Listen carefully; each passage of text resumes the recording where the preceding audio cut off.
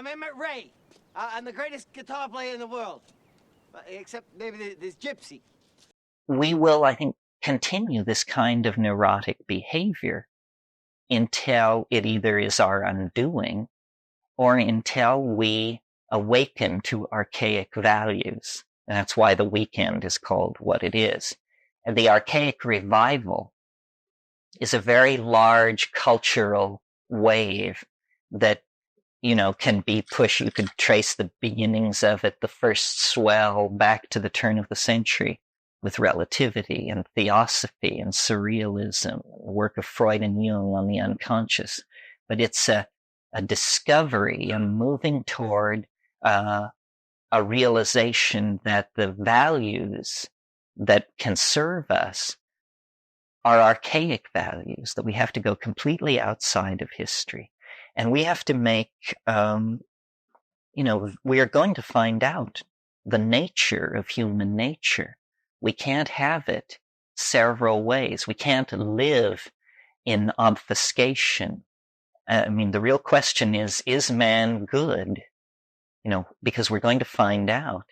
Because as we move more and more into this cultural domain that I call the imagination, nothing lies between us and the expression of our dreams, And so far, our dreams have been, I think, expressed fairly shoddily. Our cities are like sores. Our contribution to the ecosystem of the planet is plutonium, pesticides, chlorofluorocarbons, so forth and so on. An apologist for the human race would say, but we had so many strikes against us. The law of gravity, the cost of materials, the resistance of water, air, and so forth and so on. Well, fine, then we're going to get rid of all that. We're going to enter into the imagination where, the tensile strength of a structure is whatever you say it is.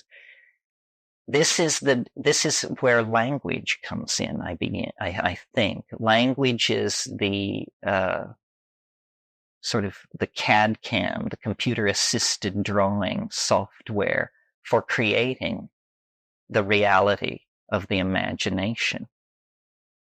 I think it's overwhelming, our situation, the potential and the depth of the strikes against us. It's really,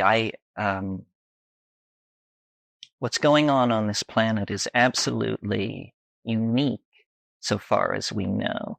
It's never happened before on this planet. Intelligence emerging out of biological organization and actually having a shot at what?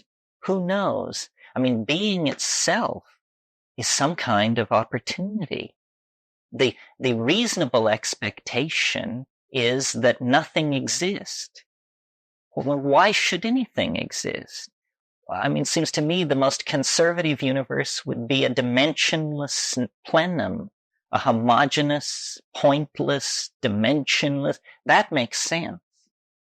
Why then is there instead, multiplicity upon multiplicity? Teenage Mutant Ninja Turtles, stuff like that. How in the world do you get from utter emptiness to that kind of thing? The richness, the creative force behind it all is awesome. And I'm not religious in any ordinary sense. And in fact, I'm violently anti-religious in most senses. I'm certainly would lead the charge against priestcraft in any form. But the picture of the universe as a machine subject to a few laws discovered by a bunch of guys in powdered wigs, that's ridiculous. You've got to be kidding. Science doesn't deal, as it's always at pains to point out, with what's called subjective experience. Well, that's really too bad, because that's all any of us ever have, is subjective experience. So we have, in the interests of, I don't know what exactly, a curious drive, an obsession of the Greeks, really, an obsession with the physical world that we have not been able to disentangle ourselves. It's so that, we can measure the temperature of distant stars, but we don't know what we think about the woman we're living with. Stuff like that. Just such a completely overgrown and overdeveloped dichotomous situation that it makes no sense. So, in terms of any kind of conclusion or something like that, it's that there is an experience. It's harmless, meaning it can't kill you. That's the guarantee there. There is this experience. It is in our cultural heritage. It synergizes the most profound and private dimensions of our being. It allows us to recast ourselves in new forms quickly. And if we don't turn back toward this style of relating to ourselves, to each other, and to the world, but persist instead in the addiction to syntactical abstraction, then I think we'll just run it off the edge. And it will be a tragedy because it is a horse race. Don't let anybody kid you. It's not that the good guys are miles and miles behind, and so you just might as well tear your ticket up and throw it in the air and go home. No, it's an absolute horse race. Neck and neck, photo finish, race between education and disaster. I mean, we're going to either burst out in a millennium of freedom and caring and decency, or we're going to toxify the whole thing and just turn it into an ash heap. And the responsibility falls largely on us. And we don't know. I mean, the lethal momentum of these institutions is terrifying. Our position is like that of people who are attempting to turn a battleship 180 degrees, and we're doing it with an oar. I mean, the momentum of it is incredible. But it is not a closed system. And I say this as a reasonable person. I mean, I want to keep stressing that I won't sit at the same table with the channelers and the people who have good news about Atlantis and all of this stuff. I mean, if this is your private thing, it's okay, but the rules of evidence preclude it being taken seriously until you get your act more together. But in the psychedelic experience, there is confounding paranormal material. It's the only place I've ever found it. I scoured India. These guys, as far as I can tell, it's a skin game. But outlandish things are going on inside the psychedelic experience. It seems to imply the thing we had hardly dared hope, which is that the world is whatever you say it is if you know how to say it right. And then the whole task becomes, how do we take control of this language that allows us to say it right? I think I speak for most people here, serve the idea that matter is ultimately at the command of mind. But we need to move that forward as a demonstrable principle, because without that, the fear of most people is that we're imprisoned by physics in a sinking submarine. And yet when you go into these psychedelic spaces, what you discover is that all bets are off, that we can't even tell how weird it is. I mean, it may be possible to walk to Arcturus if you have the right set of coordinates. And the whole concern is to get the word out, to spread this meme, to empower people to confirm the existence of these realities for themselves, and to begin to form a kind of community consensus about it. It's only, I guess, in 1992, we will celebrate the 500th anniversary of the discovery of the New World. 500 years ago, people discovered the other half of this planet, and we're living there now. This is the New World. 500 years ago, this didn't exist.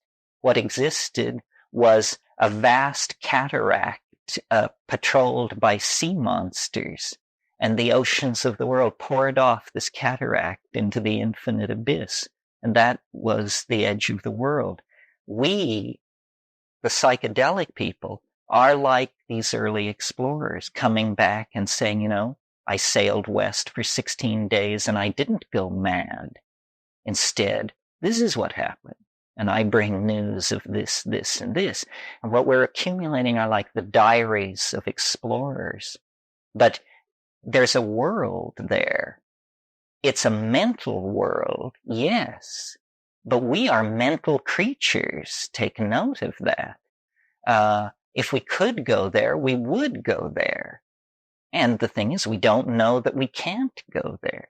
We have never taken the imagination seriously. We have never taken the self-management of culture seriously. We've always sort of thought things should just go along like a random walk. But now, because of the immense technical power that's come into our hands, the design process of the whole planet is now on our desk. And we're being asked to essentially step into stewardship of the entire planetary environment. We have to have then a vision. We have to have a dream, not a vision or a dream, the vision, the dream. And it can't come from the personality of individual human beings. It has to come out of the bones of the planet. Yeah. And this is, I think, what the psychedelic experience is broadcasting. It's broadcasting the hologrammatic, fractal, altogether, all at once image of totality that our religions have sensed and called God, that the shaman have learned to use as a vast kind of computer for extracting information and for generating healing energy.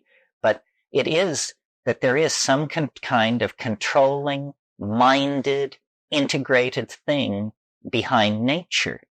And we're not going to understand that this weekend, next week, or ever. This is not a relationship of solving a problem. It's a relationship of being an initiate of a mystery and then living your life, in the light of that. And the task of understanding is endless, because understanding is simply the integrated coordination of pattern. And nature is pattern upon pattern, upon pattern, upon pattern, upon level. It has no depth. Its measure cannot be taken. Everything is infinite, and everything is animate, and everything is filled with a kind of deep concern for humanity. I mean, we are the lame little brother because we seem to be cut off from all the rest of this. Well, that's kind of a Blakean take on it. The shamanistic cultures themselves have a notion of a fall, and that and this may just be the people that we happen to interview in our era where we're actually studying it, but that the old days of shamanism were the good days, and what we have now is diluted. And is that just a matter of cultural contact with other cultures, and that the original shamanistic cultures were isolated, or is indeed there a different quality to the time of this 20,000 years ago that led to a general fall amongst our species of people in general? It's a very complicated question. The answer gets pretty technical, or talking about it gets pretty technical. The thing that's so interesting about psilocybin and DMT is that they're so closely related to ordinary brain chemistry. The brain chemistry of all higher animals runs largely on serotonin. Serotonin is 5-hydroxytryptamine. DMT is NN-dimethyltryptamine. Psilocybin is 4-phosphoryloxy NN-dimethyltryptamine, but the phosphoryloxy group goes off as it crosses the blood-brain barrier, so it's 4-hydroxy NN-dimethyltryptamine. So it's very interesting that these powerful, naturally occurring hallucinogens are in many cases only one molecule away from endogenous neurotransmitters. So in answer to your question, it's possible to suggest that we're as close as one mutation away from significant shifts in the chemical mix of the human brain. And for instance, in the pineal gland, there's an enzyme called adenosine, which is chemically 6-methoxy-tetrahydroharmalan. It's very closely related to the harmine alkaloids in ayahuasca. Well, the persistent myth about ayahuasca is that it creates states of group mindedness and telepathy. The original alkaloid was actually named telepathine until it was discovered that it was structurally similar to harmine, which had been previously described by Hochstein and Paradis. So, in other words, what's going on here is the possibility that language, telepathy, and all of these mental abilities that are unique among human beings have to do with a very, very small number of mutations in the brain amine production pathways. One of the things that I want to talk about here is the possibility of new forms of communication, and that the psychedelics can stimulate new forms of communication among human beings, even in the way that they created language in the first place. In other words, I see language as a Model A version of something which could be made a lot more efficient and better and effective. You had something, and then or did you? You go ahead. When humankind changes direction and goes towards the altered state, so I'm an altered state, and that projection, what do you think that we will do with science and all of the stuff that we've created that is destroying us? Well, science, there are different ways to practice science. The Greek style science was a spiritual undertaking. The purpose was to know, the idea being that somehow there was something good about knowing. I mean, I had a philosophy professor who said, first of all, I'll teach you how to recognize the truth. Secondly, I'll try to teach you what's so great about it. And this is that kind of a situation. Science, philosophers of science are perfectly aware of the limitations of science. It's the thousands and thousands of workbench scientists who think of themselves as servants of a world religion who create the problem. We need to know how matter works, and we need to know the things which science tells us, but it is no basis for extrapolating into human values.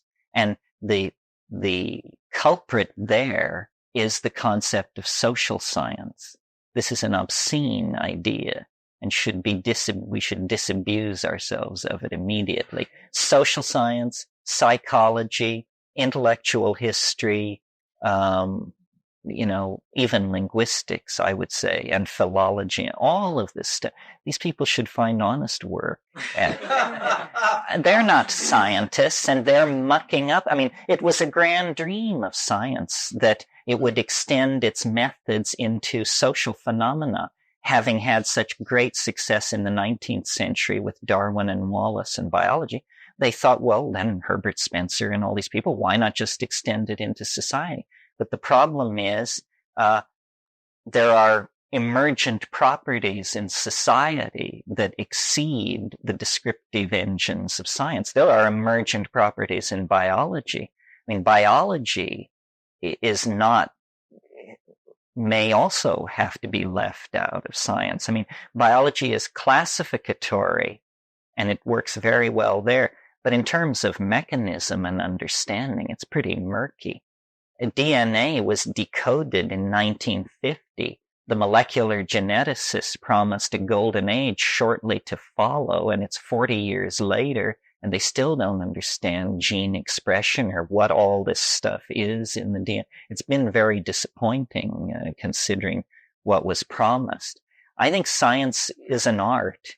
Everything is an art, because we have no sure knowledge of anything. I mean, maybe mathematics is not an art, because there, you work from artificially constructed premises. I'm very keen on science. I just don't like its philosophical pontifications.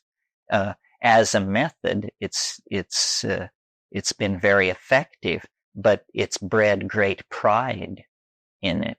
And it's thought that it could turn itself to domains where it was completely inappropriate. I have more questions, but I want to try another thing to that. Maybe if she wanted to. And I haven't tried mushrooms yet. I sent away the kit and look around that. But a lot of the things that you've been explaining and describing, to me, have become a reality over the last year. Just the usage of hashish, just ingestion of it, on a very, I have to say,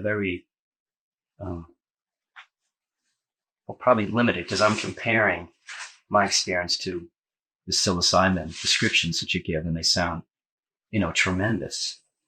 I think the question I'm looking for is, before you, I guess, got involved with psilocybin and DMT and things like that, were you predisposed to saving the planet and being a humanistic type of person? And did the DMT and psilocybin did it take you to a more profound awareness of, what you as a human wanted to do? Well, I've thought about all of this, because it's weird to have the life I have.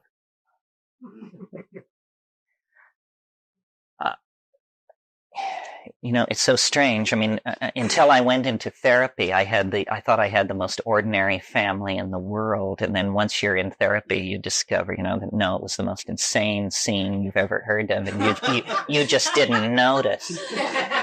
But, I've always been interested in nature, and I've always been interested in beauty.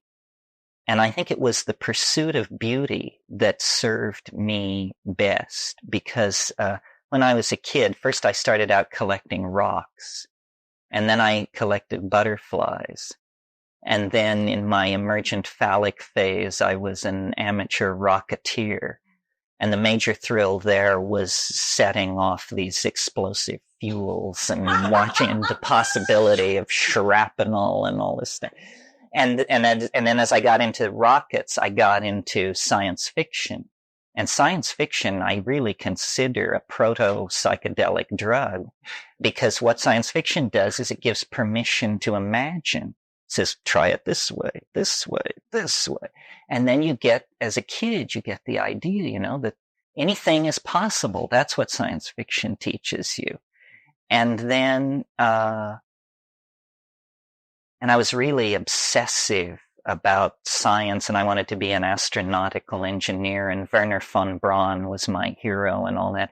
And then it sort of flipped at some point, and I got in, and I decided that I had been terribly narrow, and I was figuring all this out for myself. I was in some little town in Colorado, and I decided I'd been terribly narrow and that it was all in the humanities. And I began reading Henry James and all this stuff.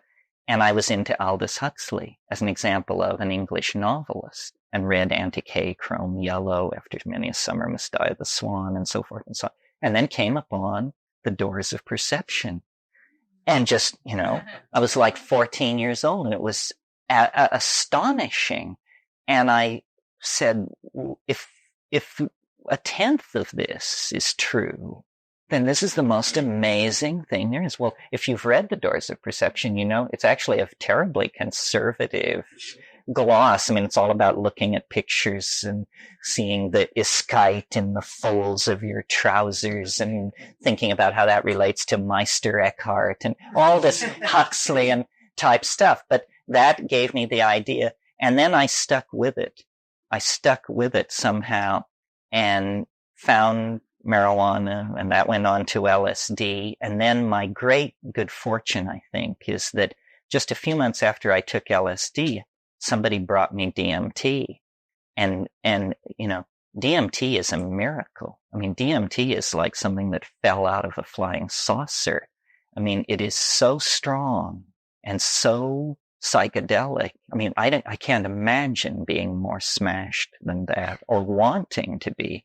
I mean, it's more like a near-death experience than any near-death experience I ever heard anybody describe. They sound absolutely pedestrian compared to a DMT trip where, you know, you're sure you're dead. You say, what the hell else could it be? You know?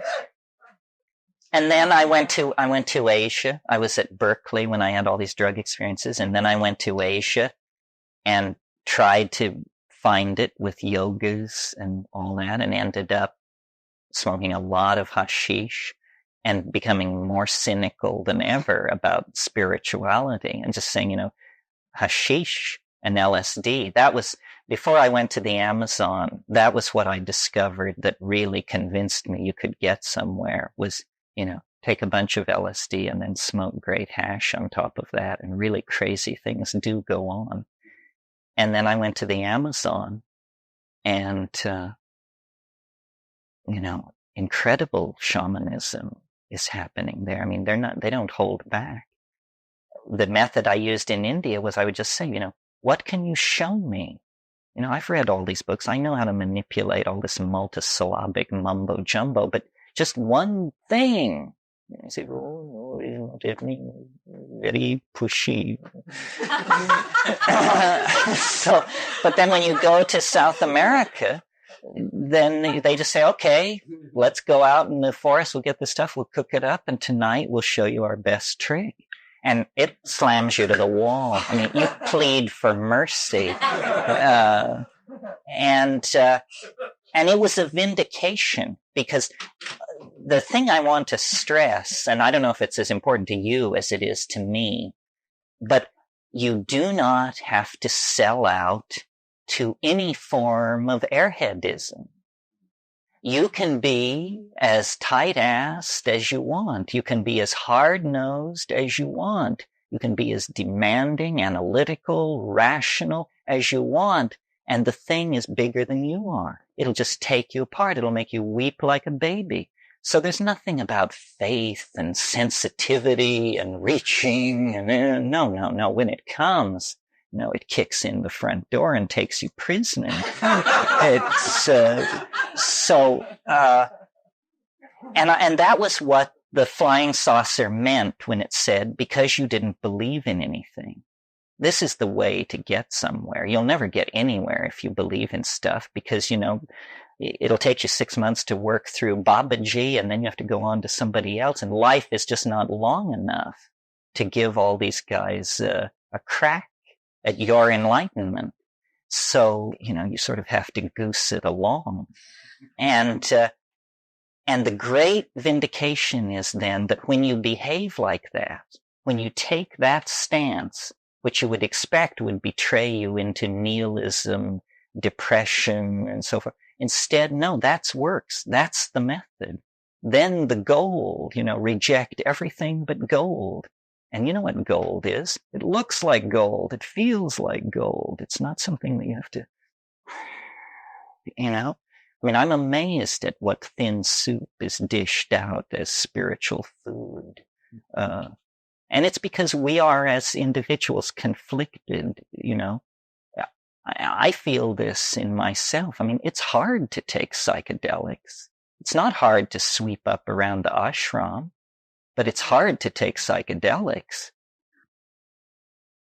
I've read some stuff by Andrew Weil where he was talking about going in search of, the ayahuasquero, the curandero. And he talks a lot about these guys that are mixing up this sloppy brew and they're drunks and they're just, I don't even know if you could go down to the Amazon and find, I don't know what you could find. I haven't been there, but what his accounts were is there's a lot of just slop and drunk stuff happening. That most of a lot of these guys are alcoholics. No, you're And absolutely that's right. the main thing happening was the alcohol throughout and the Christianity's just kind of pervaded so much of this stuff that I wonder what's left and how you find it anymore.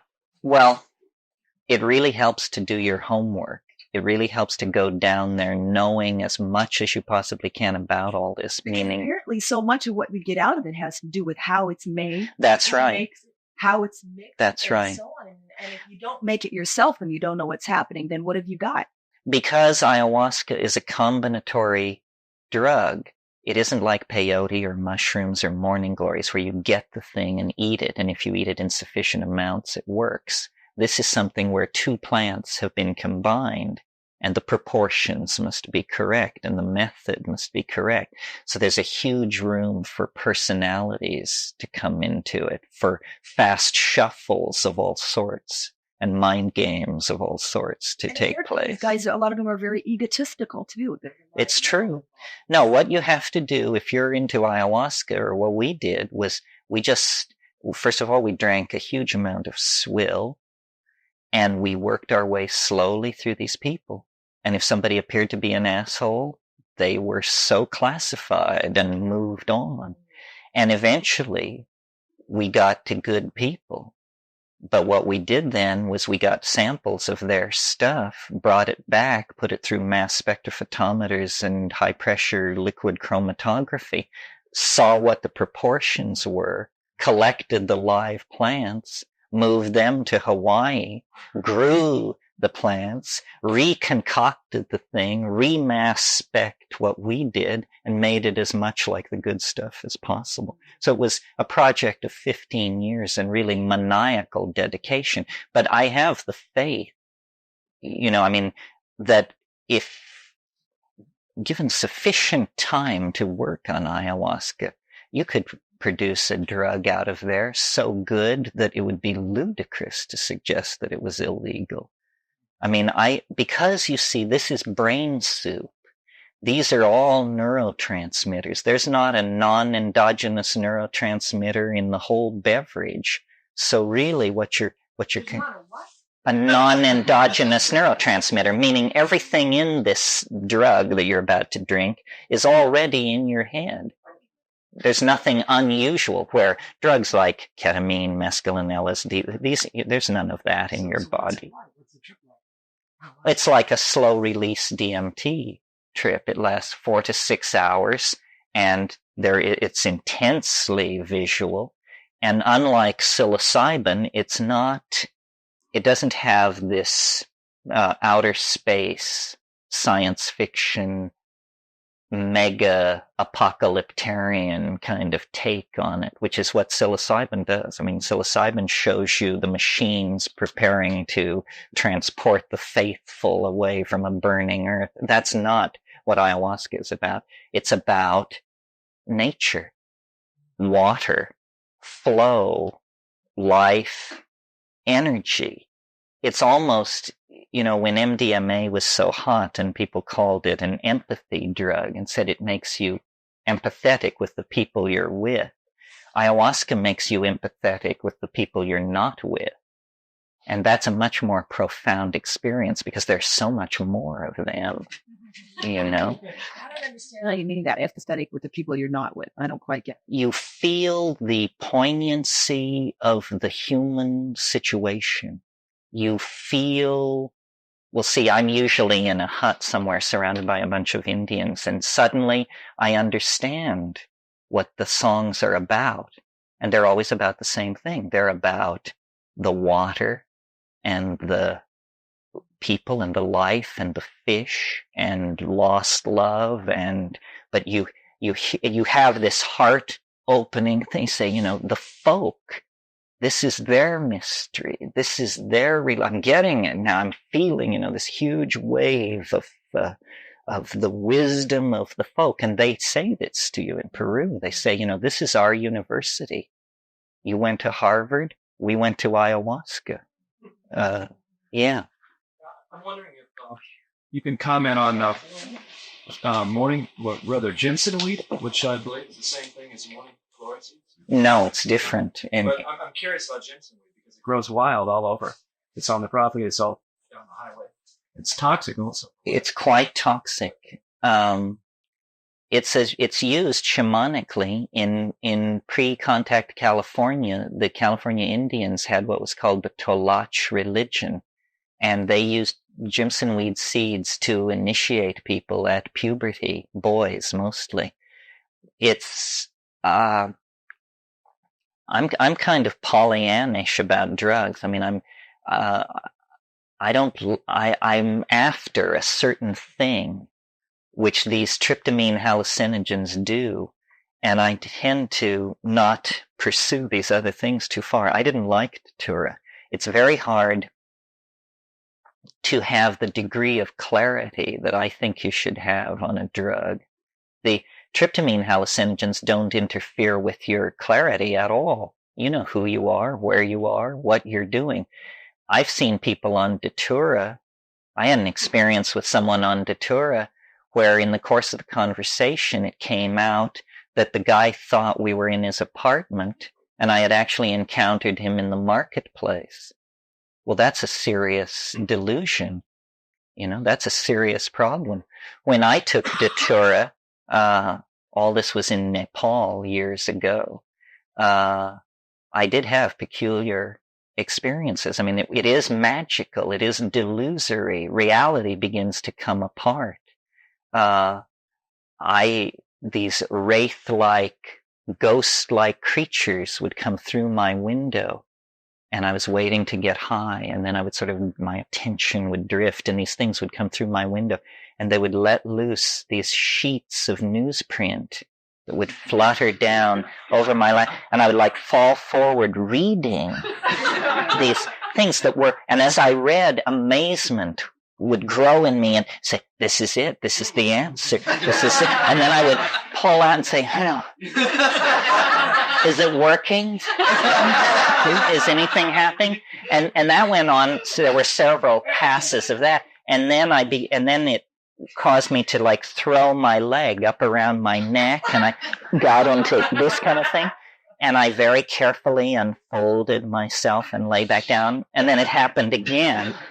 And I thought to myself, I'm really glad I'm alone, because I think this would freak anybody out. And but it was definitely strange. I mean, the guy down the hall from me, I had taken it, he had taken it, and he had the impression in the night that this woman that he was scheming on came to him and that they made love.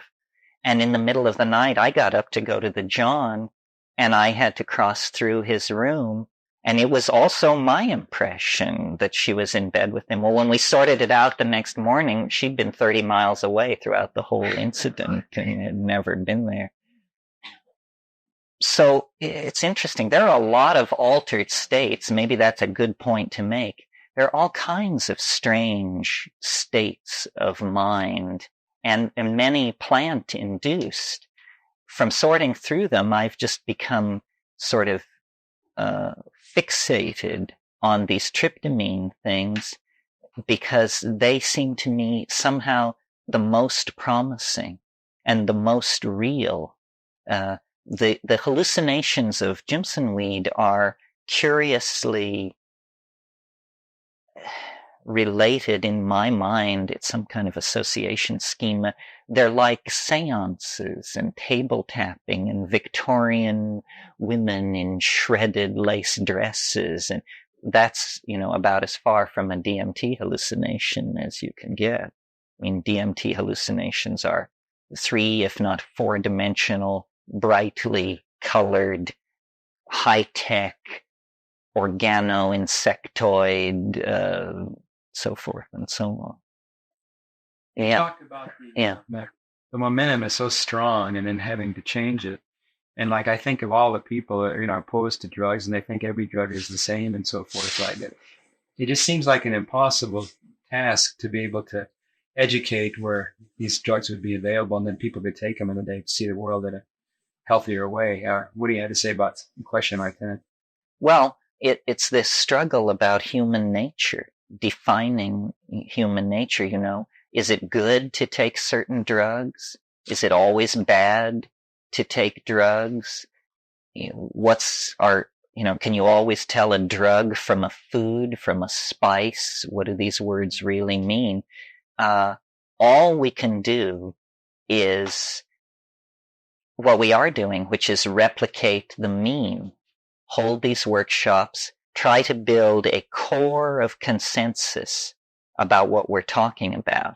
And this is itself quite elusive, you see, because what we're talking about is a mental event. Less focused than, let us say, orgasm. But even if you're talking about orgasm, here we use this word, but it must mean something different to everybody.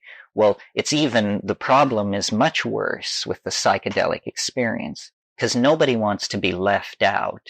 So anybody who's ever taken anything thinks they've had the psychedelic experience and feels fully qualified to hold an opinion on it, when in fact, it's pretty elusive, the real thing.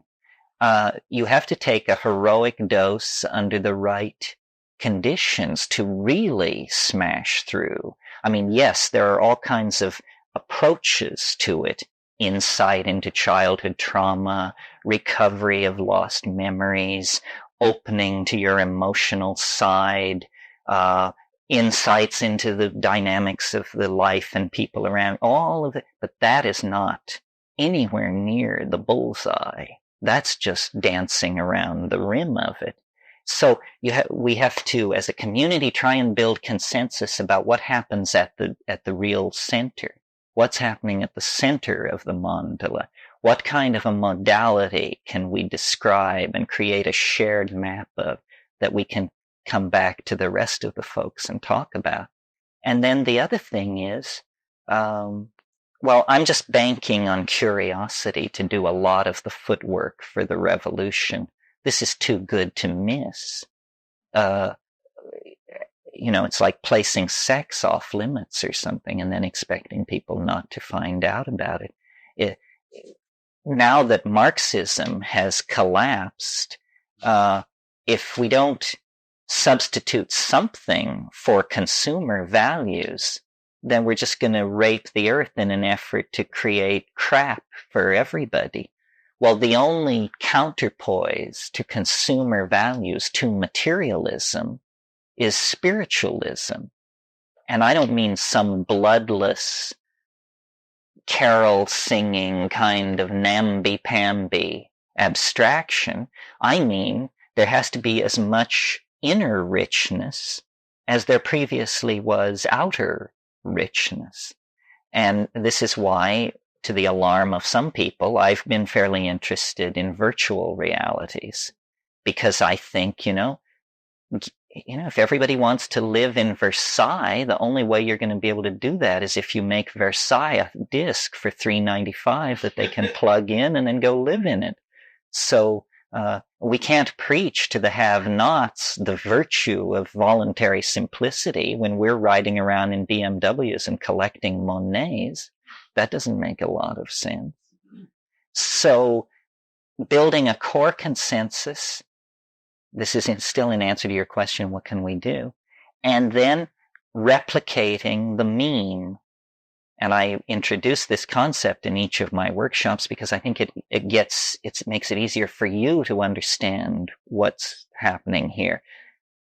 A meme is the smallest unit of an idea. It's like a gene is to proteins. Proteins are made by genes, and genes code for proteins. Okay, well, ideas are made out of memes. And you link a few memes together, and you have an idea.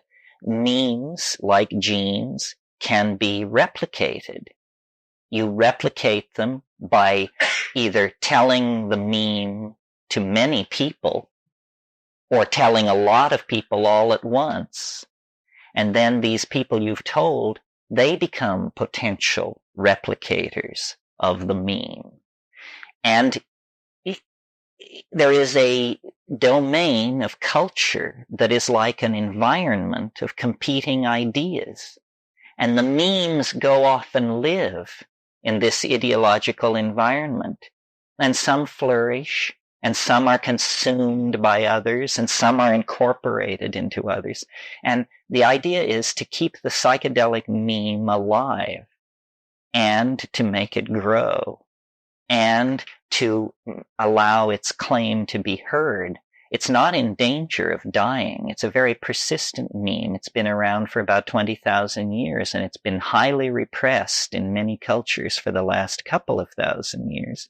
Yet we're trying to rebirth it. So thinking about it that way, thinking of yourself as a replicator of this thing which wishes to move through society, gives a mechanical model for understanding what is really ideological war. You know, a war about the definition of human nature. That's what's at stake. What shall we become? What can we become? There's no question that we need a greater consciousness of who we are.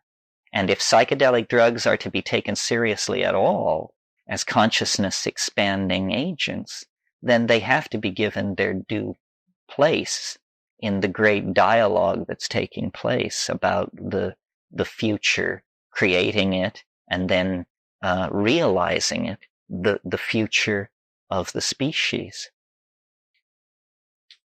I'm wanting to say something further about the book of Genesis and the notion of getting to the center. There are two cherubims guarding the gate with the flaming swords, and that they represent a pair of opposites, fear and desire. And that part of the problem of getting a bite of that tree of immortal life is getting to the realm beyond pair of opposites, beyond fear and desire.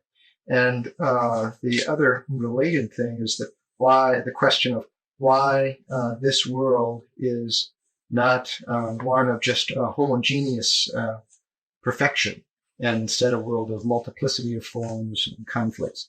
And it's from a drop of ignorance that spills into undifferentiated perfection. And from that one drop of ignorance proceeds the multiplicity of the world we experience. This is a Gnostic idea, the drop of ink in the pure glass of water. Yeah, well, Gnosticism was the idea. I mean, it had many forms, but the basic idea was that light had been scattered through the universe, and that the task of salvation was to gather this light together and to somehow transmit it back to its source in some higher dimension, which it's a pretty good metaphor.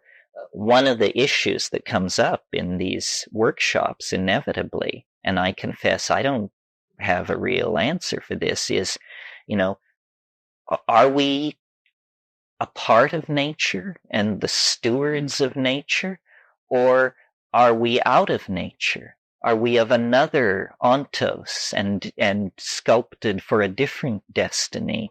It's very clear that the life of the planet and our success as a conscious species, these two things have to either be split away from each other, or one is going to be the undoing of the other. And this is a real problem. This problem haunts Western thinking. It's nothing new.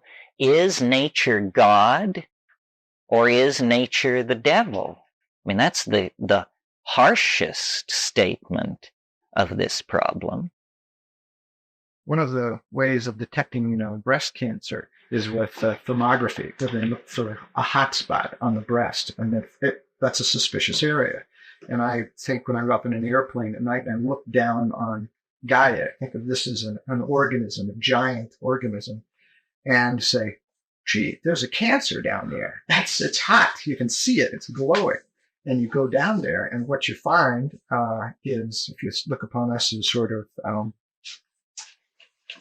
the cells which have gone awry, and the way in which we've got awry is the nature of our consciousness, in that it's focused in terms of time and space and causality.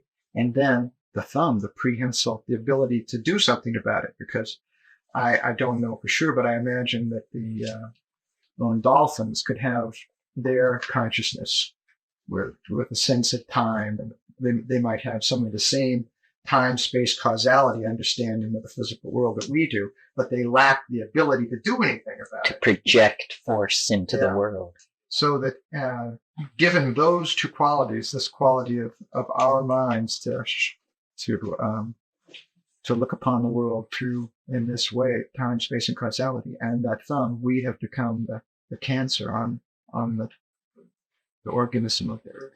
Well, see, I mean, It's quite a negative thought. it is negative, and I'm not sure that I buy into it, and I'm not sure that I don't buy into it either. This is the question. Is the evolution of historical society and science and all the ugly adumbrations of that, sexism, fascism, racism, is that part of the process? Or is it a breaking away? Is there some good in it? Was history for something, or would we have just been better off without it? And I don't know. Sometimes I think of Western civilization as the prodigal son.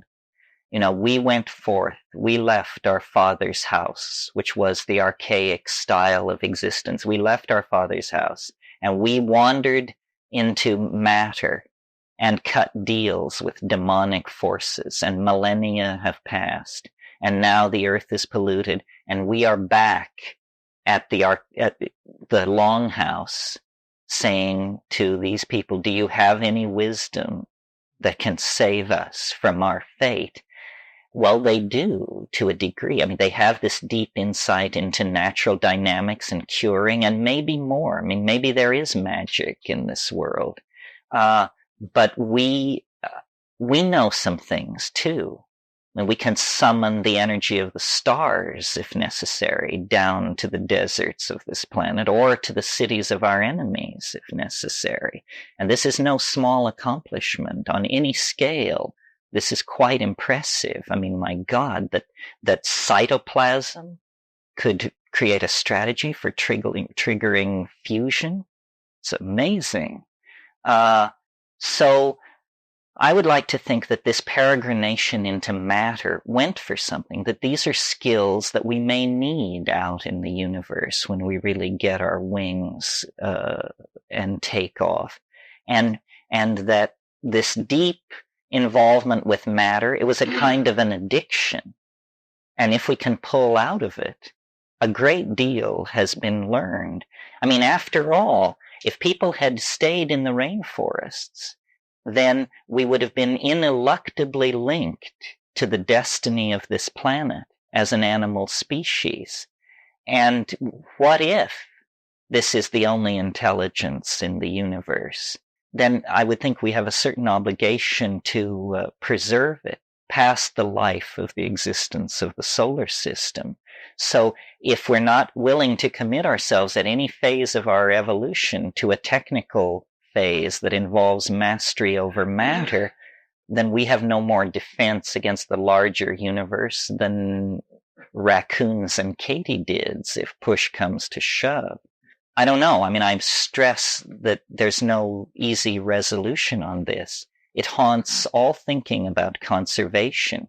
I mean, I thought throughout the 80s, why aren't the conservationist space colony enthusiasts? Why don't the Save the World people support the high-tech solutions that would move industry off the planet? Why are these various factions unable to make common cause behind a very large vision? And I don't know, but I think as pressure mounts for solutions, this will have to be done. I mean, I would like to live in a world where the entire Earth was a bioreserve. I would like to live in a situation where the idea that there would be heavy industry inside the bioreserve would be thought an abomination. All that stuff can be done on the moon or in the asteroid belts. It's as inappropriate as having a nuclear power plant in the middle of a rainforest to have heavy industry on the surface of the Earth. We need to think on very large timescales, and we need to figure out how to create political machinery to do that. We've been living a potlatch existence, just a frenzied, consumerist kind of unthinking abuse. And I think the best inoculation for that style of life is a stiff dose of psychedelics. You can't evade it. You know, it dissolves boundaries. It allows you to feel what you're doing. I mean, the level of denial in this society is incredible. God, we don't feel it. We read the newspaper, but we don't feel what it's telling us, you know, because if we felt it, we would probably be an emotional wreck. But there's something to be said for opening up to some of that, you know. There's a notion in therapy that if you want the client to actually make progress, you raise the alarm level. Guy comes to you for therapy, you say to him, you think you've got problems? You have no idea what problems you had. And then work from there. So it's very serious business. It's trying to steer a society back toward a faith that was lost. And God is like a lost continent in the human mind. And it's the only continent where there is safe harbor in the present historical situation. Well, why don't we knock off and we'll meet at 4:00. Thanks very much. Well, I'll just say a little bit about myself and how I relate to this. I don't really like to talk about it in those terms, but since this is the getting to know each other thing, it's very important to what I understand that everybody else understand that there's nothing special about it or me. In other words, for what I'm trying to do to make sense, this access to this transcendental realm has to be democratically available. It can't depend on your spiritual accomplishment or your mastery of a technique or something like that. It isn't like that.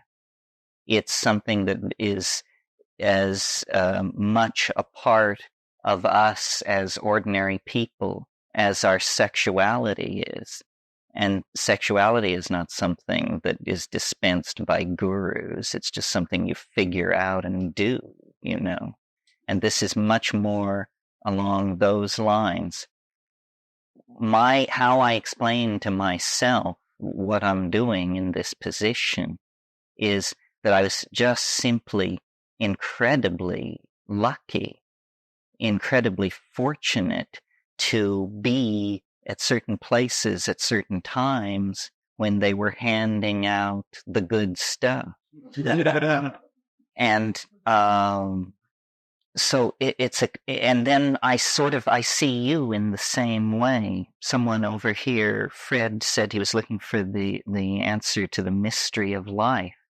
Well, the weird thing about taking that position is that you can fall into positions where you find it, where you find the answer.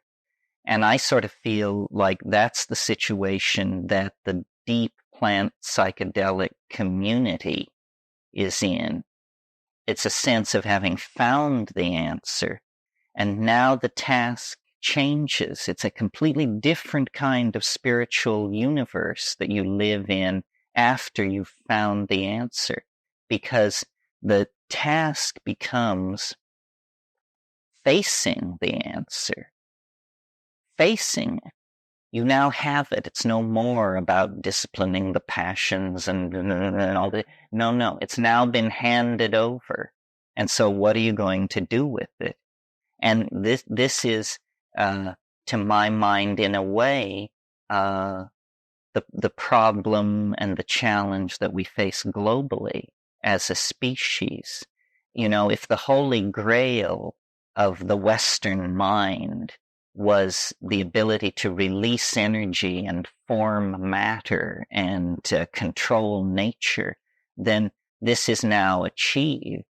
The goal. So now the whole context of the problem changes, and the problem becomes changing our own minds, controlling the hand that controls the energy.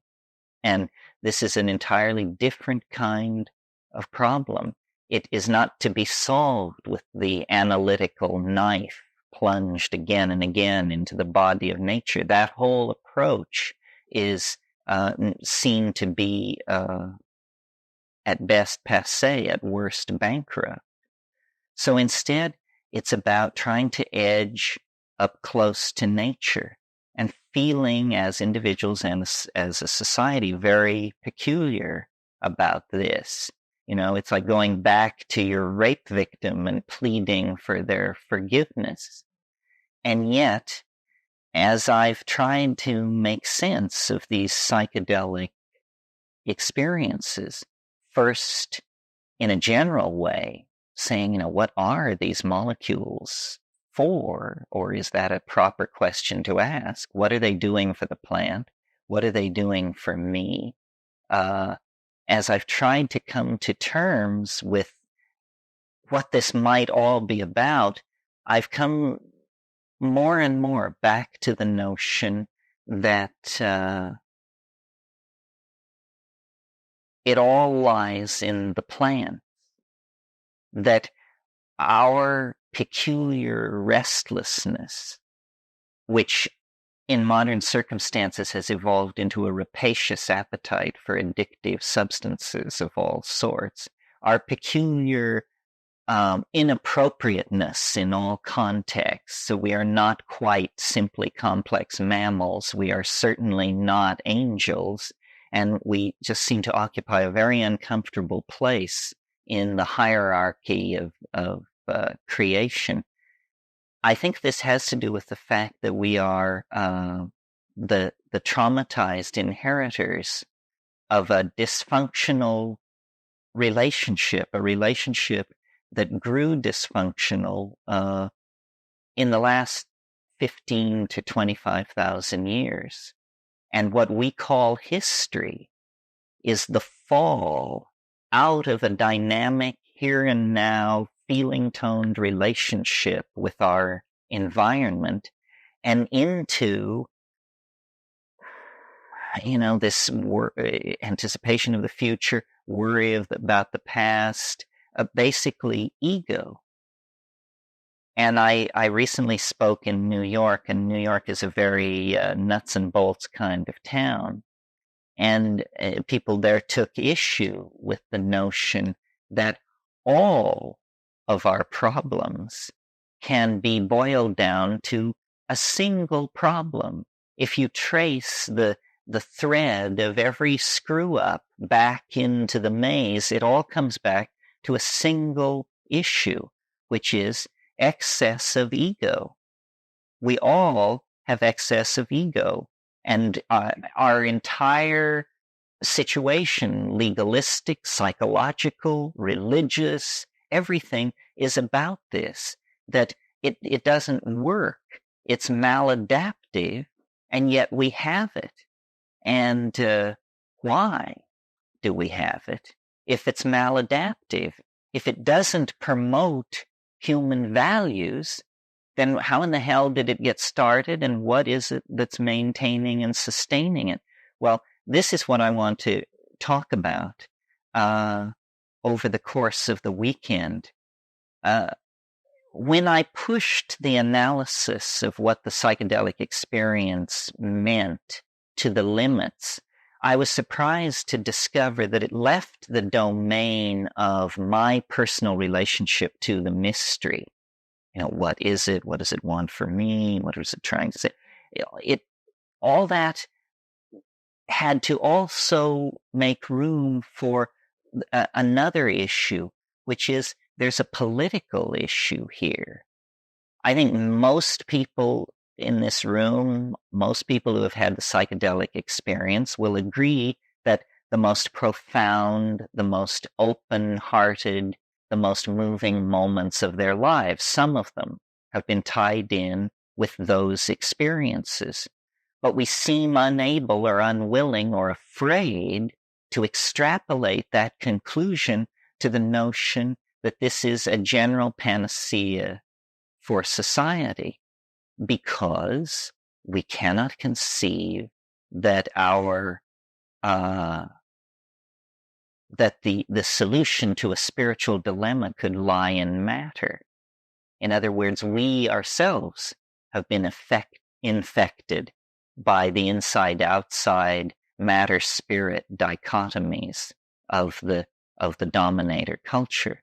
But the notion that man, notice the gender thrust here, the notion that man could somehow bootstrap himself to Godhead without reference to nature seems to me highly peculiar and simply nothing more than an expression of hubris, pride, a belief, that we can do it our way and alone. So all of this is very, the shelf life is short on all of these issues because the planet is in a state of terminal crisis. Does that have anything to do with the psychedelic experience, or are these separate issues?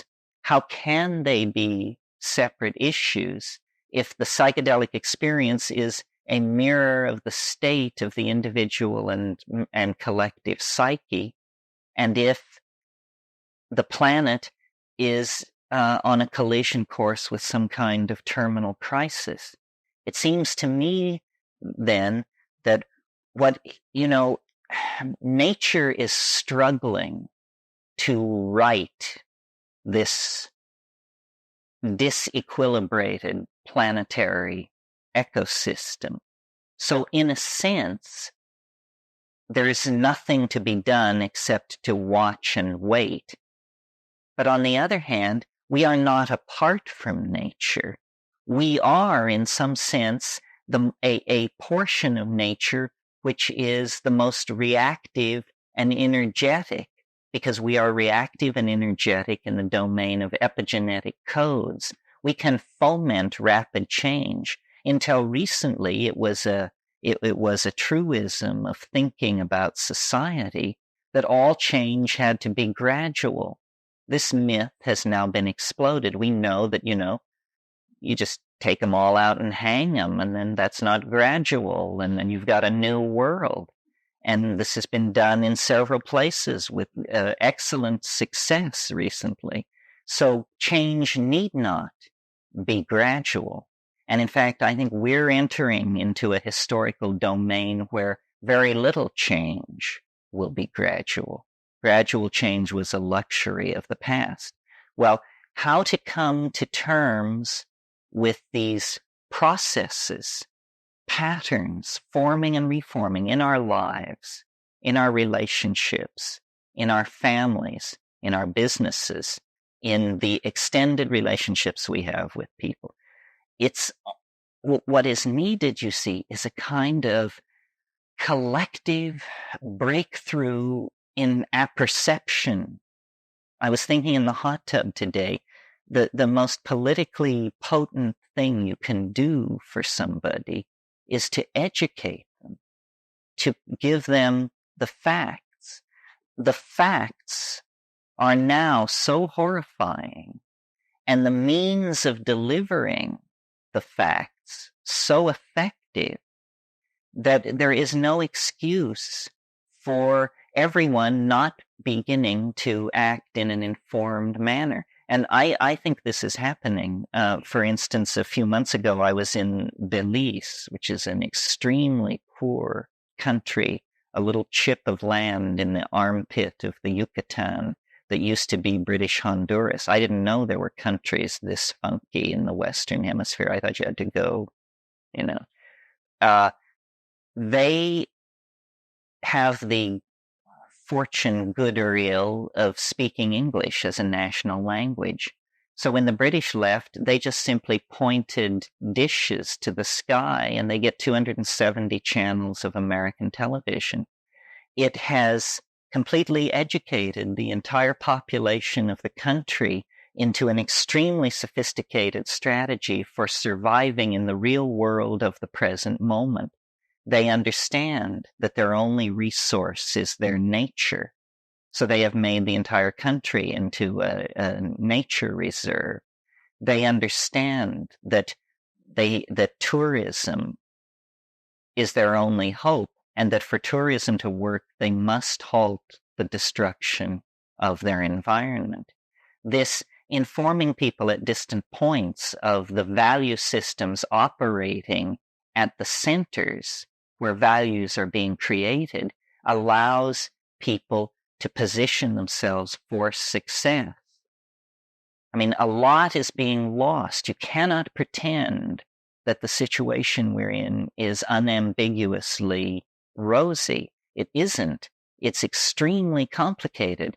Marxism dissolves. What does this mean? It means that now 21 language groups and 16 tribal groups are open to exploitation, homogenization, leveling of cultural values. Everybody will be turned into a kind of white bread consuming citizen in a beige fascist world. And this is the alternative to Armageddon. We hail this as a great step forward. What is happening is that all restrictions are being done away with against the expression of completely rapacious drives for immediate self-gratification. Until 18 months ago, only half the world had permission to behave like assholes. Now this permission is being extended to everyone as quickly as possible as a right, you know, your right to join in the looting of the planet. Well, certainly Stalinism is a bad thing, but is the only ideological counterpoise to that to be high-tech, mindless consumer fascism? I don't think so. In fact, I know not, because there isn't enough metal in the planet to put a Volvo in every driveway of 3.5 billion or 4 billion people. So the search for a serious revolution in values is on. It cannot, it must come from the spiritual realm. And the spiritual realm in practical terms means the imagination. The frontier of our species is the imagination. Now we have to take that slogan and somehow turn it into a technology. How can we go to the place where ideas come from? How can we somehow separate our architectonic fantasies from the ongoing momentum of the planet? Both are valid, you see, but we have to recognize that what we are is almost an ontological transformation of life. We are to life what life is to the inorganic realm, and we need to separate ourselves from the planet.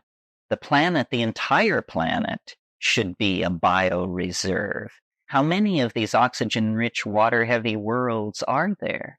Now, of course, it's pie in the sky to talk about moving all heavy industry into space or to the asteroid belt or something like that. But on the other hand, when you extrapolate a visionless future, even as much as 3 or 4 decades into the future, you see the accumulation of problems on such a scale that then there will be no pulling out of the power dive.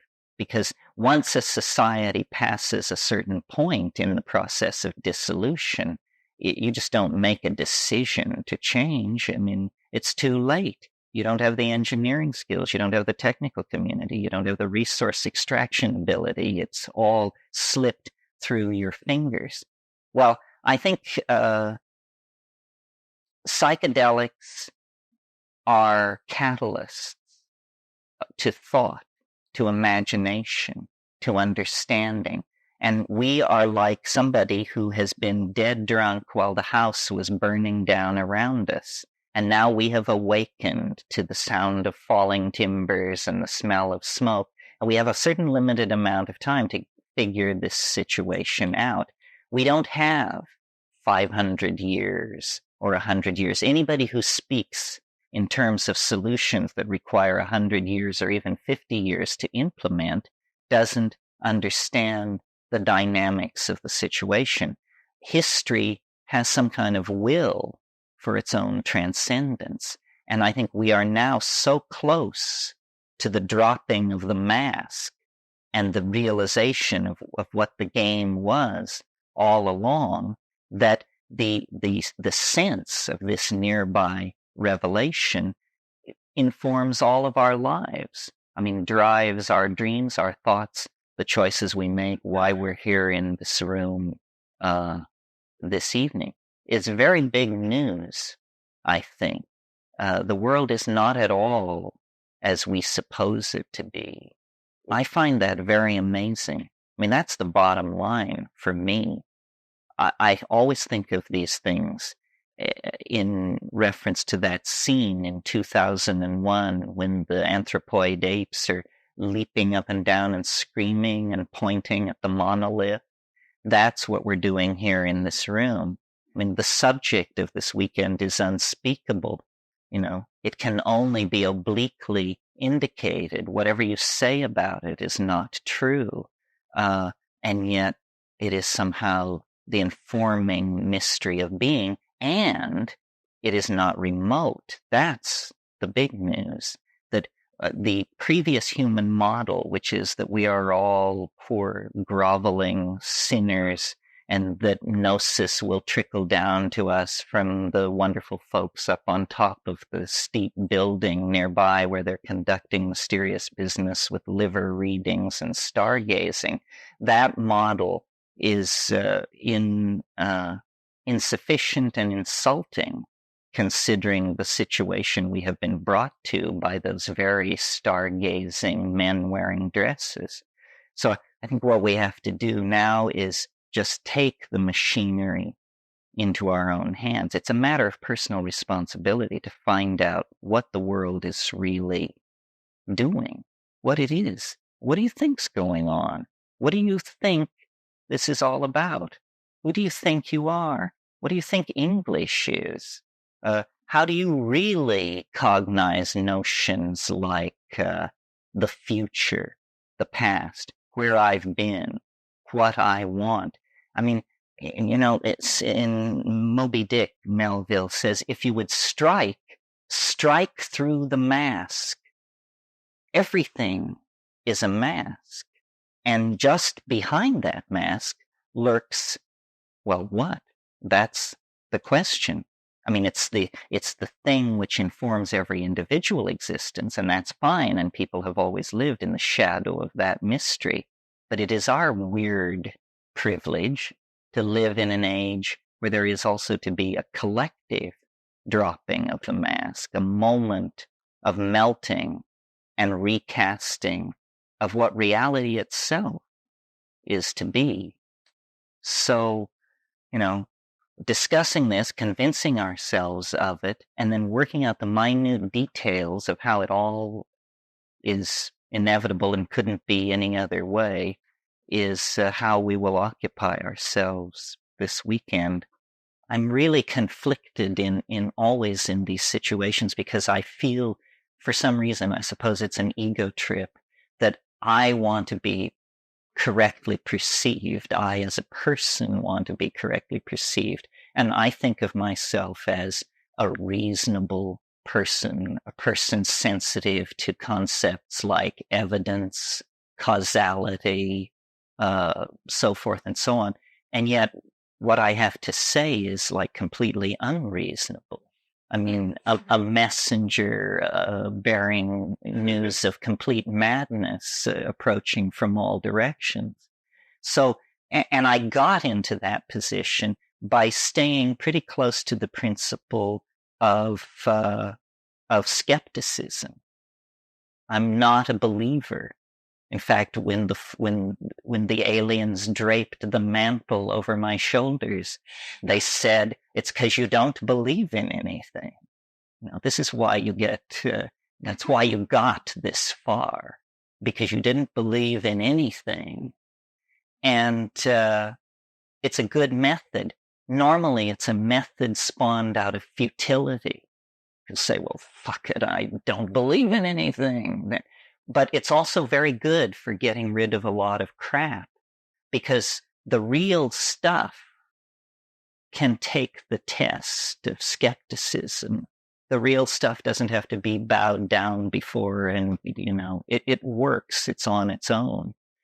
The news is, and it's very hard news to get out because it's news about the structure of reality. The news is coming back from, 50, 60, 100 years of anthropologists, ethnographers, geographers, botanists, dealing with the most quote-unquote primitive people in the most remote parts of the world. The news is that reality is not at all as we imagined it to be, and that our prowess in the technical sciences is simply a cultural artifact, an accomplishment of ours. Some people do great tattoos. We send spacecraft to the stars, but it doesn't mean we understand anymore. And in fact, the evidence is building that our style of society is the historical equivalent of a temper tantrum. That it has no viability. It's completely self-limiting. It's destructive, and it hands nothing on to its receivers. So, I sort of talk to this group, and all the groups that I talk to, from 2 points of view.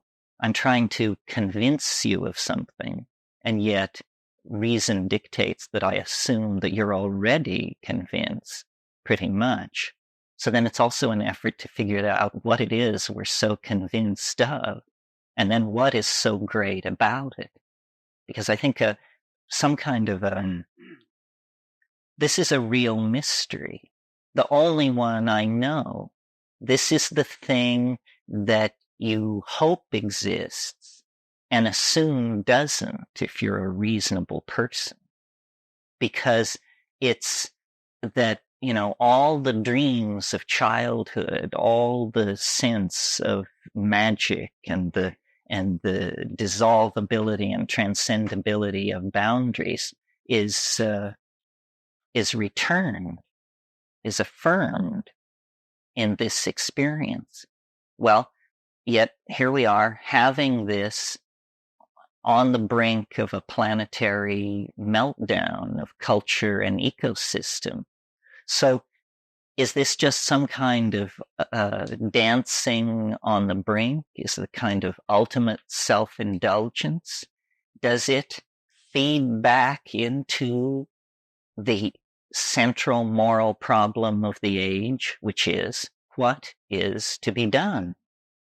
What are we to do? How can we be effective, whatever that means? Is there a discernible role for each of us to play in the metamorphosis and near death of the planet that we are now experiencing? Or are we simply to witness it?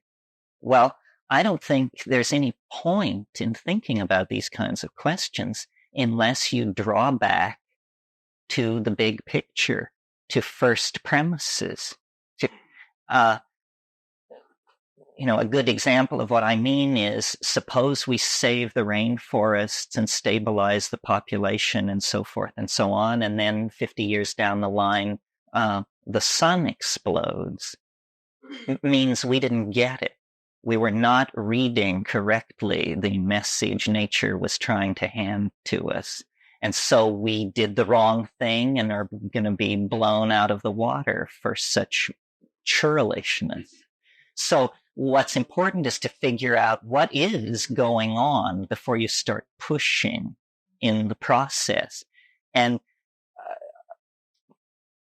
I don't think you can do it from within a culture.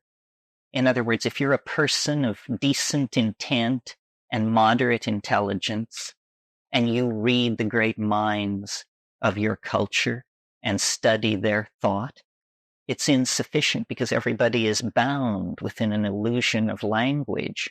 The entire enterprise of culture is this illusion of language. Homer was as sick with it as Heidegger.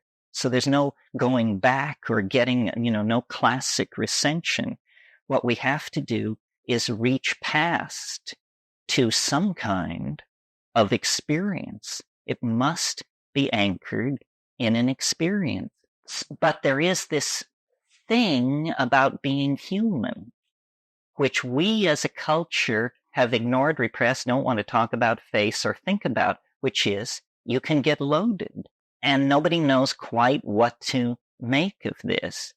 We dance around it with the same kind of furious, ambiguous intensity that we also reserve for sex, which is also a boundary dissolving, momentary loss of self into some kind of greater whole. And it also just drives us into a frenzy. I mean, we establish boundaries, we have hierarchies, we push it this way and that. It just drives us up the wall. Whoever she was who designed this system had the good sense to connect this whole sexual impulse very tightly into the generative process, so that there's no way you can get sex out of the human experience. I mean, people have tried in all times and places in many strange ways. 150 years ago, they were putting pants on pianos because it was thought that young men should not see pianos unclothed because it might excite them to impure thoughts. And this is real in England, in our culture, not New Guinea or the moon, but in England, pianos wore pants. But the psychedelic option is sort of like an appendix. You can have it, but you don't need it, apparently. Apparently. That's the key thing. In other words, whether or not you have the psychedelic experience does not stand between you and the ability to pass on your genes into time. It does not stand between you and continued existence like the autonomic reflex of breathing. It's a kind of potential loop in development, which we can, as culturally coordinated creatures, choose to follow or choose not to follow. But this development is very recent. Until, pick a number, 10,000 years ago, the onset of puberty, which was, a wave of hormonal release, basically, the onset of puberty was the signal to the social mechanisms of the people to begin the administration of psychedelic plants, to carry people into adulthood, to carry them into a feeling-toned relationship with the mythological material that they had learned as children, but that they now would be expected to exemplify as realized adults within the Lung or culture or whatever it is that they are. We, in our anxiety about all this, and I'll talk about why I'm sure it will come out, but for the present, just to say, we have interfered with this. And we have enforced upon ourselves a kind of infantilism. Now, this is a phenomenon that's well known. It's called neoteny. Neoteny is the preservation of adult characteristics into adulthood. Childhood characteristics or infantile characteristics, or even fetal characteristics. So, for instance, all primate fetuses are hairless, but only the human being retains this fetal characteristic throughout life. The very large head of the human infant, the percentage relationship to body mass remains very much in the fetal end of the statistics throughout life for human beings. We have large heads. The very prolonged period in which cultural skills are acquired, up to 16 years. Well, this tendency toward biological neoteny, which was reinforced by mutagenic influences in the diet, is carried over into culture as a cultural characteristic. And have you noticed that every generation views the generation it spawns as more childish than itself? And we look back to our rugged grandparents who slogged across the plains, and I suppose they look back to people in chainmail who were only 4 feet high, who, could go without eating for 6 months or something. And it just we have become more and more soft, more and more infantile. And the final phase of this was just the decision that we never needed to grow up at all. We never needed to find out about the nature of our relationship to being at all. And so the psychedelics were suppressed. And what you have in the pre-adolescent child is an extreme expression of ego. And this is, the 11-year-old child, let's take as the example, is the supreme egoist. And in a sense, we got hung up at that place because we didn't get hung up in it. We fell into it. We were in balance, but the suppression of psychedelics created the precondition that allowed the generation of ego. And it's very complicated. A lot of factors were at work, you see. The mushroom style, the shamanic style of the nomadic hunter-gatherer is a style of goddess worship and psychedelic shamanism and orgiastic religion. And the shamanism and the religion overlap each other considerably. The style that replaced that was a style of domination, hierarchy, with alpha males, with powerful males controlling females at the center of these hierarchies. And to my mind, the concern that caused the shift was the accumulation in the psyche of these hominids of enough ego that there became concern for the line of male paternity. In other words, men wanted to know who their children were. And that made the orgiastic style of religion in conflict, because that was all about the children were the children of the group. And sex was a shared activity, even though there might be bonding. But once men got it into their heads that they wanted to know who their offspring were, then females had to be controlled very rigidly, and there had to be control of sexual. And the whole thing just turned into a nightmare. My women, my property, my children, my food, my territory, so on and so forth. Well, you see, what had been going on before was a true incipient symbiosis. And this is, I think, the new idea that I want to communicate, and that I'm absolutely, 1, serious about, and 2, literal about.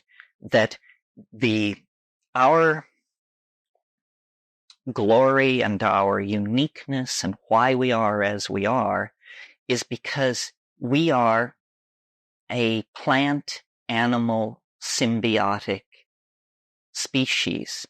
Our ordinary state, our state of nature, the way in which we existed until 10,000 years ago, was in a very tightly bound symbiotic relationship with plants. They were, we domesticated them, and we spread them, and we created environments for them through the use of burning.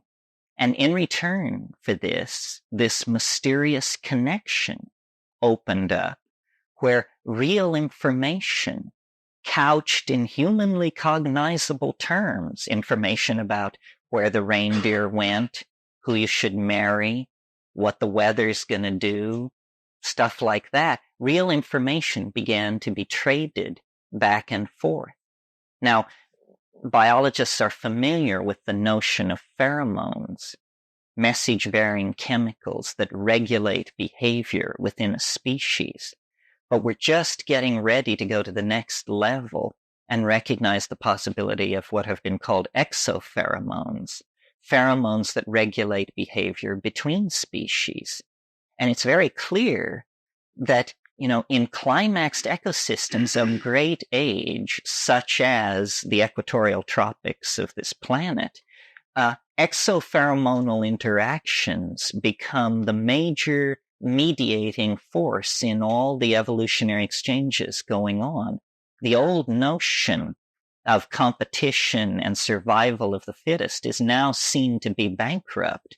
The way nature works is it's the species that can make itself most necessary to other species, the one that can cut energy deals with the most of its neighbors, that is the successful one. So you maximize cooperation, you maximize dependency, you maximize integration. This is the successful evolutionary strategy.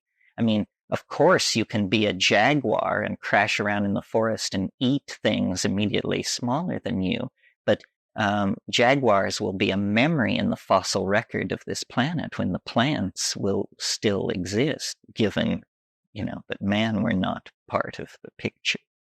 So the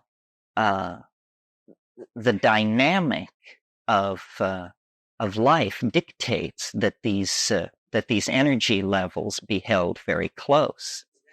Outside of the natural? Well, no, I think, nothing is outside of the natural, but all of this can be explained in terms of climatological flux on the African continent. Very briefly, the primates evolved in Africa. Out of the primates came the hominids, which were these gray seal, upright, opposable thumb, binocular vision. And there were a number of these, and they existed for, over the past 6 million years. But Africa and the planet, because of repeated glaciation, is subject to cycles of drying. And every time the ice moved south, primate populations were bottled up in Africa. And we know there have been 4 glaciations. Immediately the last one, the ice melted 20,000 years ago.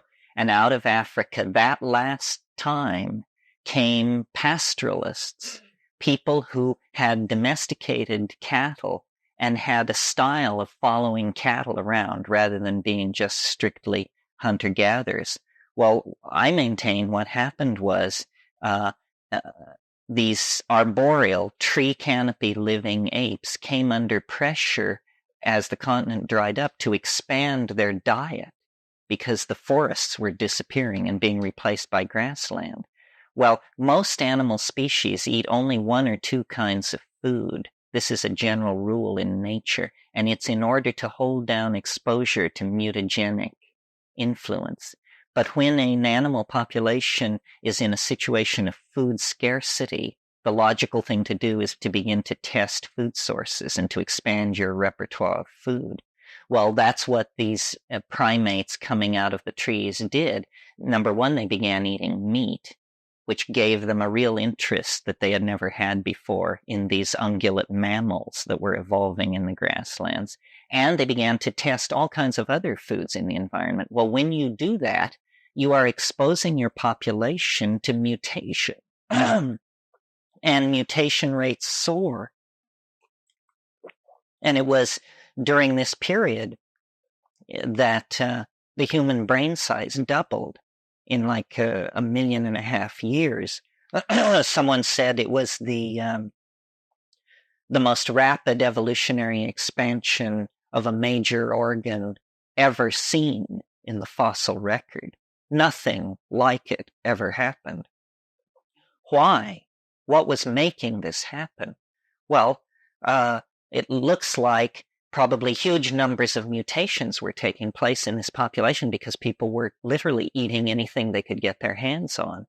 And in this environment of the grasslands, the mushrooms were growing on the dung of these ungulate animals. Well, now a weird thing about psilocybin is that in very low doses so low that you don't feel anything, your vision improves. They've done tests with this, and there is an improvement in visual acuity on psilocybin at low doses. Well, you can imagine the evolutionary impact of something like this on a hunting-gathering population where visual acuity is all that stands between you and grim starvation. It means a population of animals, a population of these evolving hominids that accept the mushroom into their diet, have just been given a tremendous leg up on nearby competing troops that don't have it. It's like chemical binoculars. So immediately then there is a reason, an evolutionary reason for mushrooms to be eaten and for the spread, for mushrooms to be accepted into the diet as an item and so forth and so on. Well, so then you take slightly more mushrooms, and like all alkaloids and it's a CNS arousal. It means you feel alert, you feel interested, you want to boogie, and also if you're male, you can sustain an erection. So arousal means arousal. So then this stuff is an enzyme promoting sexual activity at that level. Well, sexual activity, the number of copulations that occur within a population is directly related to the number of successful impregnations. So suddenly you have these horny primates be a lot of more interest in sexual contact and partners and all that. This means that these psilocybin-using creatures that are now more successful at hunting and more interested in sex have all kinds of pressures on them that will force them to outbreed the dull, uninteresting folks who don't use mushrooms at this point. Well, so then yet higher doses, it changes, and it's no longer about sexual activity or clarity of vision. It becomes about the psychedelic trip, this tremendum, which is as awesome to you and me as it was to these so-called primitive folks 20,000 years ago. We don't know what to make of it. They didn't know what to make of it. They founded a religion about it. We're trying to start the engine of the same religion all over again. And the way in which this religious ecstasis manifests itself is in language activity, in cognition, but in glossolalia, in spontaneous outbursts of syntactically organized vocal activity. Well, the great mystery of human emergence, of course, is language. What is it? Where did it come from? How did it ever get going on such a scale? So forth and so on. But it looks to me like what we're seeing in psilocybin is a kind of neurological enzyme, a catalyst in the environment that could take an evolving primate population and put it through a series of forced changes that produce ultimately a self-reflected, minded creature practicing a shamanic mother goddess religion in this nomadic context. And that was paradise, and that was the ideal for the archaic revival. In other words, that Eden actually existed, that we are made for better things than what we've got. You know, it says in Finnegan's Wake, here in Moycane was the red light district of Dublin. Here in Moycane we flop on the seamy side, but up Nayent, prospector, you sprout all your worth and woof your wings. That's a promise for the future. Up Nayent you sprout all your worth and woof your wings. But also, antes, we sprouted our worth and woofed our wings. And this whole nostalgia for a perfected shamanism in prehistory is reasonable, I think. I mean, I think we had something, an unimaginably precious gift. We had consciousness and dynamic order. Consciousness as we experience it now within the confines of history is most analogous to cancer. I mean, it's just, replicating, spreading, but it once was a dynamic, ordered thing. People lived, they died, they made love, they had children, they herded their flocks, they had ecstatic flights into dimensions which we cannot even conceive of, and they felt no need, to break into the earth, to divert the rivers, to do all of this stuff. And even if we're not aesthetically attracted to that, we have to make a value judgment on it because it was not a runaway process. It did not push everything toward crisis. Okay, well then, so what happened? What the hell happened if that's how it was? Well, nature is just an ongoing story. The very drying processes that created those grasslands, that created those pressures on diet, that created that mother goddess religion, that evolved those ungulate animals, that process continued. And the grasslands dried up, and the winds began to blow, and the water holes got further and further apart from each other, and the mushroom festivals went from every Saturday night to the first Saturday of every month, and then to 4 times a year, and then to once a year, and then to once every 5 years, and then to never.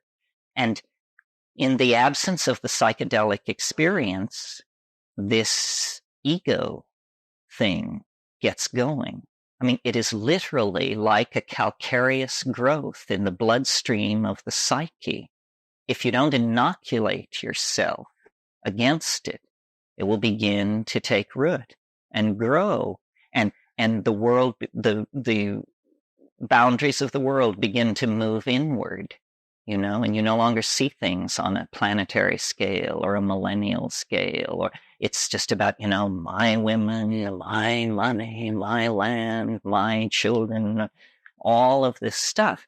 And at that point, you get the appearance of historical civilizations. You have kingship, the age of Gilgamesh. I mean, my God, when you read the story of Gilgamesh, you just wonder what's going on.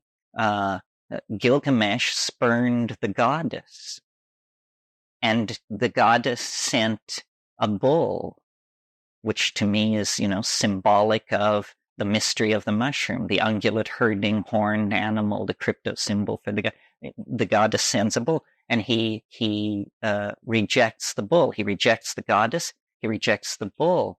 Then he takes Enkidu, the shaman figure, and forces him to go with him into the wilderness. And what do they do in the wilderness? This oldest of all myths, this story of the first men. What do? They cut down the tree of life. That's what they do. They cut down the tree of life. And then it goes forward. The earliest strata of mythology that comes out of these Middle Eastern civilizations is full of this male-female nature artificial tension. The story of Genesis is a similar thing. I mean, what's happening in Genesis is history's first drug bust. A woman is involved with a plant, and the plant opens their eyes, and they see that they are naked, which happens to be the case. They are naked. So in other words, they grok their true existential condition. And Yahweh, wandering around mumbling to himself in the garden, says, this thing that these people have done, what if they eat of the fruit of the tree of life? Then they will be as we are. So it's very clear that there is concern to withhold knowledge, that human beings are to be held in an inferior position. Otherwise, if they were to eat of the fruit of the tree of life, of knowledge, they would be as we are. So there's this whole tension. And in the story in Genesis, you'll recall Adam and Eve are cast out of Eden, and an angel is set at the east of Eden with a burning sword.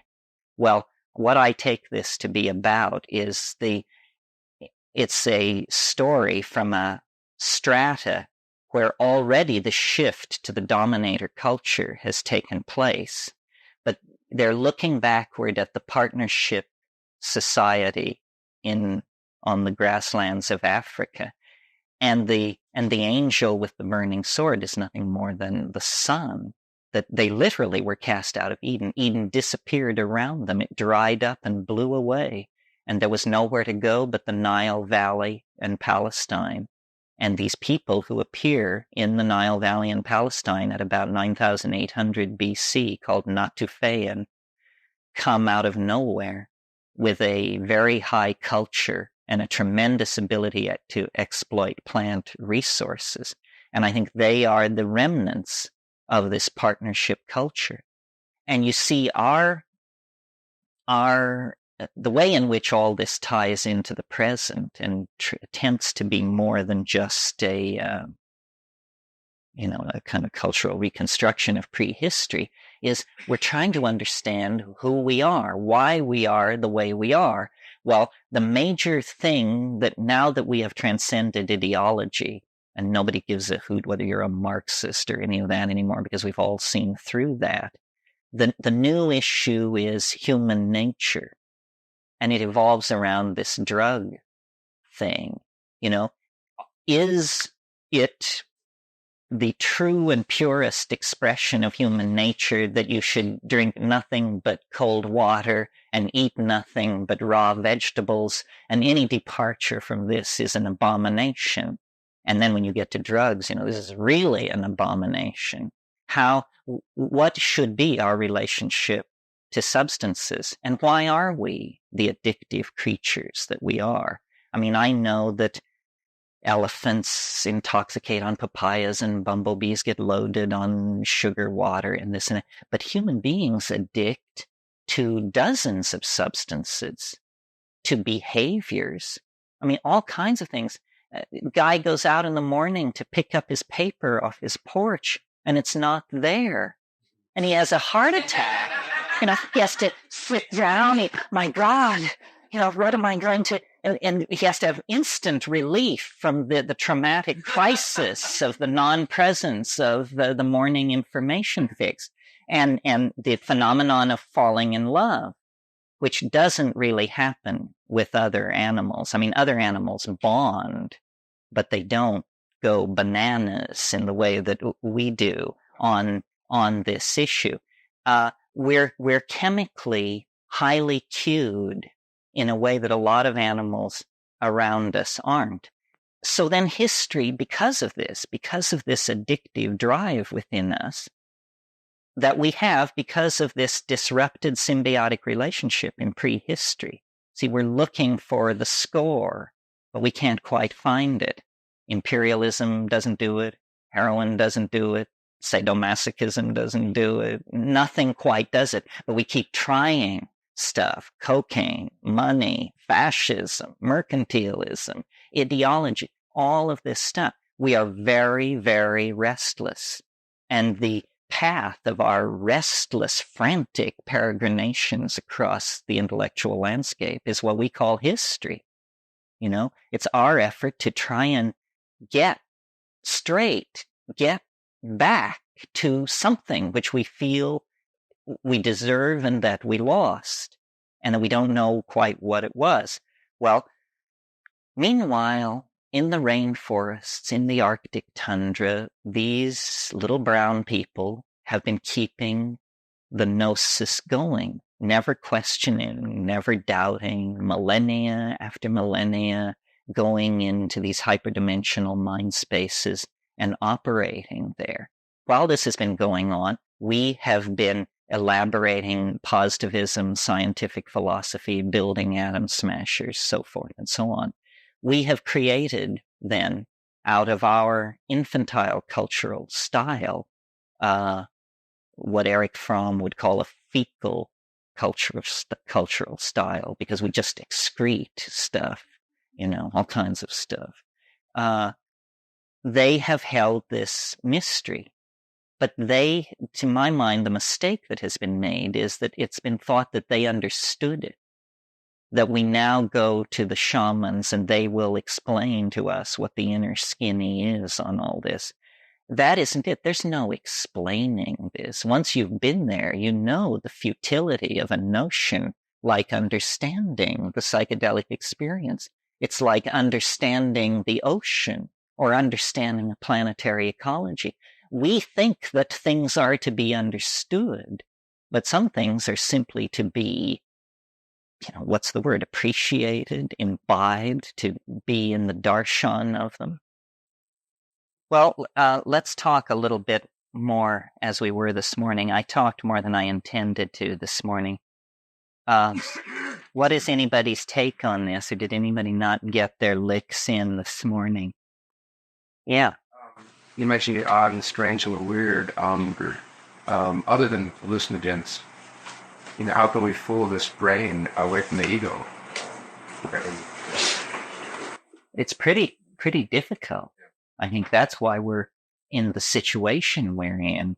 I don't know, things we could do every day, not once a month.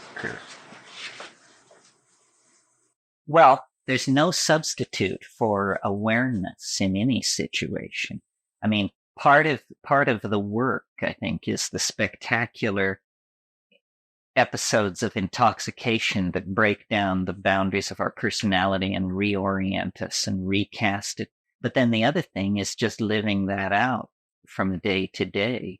And there's no substitute for hard work. I mean, people say, how can psychedelics be real? You're saying it's some kind of shortcut to spiritual wisdom. Well, it may be a shortcut, but nobody said it's easy.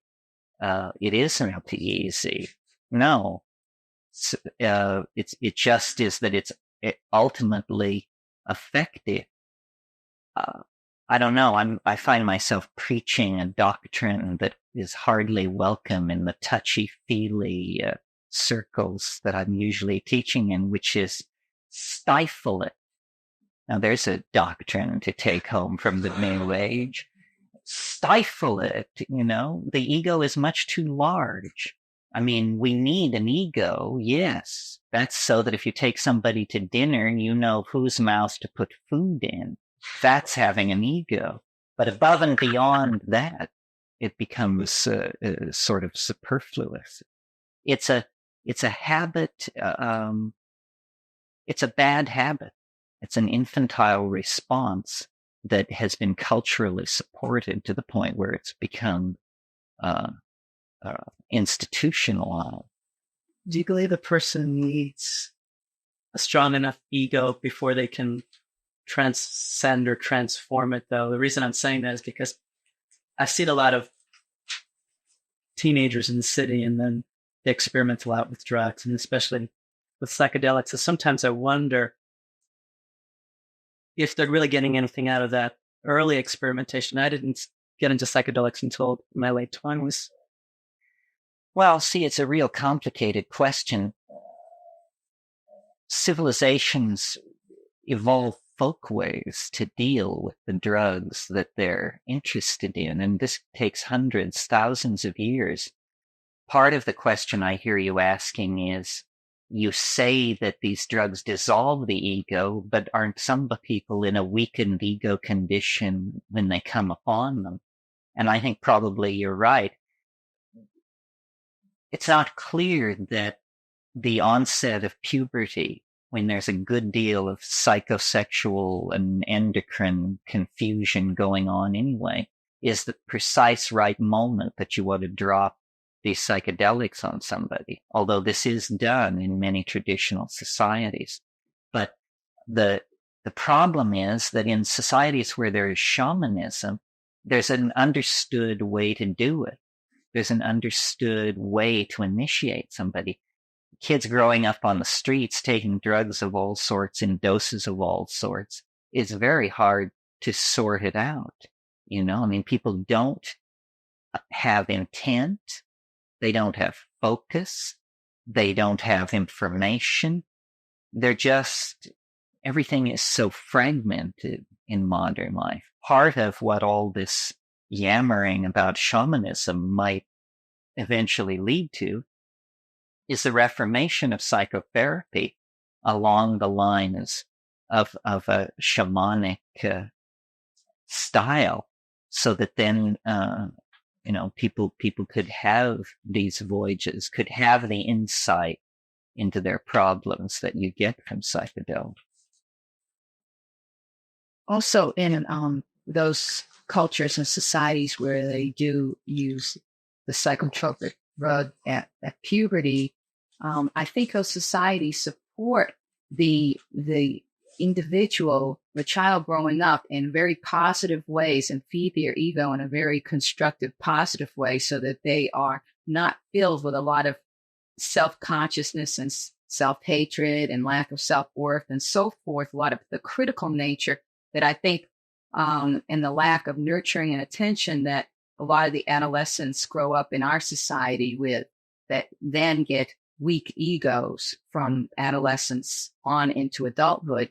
And I think the developmental quality of life in different cultures has a lot to do with one's ability to utilize the drug, the plants effectively.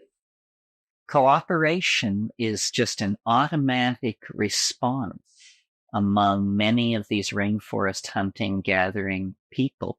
And when you finish a job, it isn't your job. When you finish a job, you go on and you do another job until all the jobs are done. And this is clearly a learned response, because these are human beings just like us, but under the extreme pressure of being, 20 people trying to hold it together in a rainforest through gathering, they have accepted that the tribal unit is the lowest common denominator, and that everything has to operate in the light of that. Becky?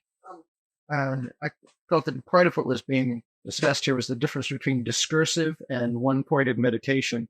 And discursive meditation is like meditating on the Stations of the Cross if you're Catholic, or the 7 sheaves of the self if you're a Hindu. And it sort of serves years of doing that as establishing a ladder that can take you to the transcendent. And that one-pointed meditation, and even more profound than the use of psychedelics, can suddenly put you into a transcendent state. And whether you'll have the capacity to get back is the question. And so that there might be a role for a period of discursive meditation or an education along that way before something that instilling propels you into an experience of the transcendent. Yes, although this difficulty getting back is an interesting thing to talk about, because I certainly know what you mean. I think everybody who takes psychedelics a lot eventually has a trip that stands their hair on end. And the reasonable fear I've always felt about psychedelics was not that it would kill you. That's not reasonable. But the somewhat murkier question, could it drive you mad, is a little harder to just, of course not, because hell, why not? I mean, it's definitely rubbing up against those areas. But I have real faith that it is, it's like flipping a coin and getting it to land on its edge. the psychedelic experience represents such a state of disequilibrium that in almost all cases, the entire system is striving to return to normal and will do so very quickly.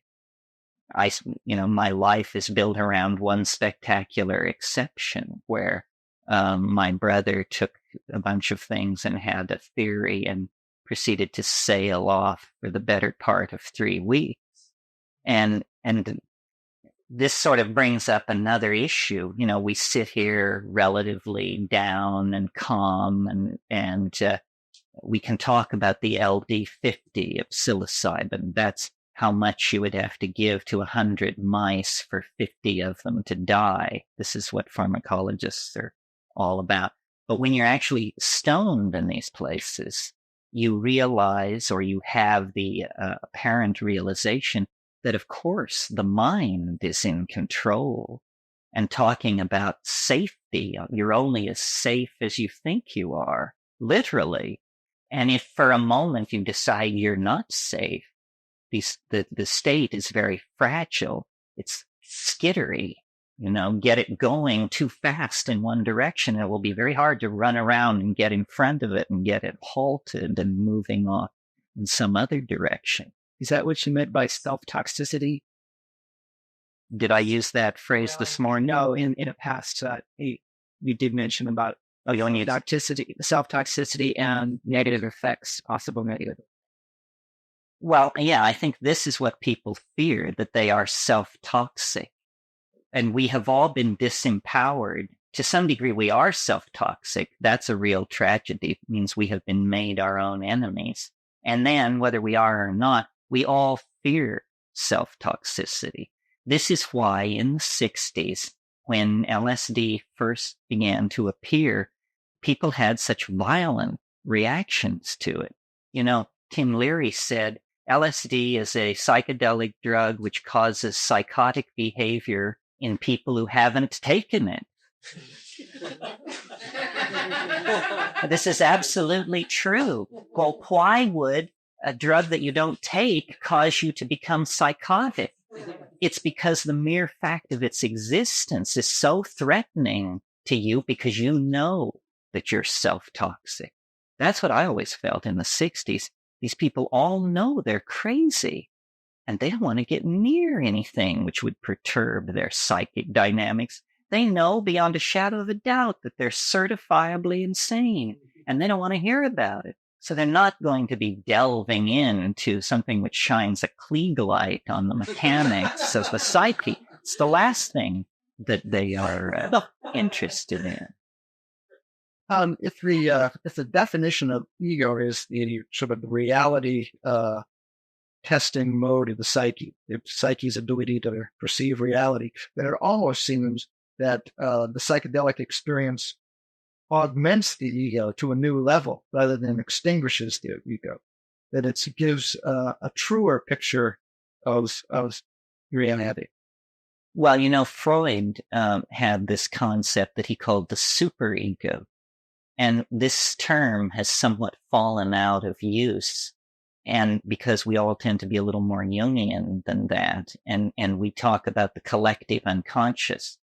But in a way, though I'm more sympathetic to Jung, I like the phrase superego because the phrase collective unconscious is a kind of blah concept. It's like a data bank, a repository, where superego seems to imply organization, intelligence, focus, awareness. And what seems to emerge from these psychedelic experiences is that where we expected disorder or the absence of organization, we find order. We find mindedness. The superego seems to be everywhere. So in a way, it is like that. It is that you're becoming more informed, but it diminishes your personal importance, the physical atom of your body. We believe, and it may be true, but the question is, how important is it, that we are each unique and that somehow in this uniqueness is our worth. And that if something were to happen to you, we can't replace you with me, and you can't stand in for me.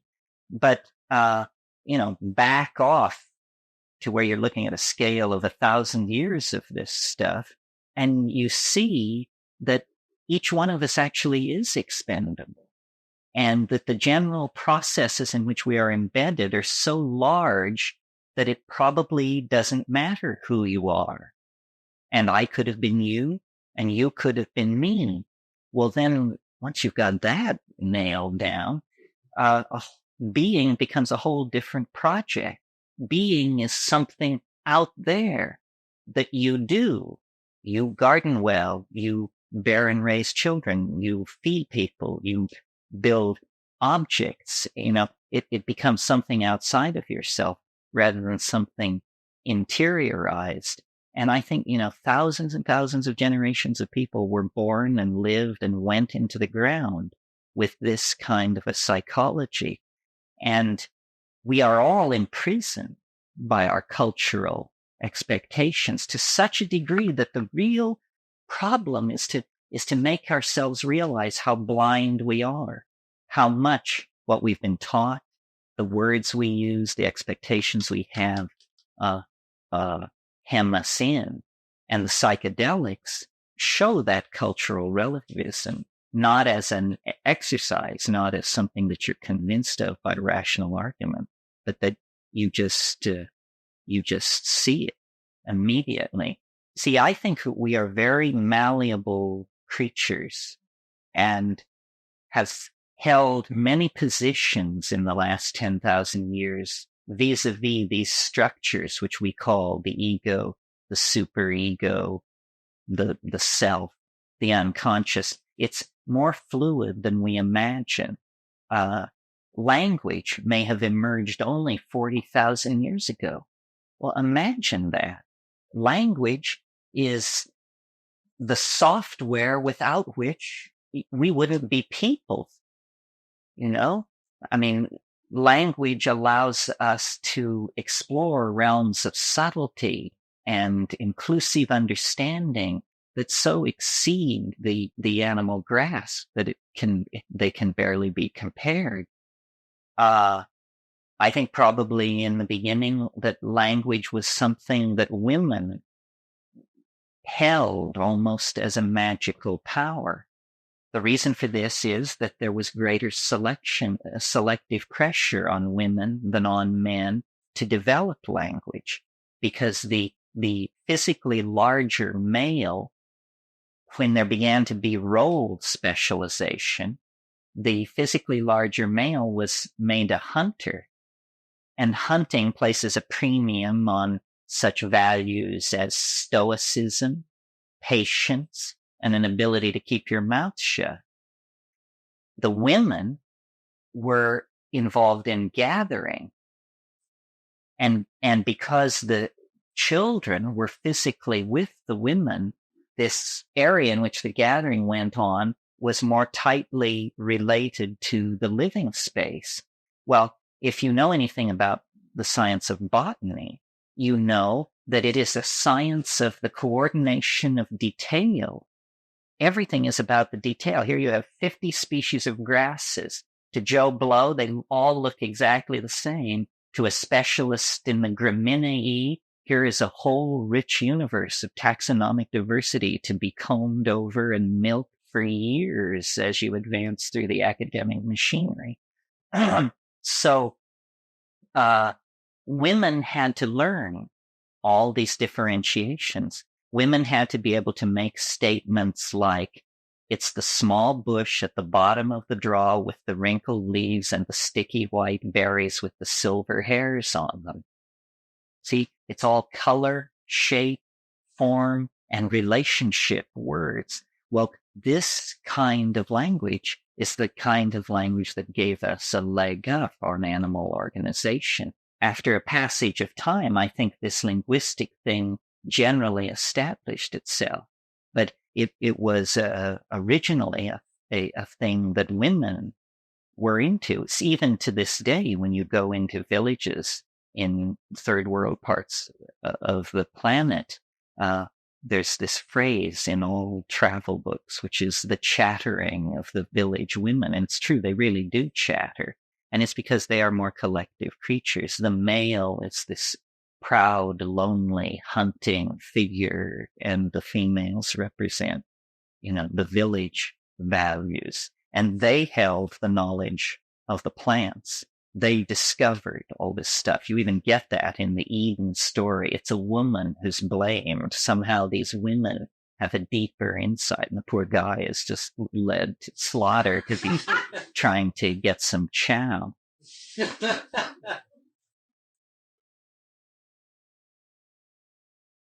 Perhaps an appropriate image would be one of climbing a temple. I think we're taking more of the jewel, which is probably the most impressive temple that I've ever visited. But there, as you walk up the temple, if you pay attention, you have an whole experience of Buddhism and different symbologies, but also just basically your vision of the surrounding jungle expands and your sense of self diminishes. Because you see the larger world. Yeah, from the center of the mandala. The same psychology is operating on the Mayan buildings. I mean, the Mayan buildings are barely buildings at all. They're more like pedestals. I mean, this thing is, 230 feet high, but when you climb to the top of it, there's room for 12 guys to stand shoulder to shoulder. And that's the building. And it's clearly entirely to elevate them above the social space. It was literally a machine for lifting the priesthood into another dimension. And the dimension into which it lifted them was an aerial dimension. They could see then the whole world. They could see the Sakbes stretching out to the next pyramid. They could see the next pyramid 5 or 10 miles away on the horizon and could see the life of the city and all this. There's a funny thing. It's almost as though biology and then its ancillary tack-on phenomenon, culture, is a kind of conquest of dimensions that has been going on for a very long time. And this aids me, anyway, in understanding the transformation that I think lies ahead for this planet. The earliest forms of life had only a tactile sense. That means all they knew was what they were bumping up against, and they would move around, and what was edible was eaten and what wasn't. And then over a long time passed, 100 million, 200 million years, and certain specialized cells aggregated. And these cells were light-sensitive cells. They could send an on-off signal based on whether or not photons were falling on them. So eye spots developed. And eye spots are just these sensors which tell you if it's light or dark. And suddenly these creatures could move off after a light source or could retreat from danger into a dark spot. Well, then eventually these eye spots evolved into the kinds of very finely coordinated optical systems that we have and octopi have and so forth. At the same time, motility was developing, the ability to move through space.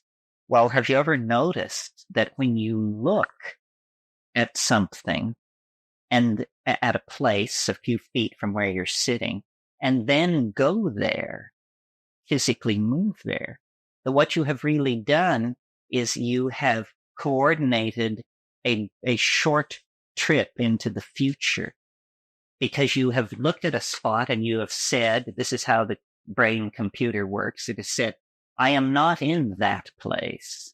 I want to be in that place. I am in this place now. To get from this place now to that place then, I have to move through the following points. And when animals began to move, another dimension was added to their repertoire of control. And when they began to coordinate vision, another dimension was added to their repertoire of control. Well, we made then a great and fundamental break in our neurological organization. All animal life, as far as we can tell, is imprisoned between very steep temporal canyons having to do with the present moment.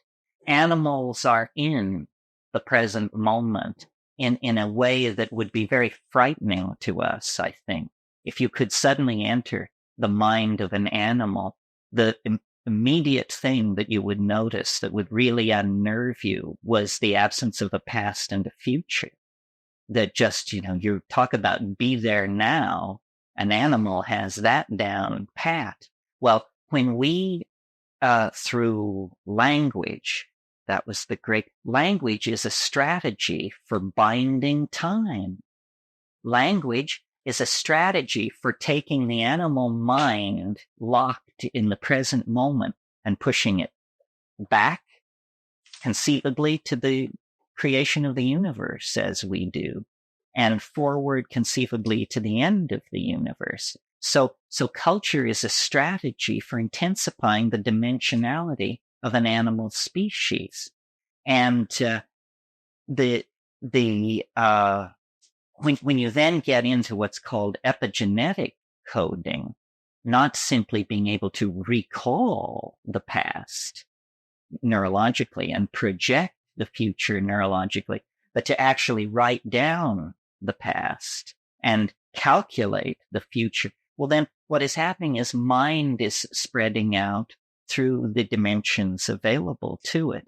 And this whole cultural intensification that we call the 20th century, the spinning down and interconnecting of technologies and animal ecosystems and philosophical systems, all this knitting together is a going hyperdimensional of our species, that yet more of the future and more of the past is apparently to be realized. And if you know anything about virtual reality thinking, there time is to be homogenized completely. I mean, you will not be able to tell whether it's next week or last week, because they will be approximately equally accessible. And somehow the psychedelic experience is related to this bootstrapping process of climbing organizationally from one dimension to another, deeper and deeper into complexity. It's almost as though the psychedelic experience is a viewing of the process from the highest dimension in the plane. One way of putting this that isn't so mathematical is to say what you experience in the psychedelic experience is eternity. All of time. You leave the slowly revolving torus of time, just as one would leave the galaxy in a spaceship, and you go outside, and then you look back, and you see all of time. You see the beginning of life, the end of life, the fiery death of this planet, millennia hence, whatever it is. And I think that this is a true vision, that this is what shamans have achieved. This is what we, with all our sophistication, are confounded by. A shaman is someone who has seen the end. A shaman is somebody who has seen it all. They've run the movie and run the movie and run the movie, and they've satisfied themselves that they understand the movie. Then they go back to their place in the movie and they live it with a small smile, because they know the end. They know how things work. They know what life is. And when you have even a piece of that action, you can get a real handle on peace of mind, on true authenticity, because it's in the tumbling, forward rushing chaos of the lower dimensional slices of time that we lose it, that we become confused. Who am I? What do I want? Where am I? Who should I be with? What should I give myself to? This is a voice speaking from chaos.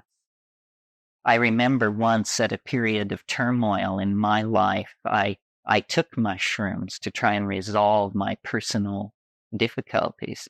And I said, I'll think of a question. You know, they say you should think of a question. So I said, I'll think of a question. The question was, am I doing the right thing?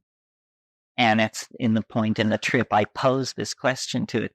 And the answer was, what kind of a chicken shit question is that? To ask an extraterrestrial intellect. So then I got it, that was a chicken shit question, and that I had been completely misunderstanding the nature of the relationship. This wasn't some kind of little glass ball that gives yes or no when you turn it upside down.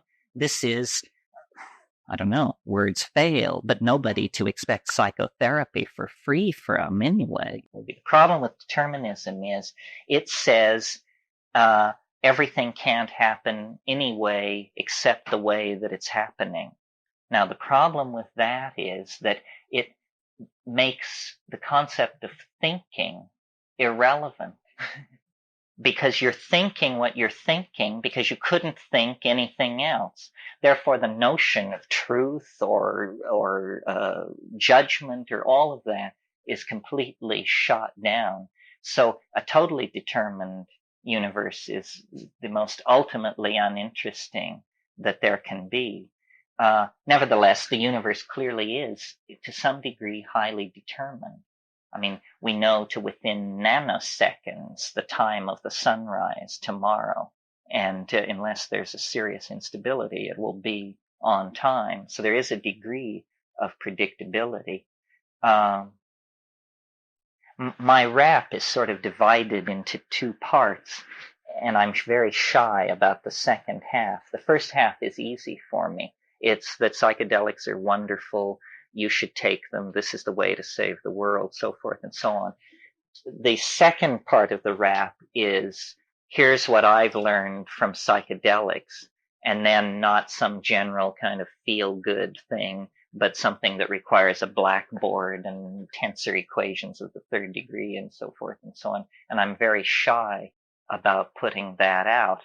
My personal approach to psychedelics before I realized that you could save the world with them, when I just thought that this was some kind of thing, self-exploration, my notion was what it's good for is ideas. It's for generating ideas. And I don't really like the word generating, because you don't generate them, you hunt them. You get in your little boat and you paddle out onto the dark water. And then, you put your feet up and you wait, and you set your nets and you wait. And, sometimes you pull up your nets and something the size of a freight train has gone through them, and you just row for shore, shitting white. And sometimes, minnows, trivia, why does our little finger just fit our nostril? And, the mysteries of the animal body, or all kinds of stuff. But occasionally, and it's worth fishing a lifetime, occasionally something will come into the nets that is not so small as to be trivial and not so large as to be incomprehensible. And this thing can be wrestled with for hours and eventually brought home to show the startled folks back on shore. And this showing the startled folks back on shore makes history. All these ideas come out of interaction with these plants. The number of ideas, which when you pick up a straight encyclopedia, should be traced back to herders and people who kept animals. People say, astrology, astronomy, it was invented by people watching their flocks. The calendar, time, was invented by people watching their flocks. all this other, well, they weren't only watching their flocks, they were also watching the cow pies of their flocks for mushrooms. And, music, all of these Pythagorean insights into order, I think, come out of this herding, domesticated animal husbandry, we call it husbandry, because it's a model of caring for nature. And these ideas are the inspiration and the purpose, to my mind. I mean, the social purpose, because I can, get rid of my stuff and feel better about how I was abused in childhood and this and that and the other thing with psychedelics. But that's all personal growth stuff. But an idea, can be shared. You can take it and you can lay it at somebody's feet. And where do they come from? When you ask the question, where do the ideas come from? This is Platonic Philosophy 101, ladies and gentlemen. This is why the Greeks gave up fishing, to discuss this problem. Where do the ideas come from? And we are no closer to understanding that. And yet the ideas are the signposts of our destiny. They guide us forward, and yet we know not from whence nor whither. Well, I think now, so Plato's take on that was, he said, well, there must be a perfect world somewhere where all these things exist and the numbers and everything, there's a perfect form for everything in a higher dimensional world called the archetypes. Well, 2,000 years of philosophical sophistication have shown certain problems with that point of view, but fewer than you might think. I mean, the mystery of form, the problem of form, what is it? Where does it come from? What sustains it? We are nothing more than form. If it weren't for form, we would be no different than the dirt under our feet. And form intrudes into matter, and then it withdraws. And when it withdraws, they put you in a hole and put dirt on top of you. So it's very important to understand, what is this coming and going of form? If we take this pillow and saw it in two, it's a pretty undramatic event. If we take one of us and saw us in two, it's an extremely dramatic event. And what is the difference there? It's that this object is three-dimensional, and this object is four-dimensional. This object has a quality about it called being alive. Being alive, also technically known as metabolism, means that material is moving along temporal gradients within the confines of this organism. Material is not moving along any gradients within this thing. It's just where it is. There it sits. But in here, a form is being maintained from within. And if I were to die, the form would collapse. Here, no form is being maintained except the form imposed. This is an imposed form. It has no sense of itself, and it doesn't sustain itself from any kind of internal integrity. But higher dimensional objects, like animals and plants and human beings, have this quality. Well, so then what we've been talking about here, albeit sloppily, is the fact that we seem to occupy a higher dimension in the natural order than other things. And this higher dimension has to do with the fact that we have a little piece of mind, a little chunk of this higher order organization. Well, then, going toward that, as visionaries, as users of psychedelics, society keeps adjusting its trim tabs, as it were, to mirror this transcendental goal. And this is what we want to become. We want to become like the sensed object in our imagination. And shamanism is a pipeline about this. It's almost as though the end state, well, here's a model for it.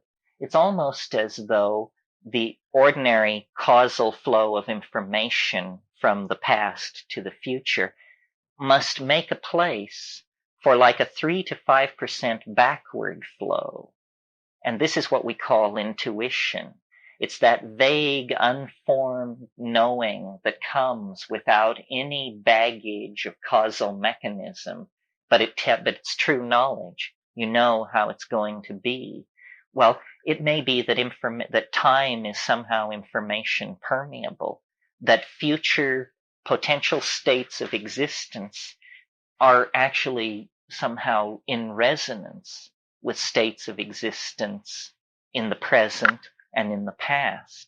Our models of how the world works are very, very simple. I mean, basically, we operate with mechanical push-pull models that are appropriate to very simple mechanical systems. And yet we know that we are far more complex even than the most complex physical systems. Like this last 15,000 years has been something, and the last 500 years has really been something. It's so close now, the transcendental object, that it informs everything. The metaphor, the model to hold on in your mind as you gaze at the earth in its travail is the metaphor of birth, not death. That a gestation process of 20,000 years is coming to an end.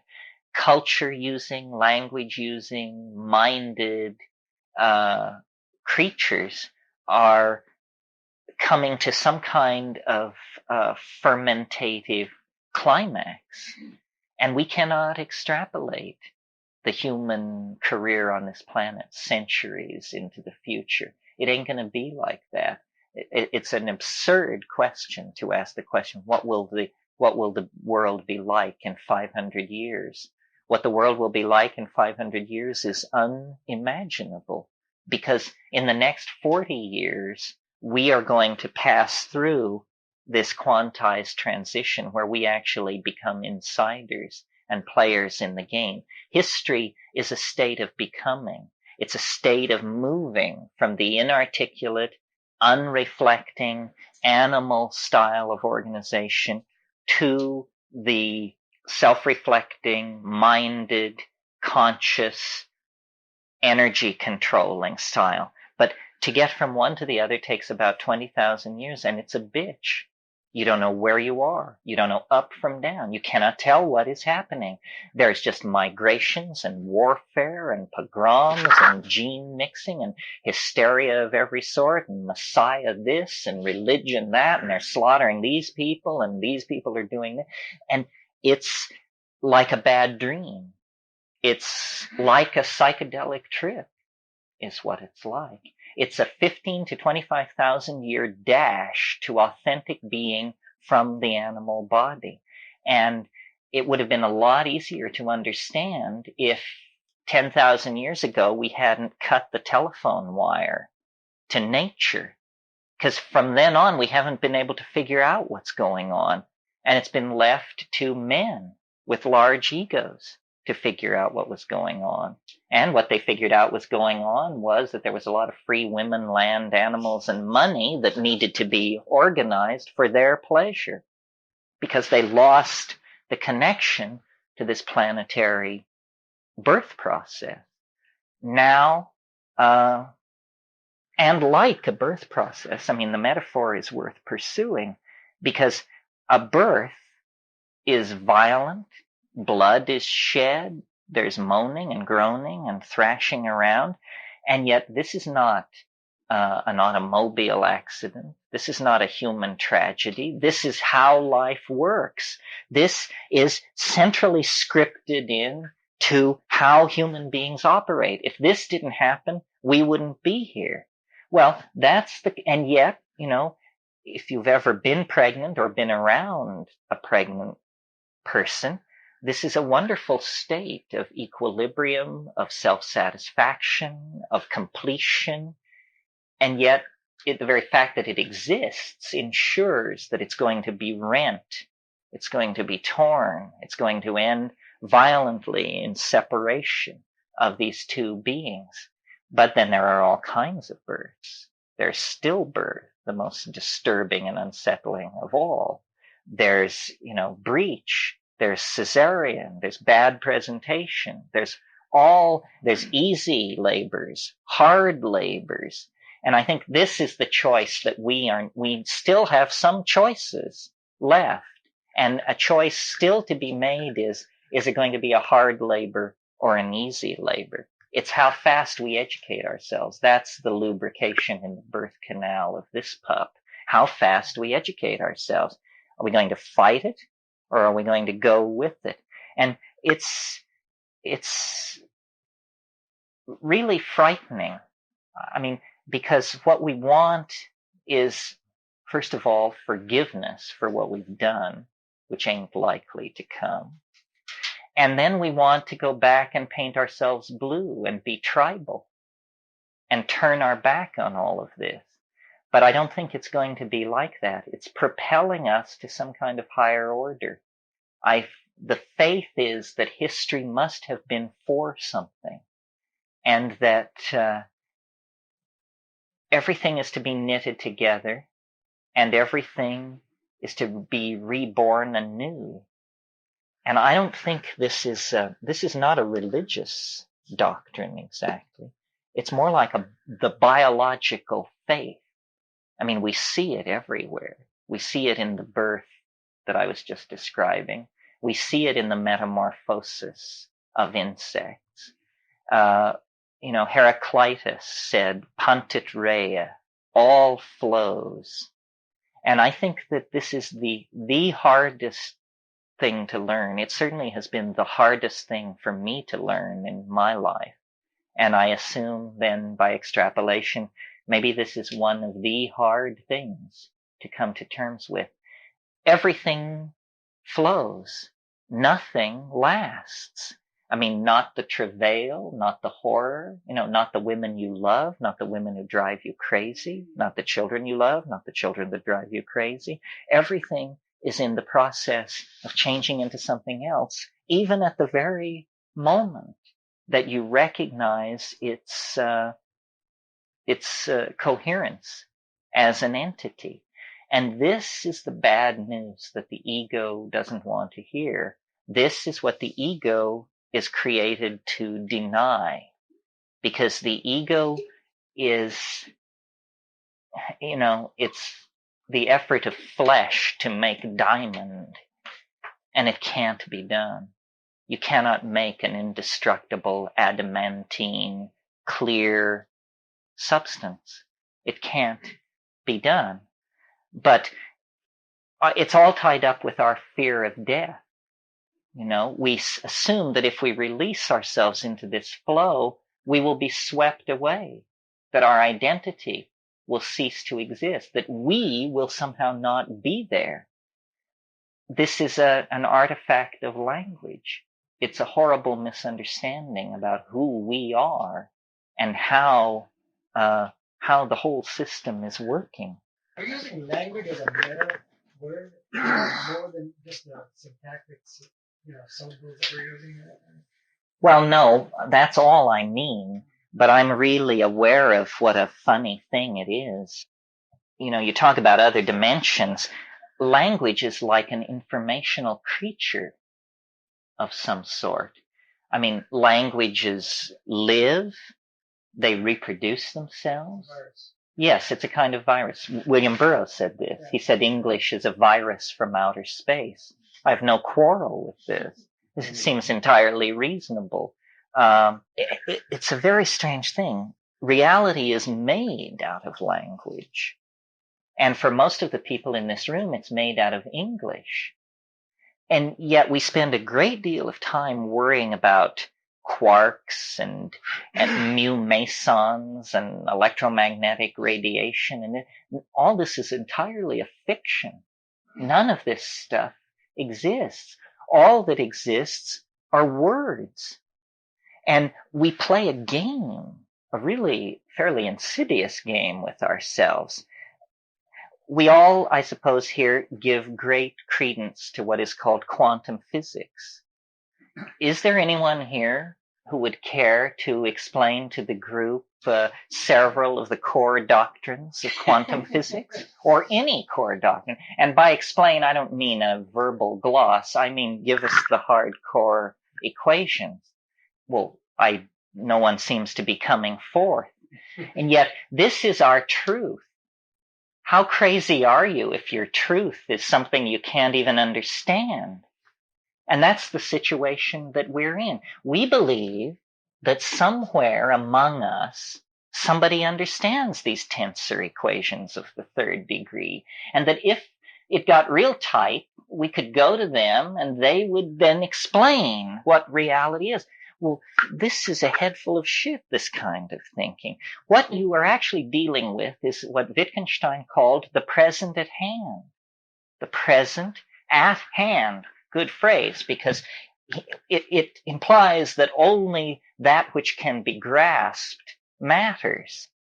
And the quark cannot be grasped, the new meson, the electromagnetic field, none of this. These things need to be understood for what they are, which is little shingles which we epoxy onto the face of the universal mystery. And once you have a bunch of these little shingles epoxied onto the face of the mystery, then you can't see the mystery at all anymore, and you call that an explanation. Say, well, that's taken care of. We've explained it. By the time a child is 8 or 9 or 5 or 6, they have covered the entirety of reality with these interlocking little linguistic tiles. And nowhere now is reality to be found. Between ourselves and reality, as quickly as we possibly can, we erect a lie. We erect a false set of assumptions that are culture bound. And this has always impressed me, the culture bound nature of language, that in a way you can never leave the place you're raised in because you acquire a local language, and the local language is all you ever really have. I had an experience of this that brought it home to me very strongly, because when I first went to the tropics, I was there as a professional butterfly collector, and it was pretty important to make a living. And my impression of the jungle was that it was green. That was my impression. Well, then 3 years later, I went back with botanists. Well, if you know anything about botany and taxonomy, what it is it's an orgy of language. I mean, leaves are lanceolate, crenellate. They have bracts, which are sessile, umbellate, and indentified, and so forth. And so these are specialized words to describe structure. You go with a botanist into the jungle, and the jungle becomes unbelievably rich. Here are melanostomes, malfigs, varrolas, all kinds of things. And as soon as you put words to it, reality emerges. So you see, here is language as a double-edged sword. Out of the undifferentiated, it creates miraculous new realities to which we immediately habituate, undervalue, and profane. In other words, familiarity breeds contempt. But somewhere between silence and the familiarity that breeds contempt is the living essence of the word and its meaning. This problem of language is central, I think, to understanding the psychedelic experience.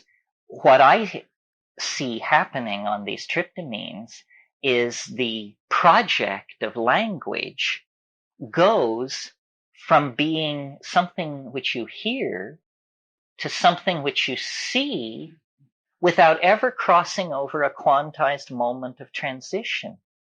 Well, this is, to my mind, absolutely astonishing, and I think I'm a pretty tough nut to crack. When you see language, it's amazing, because it's a paranormal thing, or it's like it cheats. It achieves paranormal intensity without violating any of the laws of physics that I'm familiar with. What I'm talking about is that in these shamanic performances in the Amazon and on psilocybin, language goes from something beheld to something seen. There's precedent for this. In the Hellenistic world of Greco-Romanism, the be-all and the end-all of spiritual accomplishment was what's called the logos. And the logos was an informing voice, a voice in the head that told you the right way to live. And Plato and all of these heavies cultivated and achieved connection with the logos. Well, there was a Alexandrine Jew named Philo Judaeus, who was a great commentator on the religions of his period. And he wrote about what he called the more perfect logos. The more perfect logos. And he said, what is the more perfect logos? And then he answered his own question. The more perfect logos goes from being heard to being seen without ever crossing over a quantized moment of transition. Language is something unfinished in us.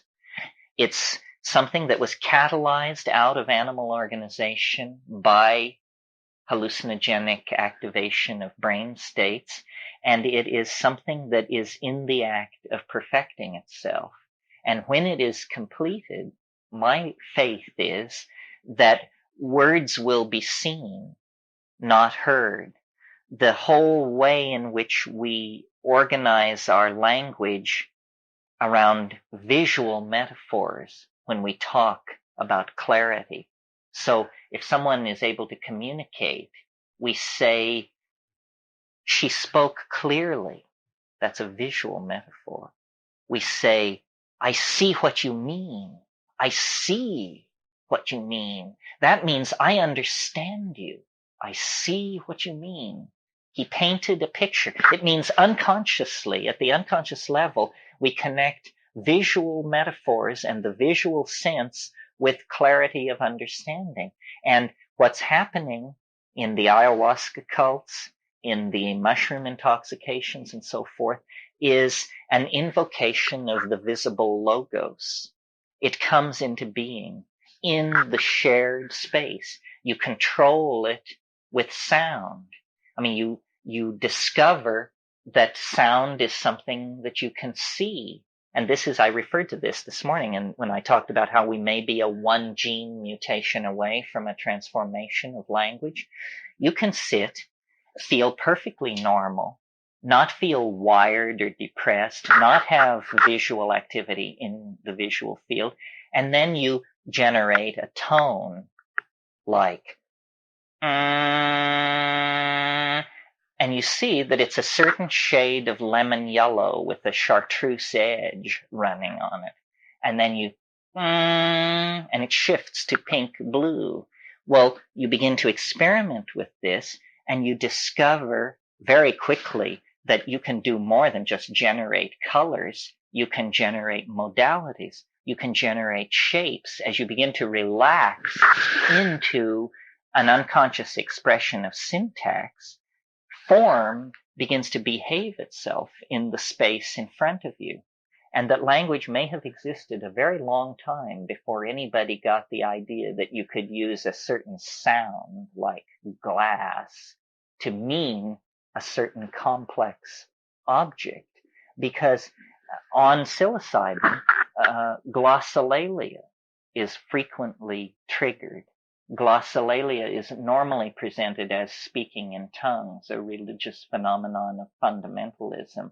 And the fundamentalist spin on it is that these are ancient biblical languages and that you're being possessed by an angel or something. But in fact, at the primitive level of religion worldwide, glossolalia is frequently met with. And all of us have an ability to relax away from meaning and still retain syntax. It's just something you would never do because we're programmed to always mean something when we speak. But in fact, babies don't do this at all. They love to babble, and they only late in the process learn to attach meaning. Well, so then under language in the humble service of meaning, there is language for itself, sort of the ding on siche of language. And well, I'll give an example of it and then discuss what's going on. Niedrige Wund wai haxikivichni morgum voapaketen didikini hipikektet e dejigeve wai hambikikipit if mon orktive indidikt quahabagenke kifidud ulmikin dital. Okay, now what's happening here? First of all, ordinarily, we associate this speed of vocal noise with words. Words are small mouth noises. That's all they are. You see, if you're going to have a creature which communicates among the members of its species, you have to have a low energy form of communication. Otherwise, you'd be exhausted from the effort to communicate. Well, small mouth noises are great. A person can talk for about 12 hours without stopping fairly effortlessly. I mean, if you've got water and a little dope rolled, and it's not a problem. Well, do you know how much information a person could convey in 12 hours if they were, say, reading the telephone book aloud? It's pretty amazing. So this thing I just did, it had syntax, but it had no meaning. In other words, if you listen to it, you hear that sounds repeat, rhythms repeat. There appear to be prefixes, suffixes, certain kinds of declensions. It's all there, folks. It just doesn't mean anything. But it turns out that the activity of language feels like language, whether it means anything or not. Well, in the psychedelic state, you discover this same set of tinker toys that was used to create the little speech I just did can be used to create sculptures that are free form, that this hiwai waxi q vini mau hakti kipipit, it looks a certain way. What's important is not how it sounds. What's important is how it looks. In the Amazon, in these ayahuasca cults, they have what they call icaros, magical songs. Icaros are visual art. They are intended that way, and they're criticized that way, and their success or failure is judged entirely in the visual domain, and yet they are made out of sound. And what they convey are very complex feelings. You could almost say three-dimensional feelings so complex that they won't lay down and be a sound like hate, fear, revulsion. They won't do that. They can only be laid out as grammatical objects of a higher order. And I think that this process is happening in human beings, the push toward visible language, but it's being accelerated by the psychedelics, and that we are trying to become for each other visual objects, and we are trying to become capable of generating these things.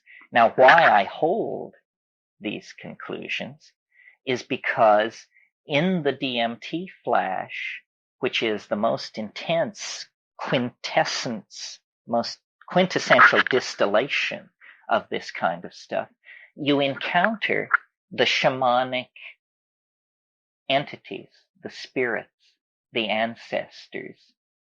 And this is really confounding. I mean, we can put up with shifting cobwebs of color and weird insights about our nostrils and our little fingers, but not entities. And yet in that space, these things exist. And they're preaching this ontological transformation of language. This is how entities in hyperspace communicate. It's as though everything has had one dimension added on to it. It's as though we are existing in some kind of squashed version of a larger superspace that can simply be mentally unfolded through the act of encountering a psychedelic substance. I think it's big news that these entities exist. Now, if you were to go to a shaman in a classical culture and say, what's it about? What's going on here? They would unhesitatingly tell you that these are the ancestors. Oh yes, these are the ancestors. We cure using the ancestors. And this is, I think, very unsettling for us as Westerners. We'd much rather accept the notion of friendly extraterrestrials communicating through the mushroom than that this is the dearly departed. I mean, that really, you can feel your boundaries beginning to quake against that possibility. It's very interesting. Recently, there was a new edition of Evans Vence's The Fairy Faith in Celtic Countries, which if you've never read it, it's quite an interesting book. Y.E. Evans Vence was an American who became a great scholar of Mahayana Buddhism and wrote the Tibetan Book of the Dead, the Tibetan Book of the Great Liberation, Tibetan Yoga and Secret Doctrines, and so forth. But his doctoral thesis when he was a young folklore student at Cambridge in 1911 was he wanted to study the fairy faith.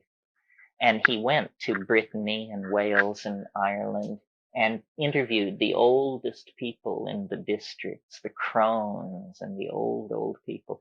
And it's a wonderful book to read because these people just tell these stories and it's absolutely convincing. I mean, the fairies are real. The fairy faith is real. And when you ask, when Evans Vance asked these people, what's going on? They said, well, these are dead. These are the dead. When you die, you stay around, but you're in an invisible realm, and it's an ecology of souls. My phrase, not his, an ecology of souls. But this is what is revealed on DMT, is entities that are so strange that they could easily pass for extraterrestrials. What's puzzling about them is their tremendous humor and affection and intense involvement in us as human beings. Why are they there? What do they want? And they're not, if they are ancestors, they're not my ancestors. In other words, when I broke in there, I didn't find my mother and my grandparents. It wasn't like that. There was no personal, it isn't like that. But there is this sense of affection, interest, caring. Well, we have the doctrine of purgatory in Western theology in the Catholic Church. I had always assumed, thinking about it, that purgatory must have been a doctrine that the church fathers, Irenaeus and Eusebius and that crowd, had written into the gospel message for their own purposes. I discovered, to my amazement, that isn't what happened at all, that Saint Patrick is the person responsible for purgatory because he wrote purgatory into Christian doctrine in order to convert the Celtic peasantry of Ireland to the idea that fairyland and the Christian afterlife were the same place. And it was thought such a good idea in Rome that the doctrine became canon law generally for the church. So purgatory is a spruced up, cleaned up version of Irish fairyland to make it a little more palatable. Well, you see, this is where our anxieties come in and where it's hard to push it much further than this. An extraterrestrial contact, I think we could probably ride that through and it would be amazing, but it would be tolerable. But if what's happening is that at the end of history are waiting the dead, and that our notion of reality is so skewed that we don't even know the most basic facts about the cycles of life and death and rebirth, then it's going to be quite astonishing for us, I think, to come to terms with this. And yet, this is what shamans live with. This is what they tell you. They say, a shaman is a person who can pass daily through the gates of death and return. We see into the other realm. We see into hyperspace. As inheritors of the rational tradition, this is pretty hard for us to swallow, because I think, maybe it's not true anymore, but in my personal process of rejecting Catholicism, I did manage to convince myself that when you're dead, it's over with. And it's been very hard for me to fight my way back to the notion that that might be just 100% malarkey and nothing more than a conservative first try. And now I think much more in terms of dimensionality, and that I don't know what a form is, but the process of the fertilization of an egg, of any organism, it doesn't have to be a human being, the life of that organism, and then its death and dissolution, is the process of a form descending from hyperspace, clothing itself in matter, and then withdrawing from matter, returning to hyperspace. And this concept of hyperspace is very, very necessary to understanding this stuff. Because if you look at what shamans do that is so confounding, they find lost objects, they cure disease, they rescue lost souls, they discern secret acts, infidelities, thefts, poisonings, stuff like that. All of these magical things that they do are completely non-mysterious if we grant the idea of a higher spatial dimension. I mean, if there's a higher spatial dimension, then, this section is not zipped. There's a part of it which is completely open to the world. This room is not closed. There's one direction in which it's absolutely open to the air. In other words, in hyperspace, nothing is hidden. Yeah. Give yourself a chance to breathe for a moment. Why do you think it is? I mean, we as human beings have evolved with pretty much all the equipment we need to get along and do things. Why do you think it is that we have evolved with such a poor understanding or no understanding of these matters of which you speak? The afterlife, the rebirth. I mean, we hear it. Many people, they hear it and they have a curiosity and they go towards it. But few people understand it. Well, I think this is a very recent phenomenon culture is a narrowing, obviously. I mean, if a man can have 10 wives, 2 wives, no wives, 1 wife, well, then you go into a culture, you're going to make a choice. And all cultures represent narrowing of choices. We don't know how we could be. We don't know what we could be if we were free to evolve ourselves. I think that's the starting line that we're edging up on. We're about to have a chance to create a global culture, to decide, to essentially clean our basement and decide what we're going to save and what we're going to keep. This sense of not being connected is, to my mind, entirely rooted to what I've said here several times, the problem of the ego. But then to, get a little more specific and maybe slightly more offensive, it's the monotheistic religions that have to take a real knock for the present situation. Monotheism as a philosophical reflex is understandable but simple-minded. I mean, it's what an 8-year-old would get to, one God, reasonable, economical, seems to fit the situation pretty well. So what's wrong with that? Well, what's wrong with it is you've got to be a little more sensitive. Philosophy is not practiced in a void. And as Jungians know well, we mirror ourselves in our gods. Our religions are a set of permissions for how we as individuals can be. And monotheism presents us with a notion that God should be omnipresent, omnipotent, omniscient, and unforgiving, and male. Well, this is nobody you would invite to a garden party. This is what we call an asshole, you know, somebody who corners you, who's never wrong, who's totally full of their opinion, who just wants to tell you how the boar ate the cabbage and never doubts. A boor. So we have enshrined at the center of our cultural machinery the archetype of the unbearable boor, and then we've gone out to realize it. And we try to fine tune it.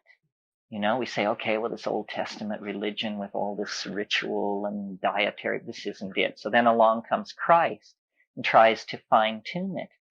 But, you know, he's working in the most women repressing, male dominator, hierarchical structure on the planet. And whatever good he does is quickly wiped out 150 years later by these clowns I mentioned, Eusebius, Irenaeus, and the rest of those guys. And then Islam comes along to twist the screws yet tighter on this monotheistic ideal. And it doesn't serve. And it was put in place because people tried to figure it out on their own. Monotheism is what you come to if, full of sincerity, you try to figure it out on your own. But if you will just forget being full of sincerity and take mushrooms, you will never come to this monotheistic conclusion.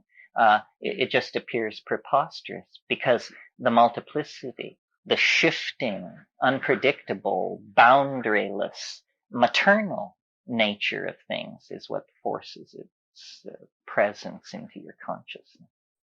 We are born in the mystery. It's all around us. Everything is provisional. And this is something worth talking about, I suppose, because it's a psychedelic point of view. Every society has always believed that it possessed 95% of the truth and that the next 5% would fall into place in the next 15 years. And yet these societies have just been all over the map, you know, and we don't understand anything.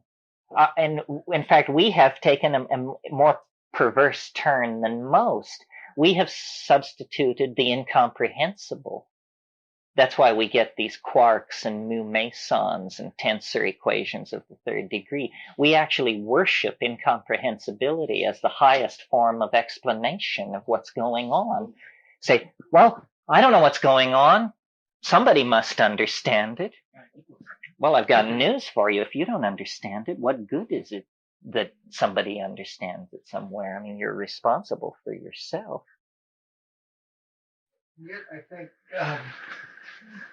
that, you know, all this technology, you know, $2.5 billion worth of atom smashers, is at some level is being inspired by something transcendental, and is, you know, they're trying to achieve love and Godhead and all that stuff.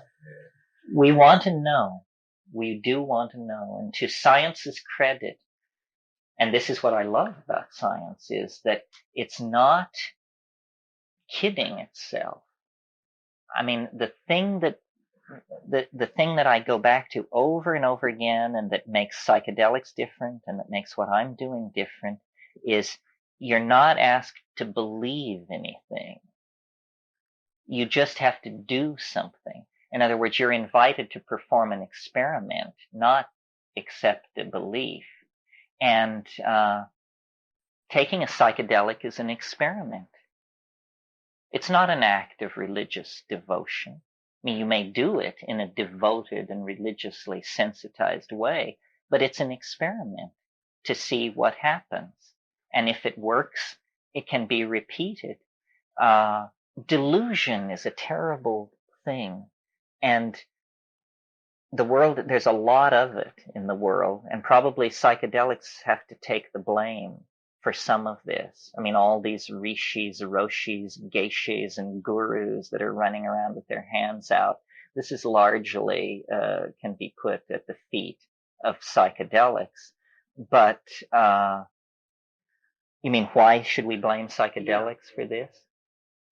I don't think anybody would have given any of this a thought if they hadn't had psychedelic experiences to show them that the mind is not what they assume it to be.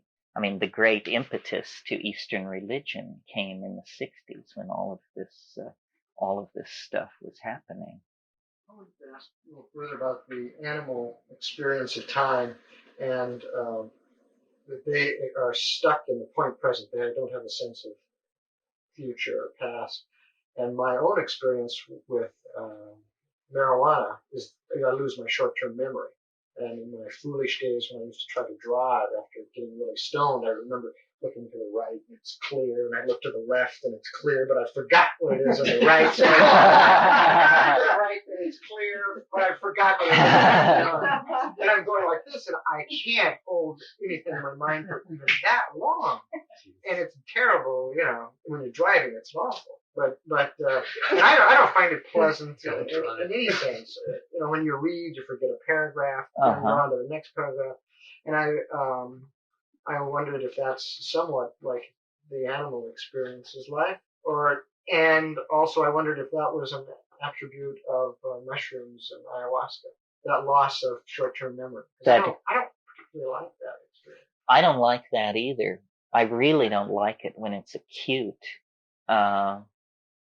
But I don't think that's necessarily a part of it. I mean, it's, you don't want to try and pigeonhole the psychedelic experience, because what it is it's everything.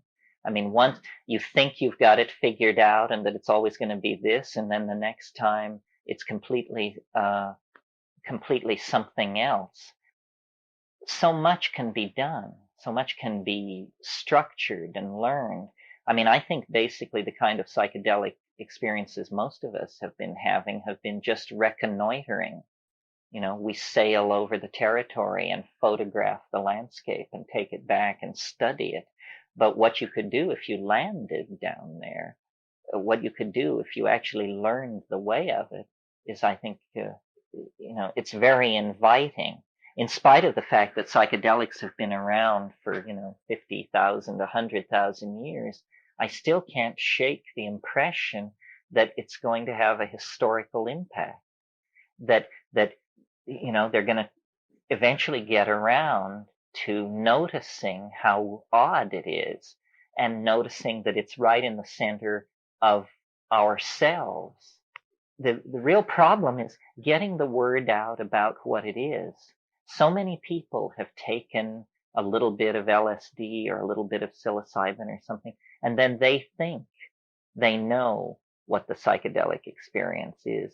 But you have to spend time poking around, and you have to take chances, and eventually the ice will break underneath you, and to your absolute horror, the thing you have been trying to cause to happen will then happen. But you almost always have to trick yourself, trap yourself into it. I don't know what the limit of this stuff is. I certainly have been as stoned as I ever want to get. I mean, I said at the time, let it be noted, I don't ever want to be more loaded than this. Yeah.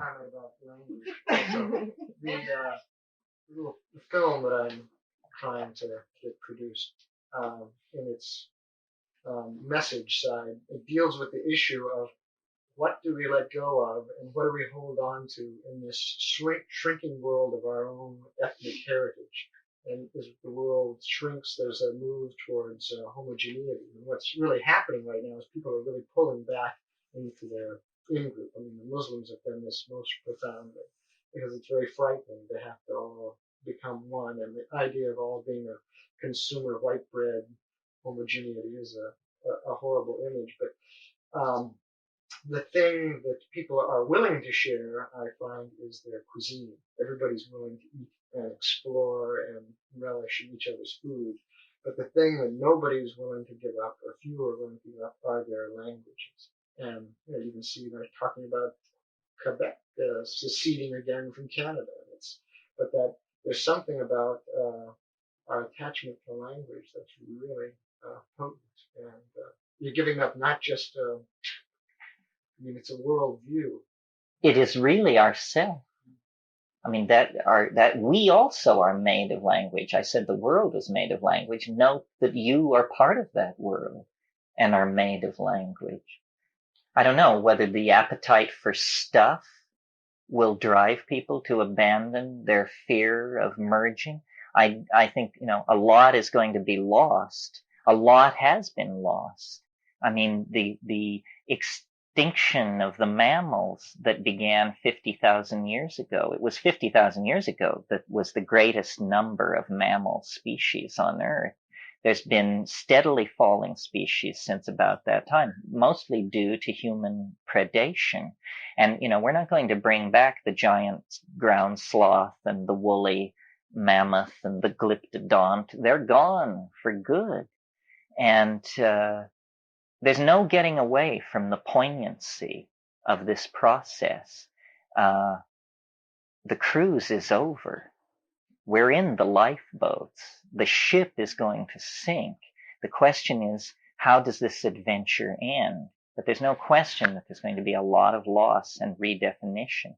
I mean, usually in these weekends, we get to a place where it comes down to being, this thing about the space issue, because people love it and they hate it. And it has a lot to do with how you relate to the male ego, because it's the engineering dream come true, that, and nature disappears. You replace it with black vacuum and you say, here we will erect the palaces and whorehouses of the human imagination. We can make them the size of moons. We can do this and that. But, and the beauty that is within us gives me a lot of hope for that. My God, the expression of the design process in this world is certainly awful. I mean, our world is visually hideous, the part of it touched by human beings. But that's very puzzling to me, because when you take psychedelics, you discover within the human body mind the same kind of transcendent beauty that you see in the rainforest and the Arctic tundra and all that. I mean, immense beauty.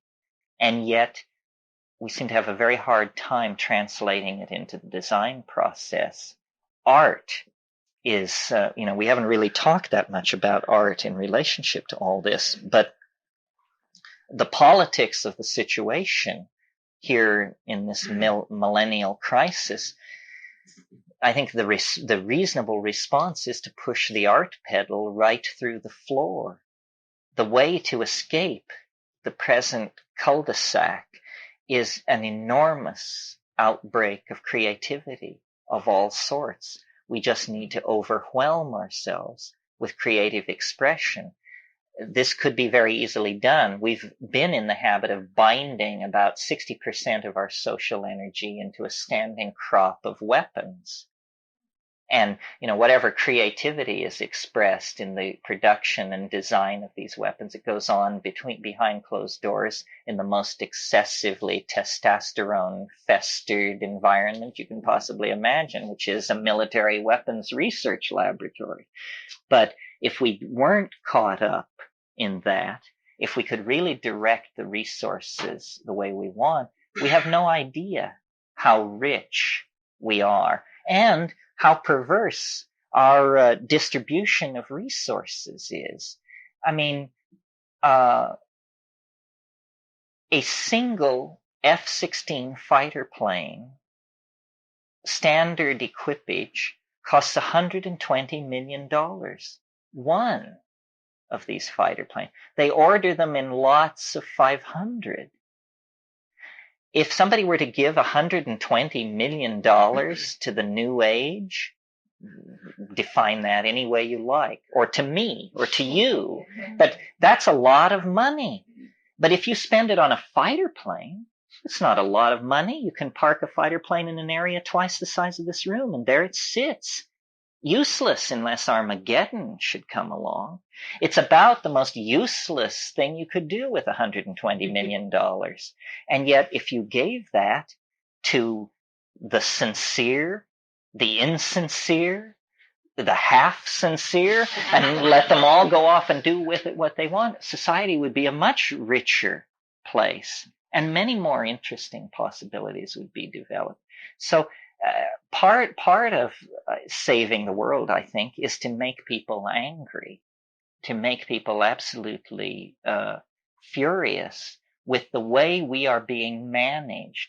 The human enterprise is being managed by idiots. And, I don't say they're vindictive idiots, but the case could certainly be made. But give or take that, they're idiots. And we don't have forever, In fact, we have, I think, a very short amount of time to take hold and to insist that human values, which none of us have much trouble accessing. I mean, I'm not saying we're all Albert Schweitzer, but we know what it means to be Albert Schweitzer. Why are our institutions unable to project the human values that we personally are able to feel? And then why do we tolerate that? Why are boys in charge of everything? It just doesn't make any kind of sense. Working our way out of this is just going to require shock treatment. And that's what this shamanic option represents. I mean, I wouldn't preach this if I didn't think the situation were fairly desperate. It's a radical option. It's not a reasonable option. It's a quick fix, because quick is the only fix that counts now. This is not a debating society, the crisis confronting this planet. It's a life or death situation. I don't see any other option. Yeah. Terence, is there any value in looking at the dichotomy of the natural evolutionary self-destruction of the planet, the toxicity of volcanic eruptions, the ice ages, the shifting of the axis of the polar axis, and plate tectonics? All that is going on, and we seem to be a minor player in the rearrangement of matter on the planet compared to what it naturally does itself. And what about that? What about that? Yeah. Well, you're right. The Earth is now understood to be an extremely dynamic environment, locally and globally. As a local example that some of you can relate to, in the last 100,000 years, tidal waves up to 2,000 feet high have occurred locally in the Hawaiian Islands because of sloughing off the face of those islands into deep sea trenches. The International Geophysical Congress has held meetings about this. I've seen the physical evidence of it myself. A 2,000-foot tidal wave, you would shit white if you saw that. I mean, it's just inconceivable. A 50-foot tidal wave is appalling. On a global scale, 65 million years ago, something crashed down on this planet, and nothing on this planet larger than a chicken walked away from it. Dramatic? You bet. This happened between breakfast and lunch one day. So yes, I think the Earth is a very dynamic place, and part of this psychedelic message is, shake the mud off your shoes, monkeys. You can't always count on it to be like it is. I mean, the mushroom has a kind of a hortatory personality, and it sometimes says things which I don't necessarily agree with that are slightly alarming. I mean, one of its favorite themes is, if you don't have a plan, you're going to end up part of somebody else's plan. And it's speaking to me as a person, it's speaking to human beings as a species. If you don't have a plan, you're going to end up being part of somebody else's plan. The sun has a limited lifespan. There are serious problems with the sun that are not discussed at all much, except in the scientific literature. It would take major revisions of nuclear theory, which has been in place without revision for nearly 50 years. It would take major revisions of nuclear theory to explain why there isn't something wrong with the sun. The sun is not emitting neutrinos at nearly the rate it should be if it's a healthy atomic furnace. Is it possible that sometime in the last 100,000 years, the nuclear fires of the sun have actually slipped off the main sequence? This is an appalling possibility. You see, if that were to happen, the neutrino flux from the nuclear furnace at the center of the sun would instantly drop. It would be measured within 8 minutes on the Earth, the drop in the neutrino flux. But all physical manifestations of this process would not appear for about 70,000 years. The period of time it takes for core solar material to percolate to the surface. So the neutrino drop would be registered virtually instantly, but it would take 70,000 years for any other thing. Well, if that's what's happening, if the sun is going into some state of instability, well, then we look back in the geological record, and what do you see? 9 times in the past 5 million years, ice 5 miles deep has moved south from the poles. Well, what the hell is that about? And you go further back in the record, and you don't find this. People don't realize this. This planet existed for close to 5 billion years before there was glaciation. Glaciation is a brand new phenomenon on this planet. Why is it happening? Well, the obvious place to look is the energy dynamics of the home star. Is it possible then that we're riding an edge more precarious than we know? Is it possible that bios, life on this planet, actually senses limitations and constraints, and that we have been summoned? I mentioned stopgap solutions. We are a stopgap solution. About 2 million years ago, the biospheric mind of the planet said, my God, the sun has just gone off the main sequence. We have approximately 1 million years to organize some kind of arc out of here. A species must be deputized to release energy and to manipulate matter. This species must be brought forward and made dominant species over the earth. And out of that technology, we can perhaps fashion an escape. In other words, we are something that has been called forth out of nature because of unusual dynamics on a very large scale. Well, this is a possibility. Sure. I had a fantasy since I heard your take about the evolution of the brain, the next evolution. I mean, it doesn't make any rational sense, but we don't always have rational sense of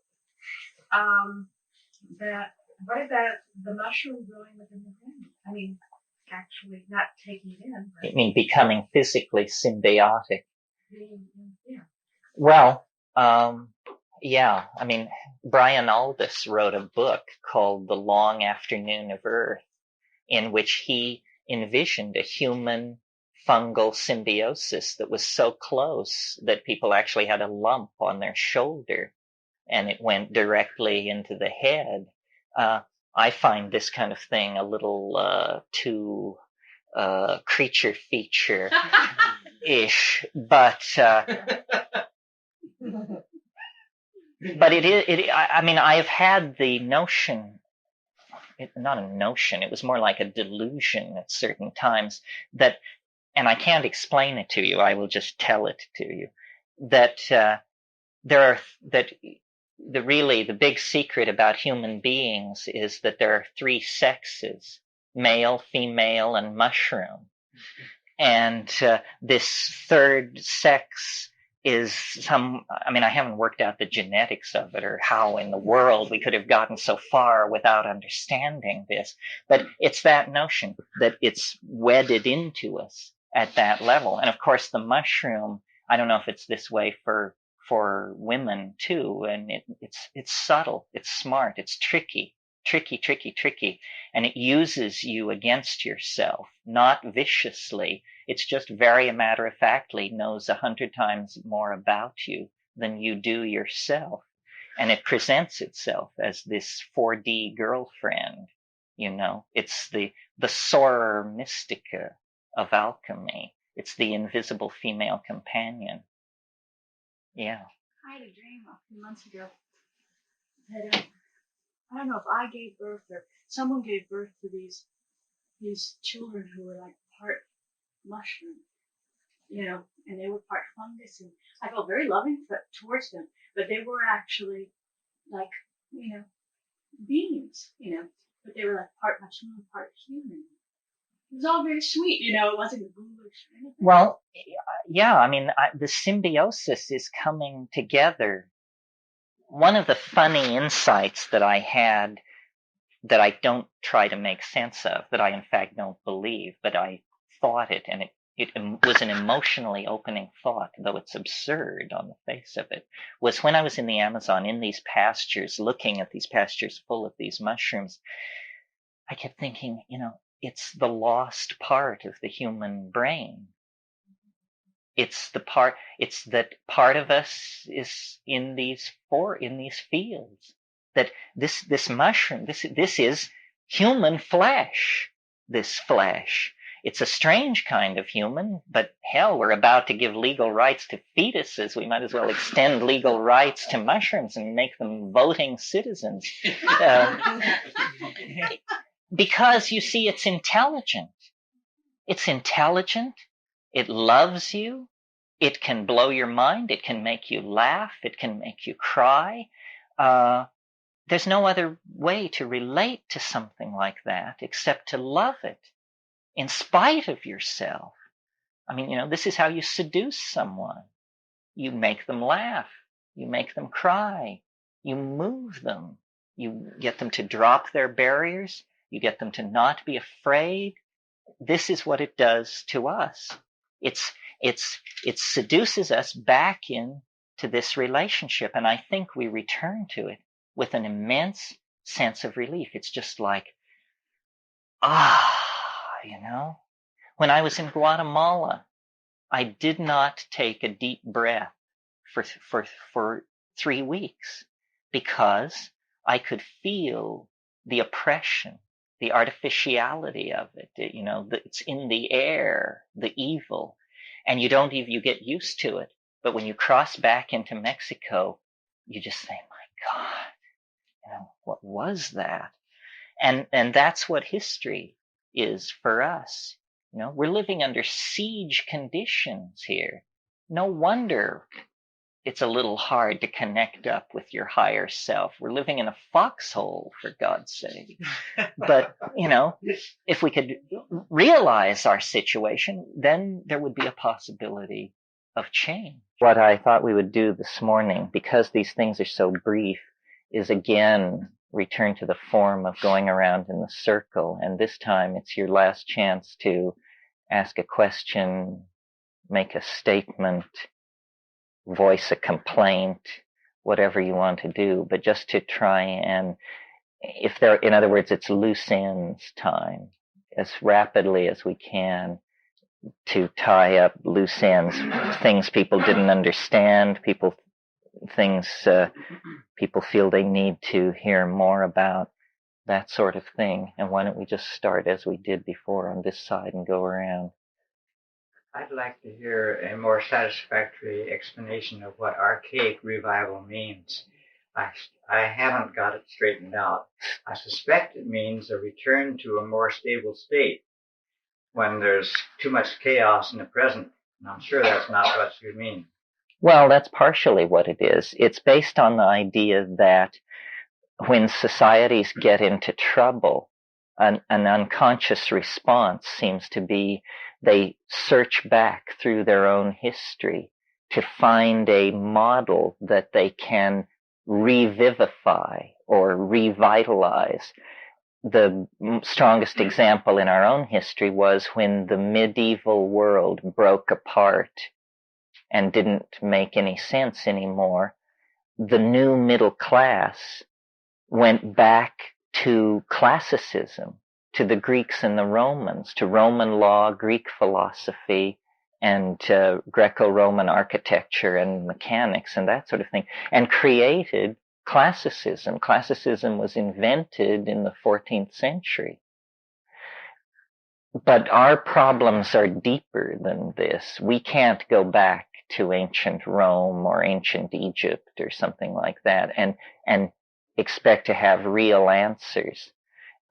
We have to go back further to prehistory, to this archaic state, and there, in partnership, in genderless, self-organizing society, we begin to see the kinds of models that we have to somehow recreate in the modern world. Obviously, we can't in the modern world become mushroom-eating nomadic pastoralists, but we can study that approach to reality to try and learn from it how you live in equilibrium. That's the key thing that the archaic world knew that we don't know. How do you live in equilibrium so that your children may live in equilibrium? Because otherwise you get a cycle started that's going to shove somebody over the cliff. And that somebody in the present case is either ourselves, our children, or their children. It's no further away in time than that. So the archaic revival is the idea that all of and I see the whole of the 20th century, the discovery of the unconscious by Freud and Jung, the dissolving of the naturalistic image at the hands of the Cubists, the probing of the dream state by the Surrealists, the exploration of mass ritual by the Fascists. I mean, it wasn't all good, this stuff. But what all these things had in common was they were a return, an appeal to a level of the mass psyche that had been ignored and denied for a long, long time. The LSD taking of the 60s was the same kind of thing. I come out pretty strongly from McLuhan in the idea that as the emphasis, as the ratios of the mix of media in a society changes, the sensory ratios and values of the society change. And we're living in a post-literate, post-linear kind of world now, where a whole different set of assumptions make sense. And they're archaic assumptions. The archaic world was a non-linear, pre-literate, audial, all at once kind of world.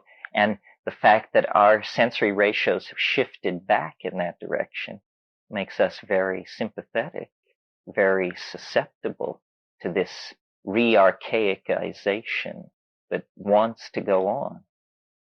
Thank you. Yeah. I guess the ultimate psilocybin question is can you envision, Terence, in your wildest imagination, that we as a society, instead of individuals taking mushrooms and gaining some enlightenment, that we will ever be able to do it in an organized, mass way? Do you have that vision? You mean that someday it will be legal? Legal and encouraged, the mass taking it. Well, obviously it would take a total revolution. The current thinking is that the big revolutions in the world have to do with the internal contradictions of Marxist-Leninism. But it may actually be that Marxist-Leninism was a kind of partner in a codependent relationship with consumer capitalism. And maybe revolution is just going to become something that everybody is into. God knows, we could use a perestroika. I mean, we too are ruled by constipated, lying bureaucrats who, you know, what are the statistics that 97% of all incumbents are reelected, that there is less turnover in the United States Congress than there was in the higher echelons of the Communist Party of East Germany until the wall came down. I mean, we love to congratulate ourselves on the forward-leaning liberal society that we live in, and the truth is, you know, it's a bunch of rattlesnake-handling fundamentalists that are much closer to Stalin than they are to FDR or anybody else like that. Still, I think that the culture crisis is going to become so intense and the world is going to become so weird, as we saw on the graph last night. Novelty is going to intensify and intensify and intensify. And even last year, when Eastern Europe was falling to pieces, very straight people were saying, gee, it seems as though history itself is accelerating. Well, then there was a lull, so that talk was dropped. But I think history is accelerating, and the next time it accelerates, the talk that this is happening will come around again much louder. And pretty soon, by the turn of the century, I think it's going to be hard to hide from anybody who's paying attention the fact that the entire social evolution of the planet seems to be caught in some kind of evolutionary meltdown that is imminent, you know. And in that environment, psilocybin has a chance. The whole drug thing, leave alone psychedelics, the whole drug thing is properly understood as a civil rights issue. I mean, people should be able to take whatever drugs they damn well please, in the same way that they should be able to express their sexual preferences, in the same way that women should be allowed to vote. People of low incidence of light reflectivity should be treated like everybody else. I mean, all these things which are perfectly obvious. You cannot have a free society and regulate people's drug use. Any society which sets out to call itself free and democratic with the footnote that certain states of mind are forbidden is headed down the slippery slopes of totalitarianism. There ain't no way this can be avoided. So aside from our belief as a group in the wonderful healing and teaching potential of psychedelics, even if psychedelic drugs didn't exist, I would favor the legalization of all drugs, because I just think that you cannot treat people as though they were infantile. That's called paternalism. That's the old dominator game. We have to just admit, you know, that we're all in this together and that nobody has cornered the market on the truth, for sure. Yeah. Could you talk a little bit more about seeing language? Well, this is to my mind, you know, the pot of gold at the end of the rainbow of the psychedelic experience. These experiences get stronger and stronger and stronger, and then language becomes visible. And then if they become any stronger, you fall asleep. That seems to be about the outer limit of what the internal processors can tolerate. Seeing language, you know, it's a mystery, it's a miracle, I don't know what it is. It's the thing which keeps me going with all of this, because it's the idea that we're just on the brink of some kind of transformation of how we communicate with each other that will change not only how we communicate, but who we are. Because see, if you could see what I mean, rather than hear me and run to your internal dictionary and look up all my words and then reconstruct my meaning. But if you could just see what I mean, then you and I would be very much like the same person, because we would be looking at the same thing. So it's a tremendous, if obviously language is what has knitted us together and made us social creatures. I mean, creatures of our body weight and so forth have styles where, you know, the males and the females get together only for sex and once a year, like mountain lions or something like that. So, but obviously the presence of language and our social history as primates set us up for living as we do. And we have managed to create, through language, a monkey troop of 5 billion people. You know, a monkey troop of 5 billion individuals united through the glue of language. So it's an intensification, and it's something shamans do. And I think it's, you know, the real social magic of shamanism, at least in the Amazon, is based around these visible communication.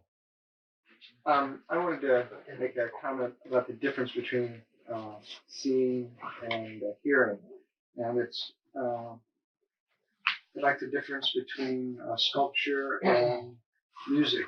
And music and language take place in a succession of elements through time, so it requires a duration to understand. But sculpture and seeing things, it's all in a single moment. That at least with sculpture, that the object's beheld in a single moment. You know, the aesthetics of an object, a sculptured object, is the relationship of part to part and part to the whole in a single moment. But music is the succession of elements in time. And somehow I think that relates to the thing. When you talk about seeing language, it's almost like seeing. I remember you're talking about seeing little creatures, the words being creatures, and so then you're observing these creatures, and are they coming out like music in through time, or can an idea, a sentence be seen all at once? They're coming out through time, and a sentence can be seen all at once, because in a way your analogy is not apt, because sculpture is static, but these visible statements are like sculpture made of some magical substance which has an internalized program of change. The analogy I always make is to the eggs of Fabergé. These things are like machines, jewels, but you can also tell while you're looking at them that they're statements. They're like, you know how people talk about beautifully crafted sentences? Well, these are beautifully crafted sentences, but they're like exquisite, interlocking, mechanized things made out of ivory and glass and topaz and chrome, and just, you know, and they're carrying on at a furious rate. They have a life in time. I would like to write a computer program that would be like a full paint type program, but it would be for the purpose of generating these kinds of objects, because I've seen them a fair bit and analyzed what's going on, and here's how it works. You have a dodecahedron or some other complex regular polygon, so that it's made of surfaces. And then to each surface, you assign a set of color and frequency changes. And then each surface can run its program independent of all the other surfaces. So you slowly build up a program on each surface, but then you can also cut into this polygon and remove chunks of it to reveal another polygon inside it that can have different programs written for each of its surfaces. And then you set these things slowly rotating one within another on several levels, and you're beginning to approach a really shoddy example of what these things are like that you see in this space. Beats me, you know. Most of this stuff is reportage. Yeah. I've heard you speak often about these incredibly complex images that you received on psilocybin or DMT. I'm just wondering if you've ever become had an experience of total emptiness or voidness. And the most profound experience I've ever had on psilocybin was actually being void of any content at all, but not being like blanked out or something like that. Just being aware of it. Well, I think this may have something to do with philosophical bent and proclivity. I never got any of these Zen-y states. The white light, the black light, and it's probably in my personality. I really stress visual hallucinations. And people have hassled me about this and said, but psychedelics open your heart. They do this, they do that, and all you ever talk about is visions. It's because, to me, the vision is the proof, and I guess I'm still a skeptic after all these years. The vision is the proof that it's not me. Because if I've never seen it before, hell, I'm willing to grant it's not me if I've never seen it before. How difficult a character do you have to be, So when there's things I've never seen before that are absolutely amazing, streaming past my closed eyelids, I have to grant that it isn't coming from me. And that thin thread can be the basis of a bridge to faith. If it isn't me, then there's something out there. God, the devil, who knows? But at least somebody. Now we can begin to have a serious spiritual quest. There is a signal. We're getting a signal from the other, and it can be pursued. But it's the task of a lifetime. Well, now I hear you mention faith, and it seems like yesterday morning you said something along the line of, I'm not a believer in any sense of the word. But what I wanted to ask you is, in the context of the chemicals in the brain and the pineal gland and so forth, what do you think of fasting as a way of altering consciousness? Fasting, I think, is probably very effective. If you analyze this whole rap here about the early mushrooms and the primates and all that, really what's being said is that diet is the key, that foods are very important. And this is what they're saying about ayahuasca in the Amazon. They say half of it is ayahuasca, but the learning of the shamanism and the becoming of this superhuman type of personality is all in the diet. And shamans in the Amazon, when they're trying to establish their credentials with each other, do it by saying how long they kept the diet. Somebody will say, well, I did it for 2 years or something like that. I just thought of something about the shamans in the Amazon. This magic phlegm that they bring up? Right. What do they do with it? Do they spit it out finally or swallow it back down or what? What do they ultimately do with it? It's hard to find out stuff like this when you're a guest. I don't know. I didn't see where it went. Did you see it? I've seen it. And because if they use this to pull a disease out of somebody or poison or some kind of illness-causing thing, if it's like a magnet that pulls this out, right, then if they just keep this inside of them, that wouldn't be very safe, I would think. So well, talking about what it is and judging whether it's safe or not, I mean, what is this phlegm in the first place? I mean, when you're really there, really dealing with it, you're pushed toward ideas like that it's a zone of space-time which repels English. I mean, in other words, it's a magical substance. It comes out of their body. Calling it phlegm is because we're following some anthropologist in the 1920s who, went back to his tent, scratching his head and tried to figure out what the nearest analogy to this was. But what they do is they also, in some of these tribes, the story goes that they can force this stuff out on the surface of their skin. And I don't know what this is about, but I have had ayahuasca visions where it's like a black field and suddenly there's a huge, huge black hand. And I can see in the lines of this hand jewels And it's just there, this black hand. It's like not your hand. It's not my hand. It's a black hand. Where does it come from? I mean, is it on your hand? No, it's like in out of the a sky. vision, and then I see in the lines that this, what I thought were jewels, is some kind of sweat which is seeping out. And you look deeper into this stuff, and you see, that wonderful line from 2001. My God, there are stars in here, and it's completely disorienting. Well, No, the magic is real. I have no idea how far you can go.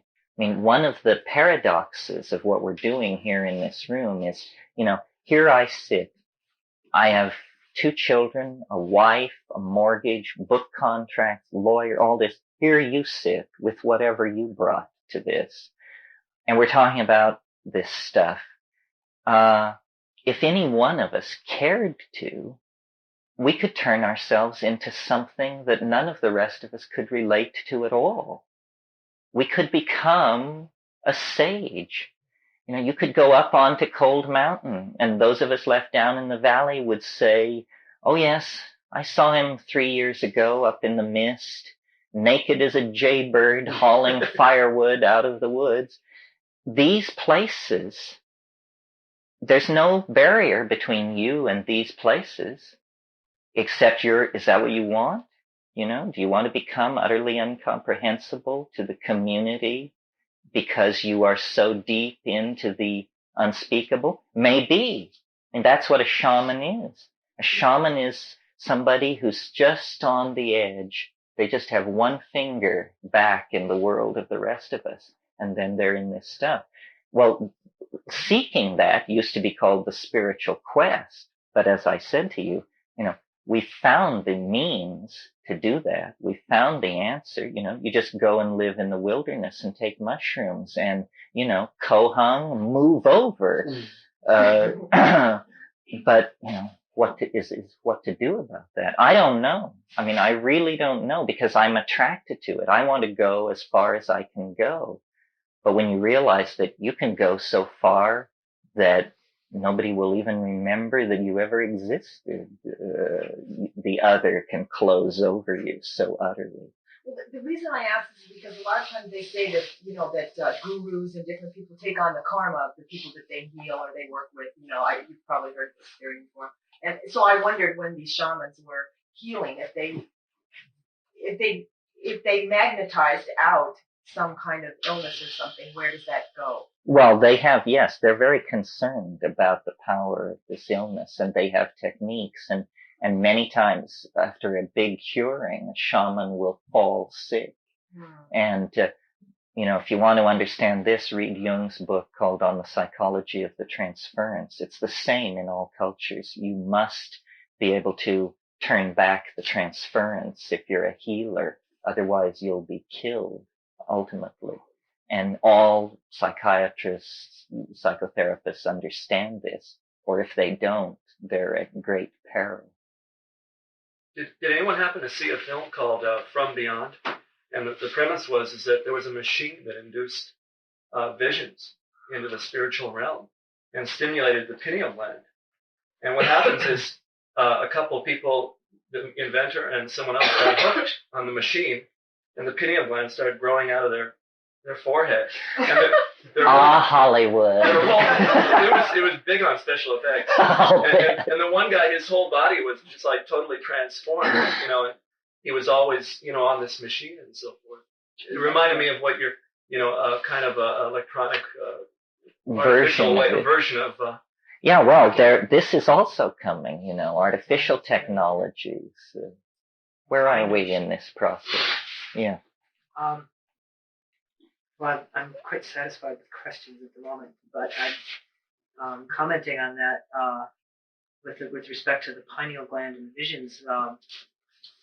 The pineal gland feeds directly from the ocular nerve with no interceding brain tissue. It's just a direct connection. So the colors that one takes in are directly responsible for the particular secretions of that gland. Which is one of the reasons why television is described as being difficult on people and causes real hormonal problems if you watch it enough, because you're dealing with a very restricted spectrum of colors, that sort of thing. The additional thought occurred to me that everyone who's watching television at the same time, their nervous system is being pulsed at 30 times a second, even though they're not conscious of it. But every TV set in the whole United States is exactly in sync with each other, all at 30 times a second. It's like this sub-audible dial tone that's going through everyone's brains, which has kind of an ominous tone to it. There was the one comment I wanted to make was having recently read a book by Gurdjieff called Beelzebub's Tales to His Grandson, which is about the only book I've ever read that even pertains to the sort of cosmic timescale that Terence talks about enough. And one of the warnings in the beginning of the book was that if you read this with enough attention, that you'll eventually lose the taste for your favorite dessert, and the particularly attractive person across the street that you like to watch won't seem nearly so interesting anymore. So be forewarned, you may not want to read this stuff. And to a certain extent, I feel that's quite possible. You think the cosmic view kills the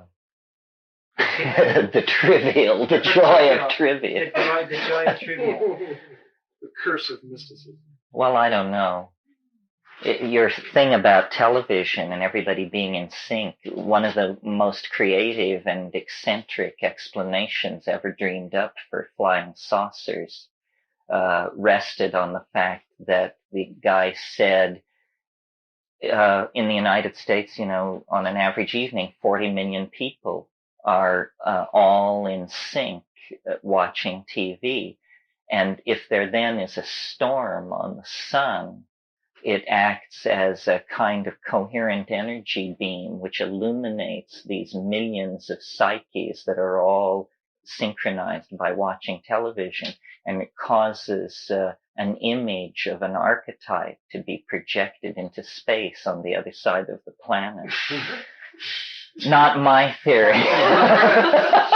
Well, definitely in image processing, when you want to, computer image processing, when you want to draw out a very fuzzy sort of pattern, quite often what you do is interfere with that another regular pattern on top of it and see how these two patterns commingle, such that you'll get a accentuated thing as a result. And this 30 hertz dial tone is definitely sort of illuminating this other aspect of the imagination, it would seem. Mm-hmm. Maybe. You ought to read A Wrinkle in Time. Have you read that? No. Read A Wrinkle in Time. It's supposed to be a children's story. It's almost exactly what you said. Uh-huh. It's a great story. By? Madeline Linder. Read the whole trilogy. It's Yeah. great. It's almost exactly what you said. Back there. I'm interested in what you feel your relationship is with these, whatever I call them, beings that come to you.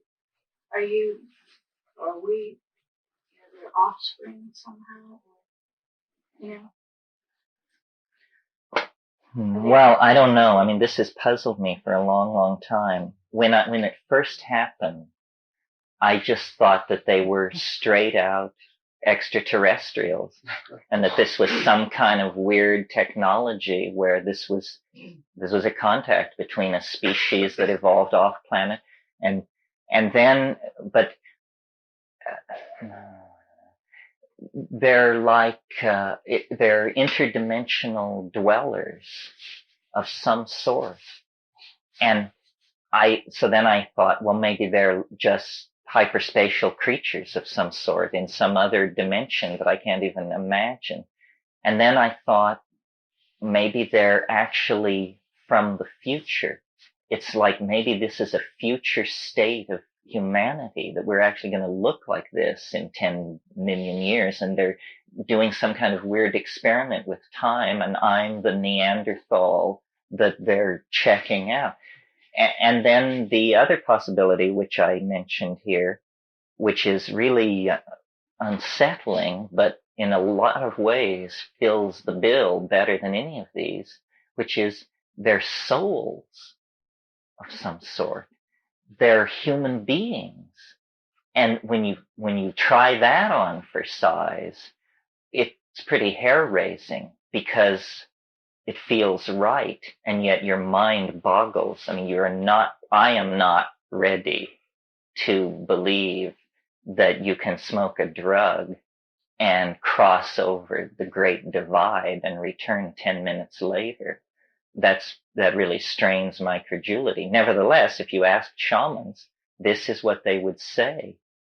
After having many DMT trips, I came to realize that this place that you break into, where the gnomes greet you with this huge hooray and all this linguistic machinery is happening and so forth, that alien as that place is, it's somebody's idea of a reassuring environment for a human being. It's somebody's idea of the equivalent of a playpen. And these colored machine linguistic object things are the equivalent of colored rattles and things strung on a string. And you're just sitting there, gaping. And they're saying, don't freak out, pay attention, learn to do this. I don't know. Maybe, first of all, nothing is impossible. No possible speculation is verboten, right? So maybe it is that we've gone too far. And maybe it is that this planet is doomed. And maybe it is that somehow that too is part of the plan. Borges had this idea. He said that he believed in what he called the soul of the species. And he said the soul of the species is not released into the higher dimensions until the last individual member of the species dies. As long as there is a single member of the species alive, the soul of the species is somehow in some kind of transient zone. But when the last member of a species died, then it goes off. Well, if you look at the fossil record, 95% of all the species that have ever lived on the Earth are extinct. From that point of view, it looks as though biology is a process for producing extinction. Well, then what is it? Is it that in the world of three-dimensional space and time and matter and energy, the DNA rears a form which inhabits a region of time and space called the body, and then at a certain point, this form withdraws into something, and what the matter that it had previously organized just falls to pieces. I don't know, but the entities in the DMT place are a real challenge. They either are the dead, extraterrestrials, or interdimensional dwellers. Any one of these is a headline in the supermarket checkout line, I assure you. Yeah. I'm not exactly sure what I want to ask you, but I did recently have a dream that we were all linked together. It seemed like you had the same experience. I'm not sure I'm feeling that. To know if you have anything else to say about that in relationship to affecting others. Well, I think that, the link that we cannot evolve, we can't change the world any faster than we can change the language we use to talk about it. And changing language is a collective activity. You empower means. I talked about this. You create a concept and then you empower it by spreading it and by communicating it clearly enough that in the act of spreading it, it doesn't get badly copied and get all mushed up, so that after it's been copied 10 times, you can't recognize it. I sometimes have this experience. People quote me to myself, and I'm just amazed, And sometimes it turns out it's verbatim, and I'm still amazed. But the linking together is through the evolution of language, and we've never, ever attempted to engineer language. We've always let it just grow like topsy, not realizing that certain language habits are very toxic. Certain language patterns give permission for very detrimental ways of thinking. I mean, for instance, the subject-object relationship in English, or the assignment of gender to things, and that goes on in a lot of languages. These are habits of language that then become tremendous social problems for their inheritors. You said the word it. It's raining. Yes, it's or what is funny? Or the I. I mean, there are languages where there is no first-person pronoun. The only way you can refer to yourself is by the extremely clumsy form, this person. This person thinks. Yeah. I was curious. You've mentioned DMT and visions of, I think you said dodecahedrons and things like that. And then you mentioned they're saying to you to kind of stay with it and just hang in there. I'm kind of curious about this dialogue of DMT and the logos in psilocybin. I mean, do they sound the same, or is it, how do you know that it's just not your own Howard Cosell commenting in the back of the mind? Is there... How do you know it isn't your own mind? Yeah, and is there a way to break through to begin a dialogue, or does it just start going like a tape loop? No, it doesn't start going. You have to invoke it. This is an interesting thing if you're practically inclined. It won't speak to you. You have to speak to it. And you come into a certain place on the mushroom, which I now, based on having done it a number of times, recognize the territory and say, aha, it's now possible to communicate with the thing. And then you must know the old I Love Lucy episode where they do the thing about come in, little green men, come in, little green men. Ethel and Lucy are into this. Well, I tried that, and, you hear this thing which sounds like the tinkling of bells, the distant tinkling of bells. And what it is it's literally, it's the elf troop, or the elf troop marching band and chowder society. and you can hear them getting nearer and nearer. It's like, and it gets louder and louder. And at a certain point, you begin not to hear it, but to see it. And it gets brighter and brighter and clearer and clearer. And finally, they're all around you and jumping up and down and saying, how do you like it, McKinney? And all this other stuff that they say. And, they're gnomes. I mean, you couldn't miss it. And I'm still me, of course. I'm still just as I would be sitting here. And it's so hard to assimilate.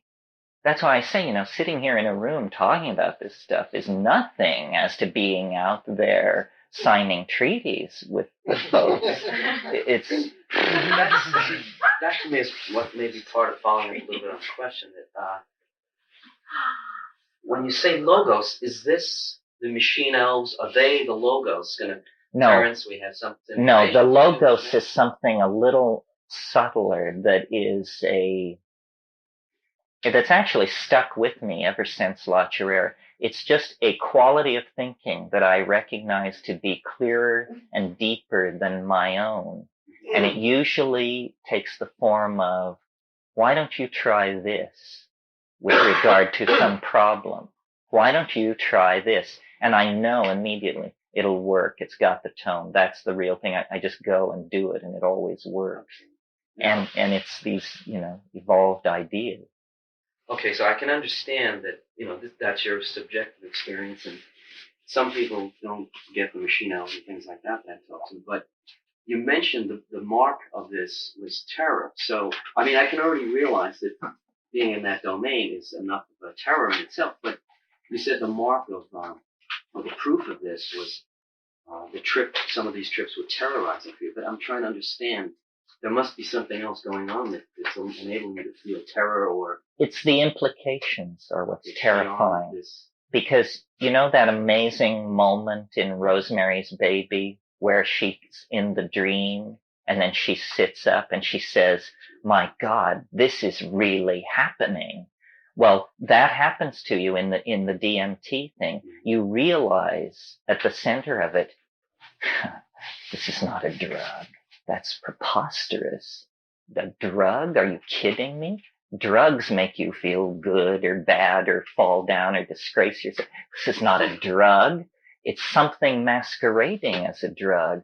I mean, it's as appalling as if they were about to give you the umbilical examination that Whitley Strieber specializes in. I mean, you're inside a flying saucer. You're with things that in a moment before you would have laughed at the possibility that they even existed. And now you're there and you feel completely normal. You don't feel drugged or dulled or distanced or high or low.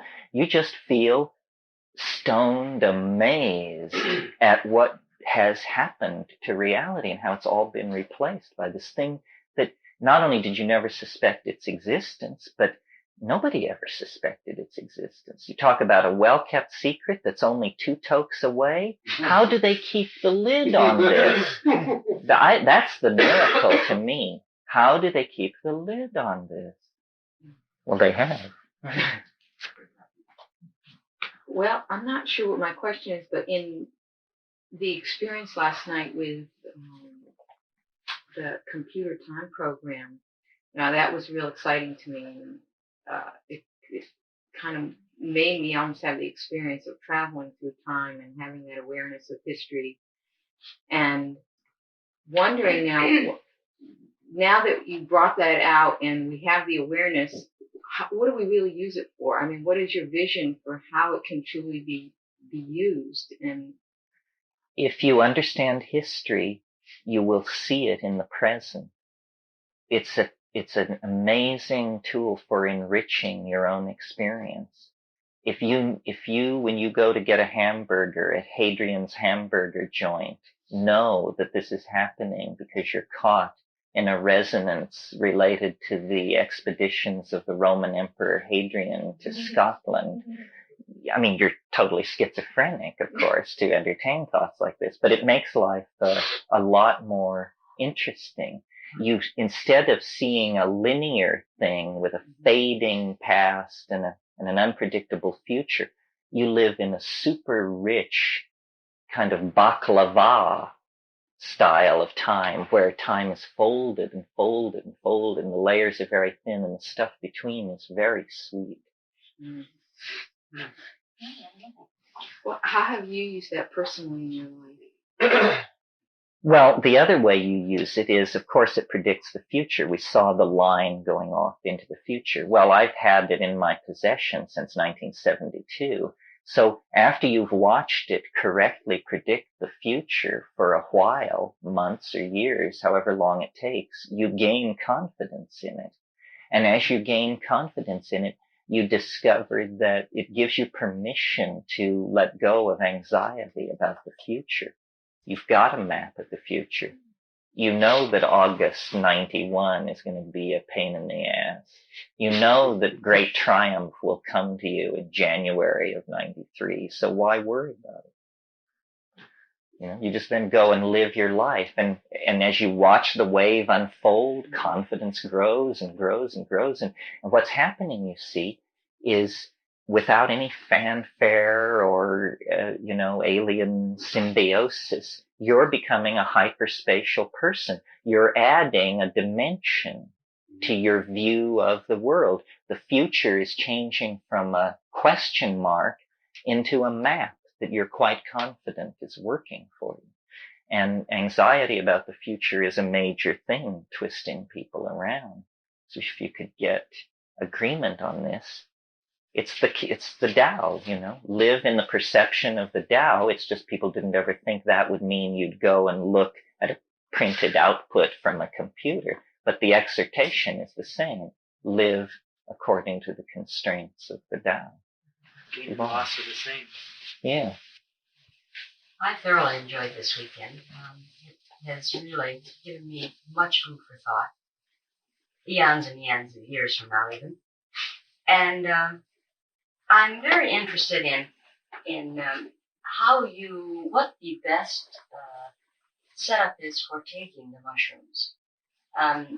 The amount and time of day, condition, whatever. I think there must be, in your experience, I'm sure you've tried all of them, there must be a one way that is perhaps lends itself better to the mushroom than others.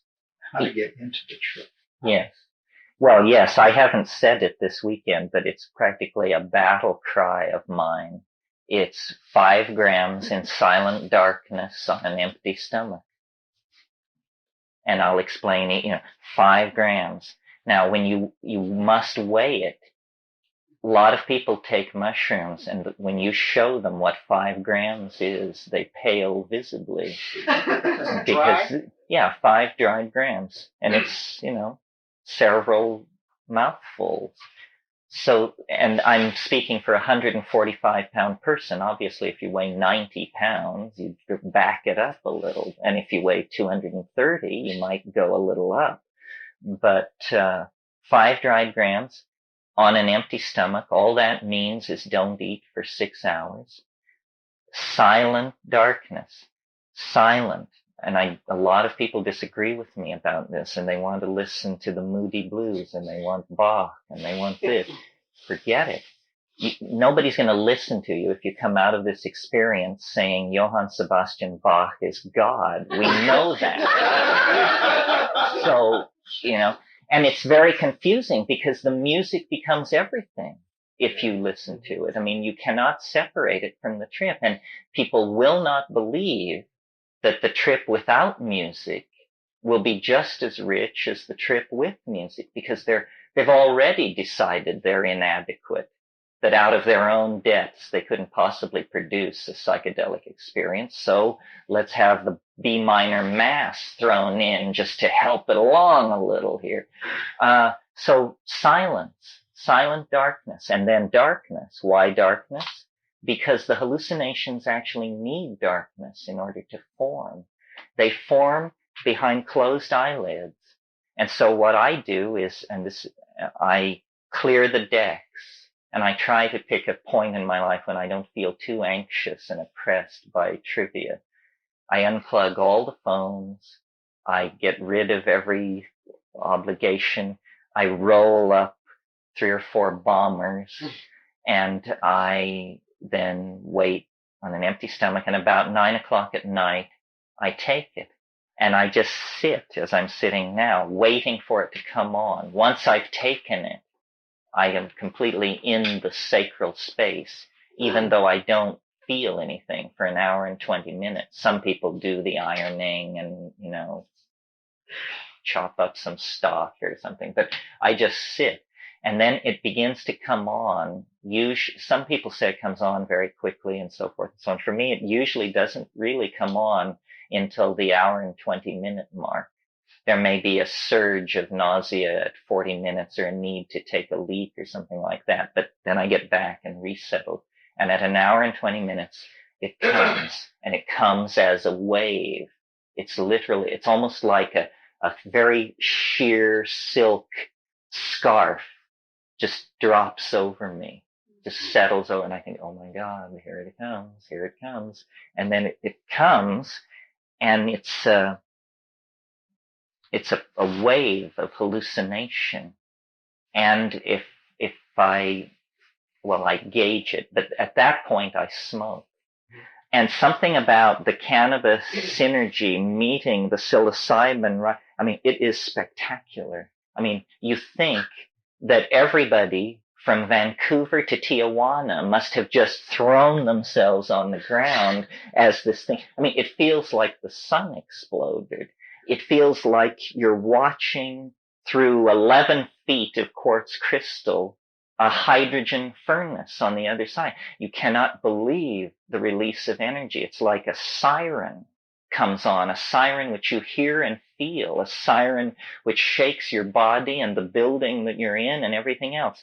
And then it just, pushes you out into, who knows, long periods of time where not a word of it will ever be reported to any other human being. I mean, you see things that nobody has ever seen and will ever see again. You're into it, and it's an infinite matrix in all directions. And it means something. It doesn't just look pretty.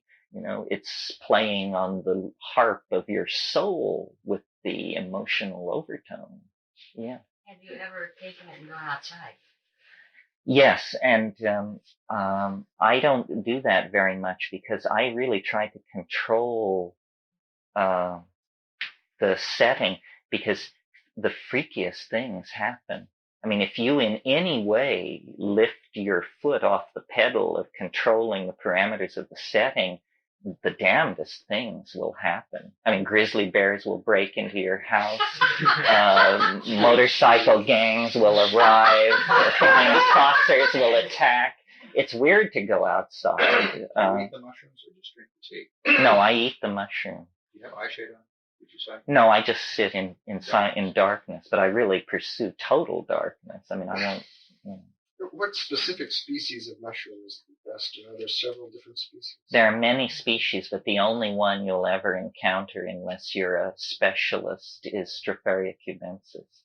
That's the one that people grow and that is an item of underground commerce. And it's the one that grows in the dung of the white cows and is the one that I'm implicating in the evolution of human beings. Over here.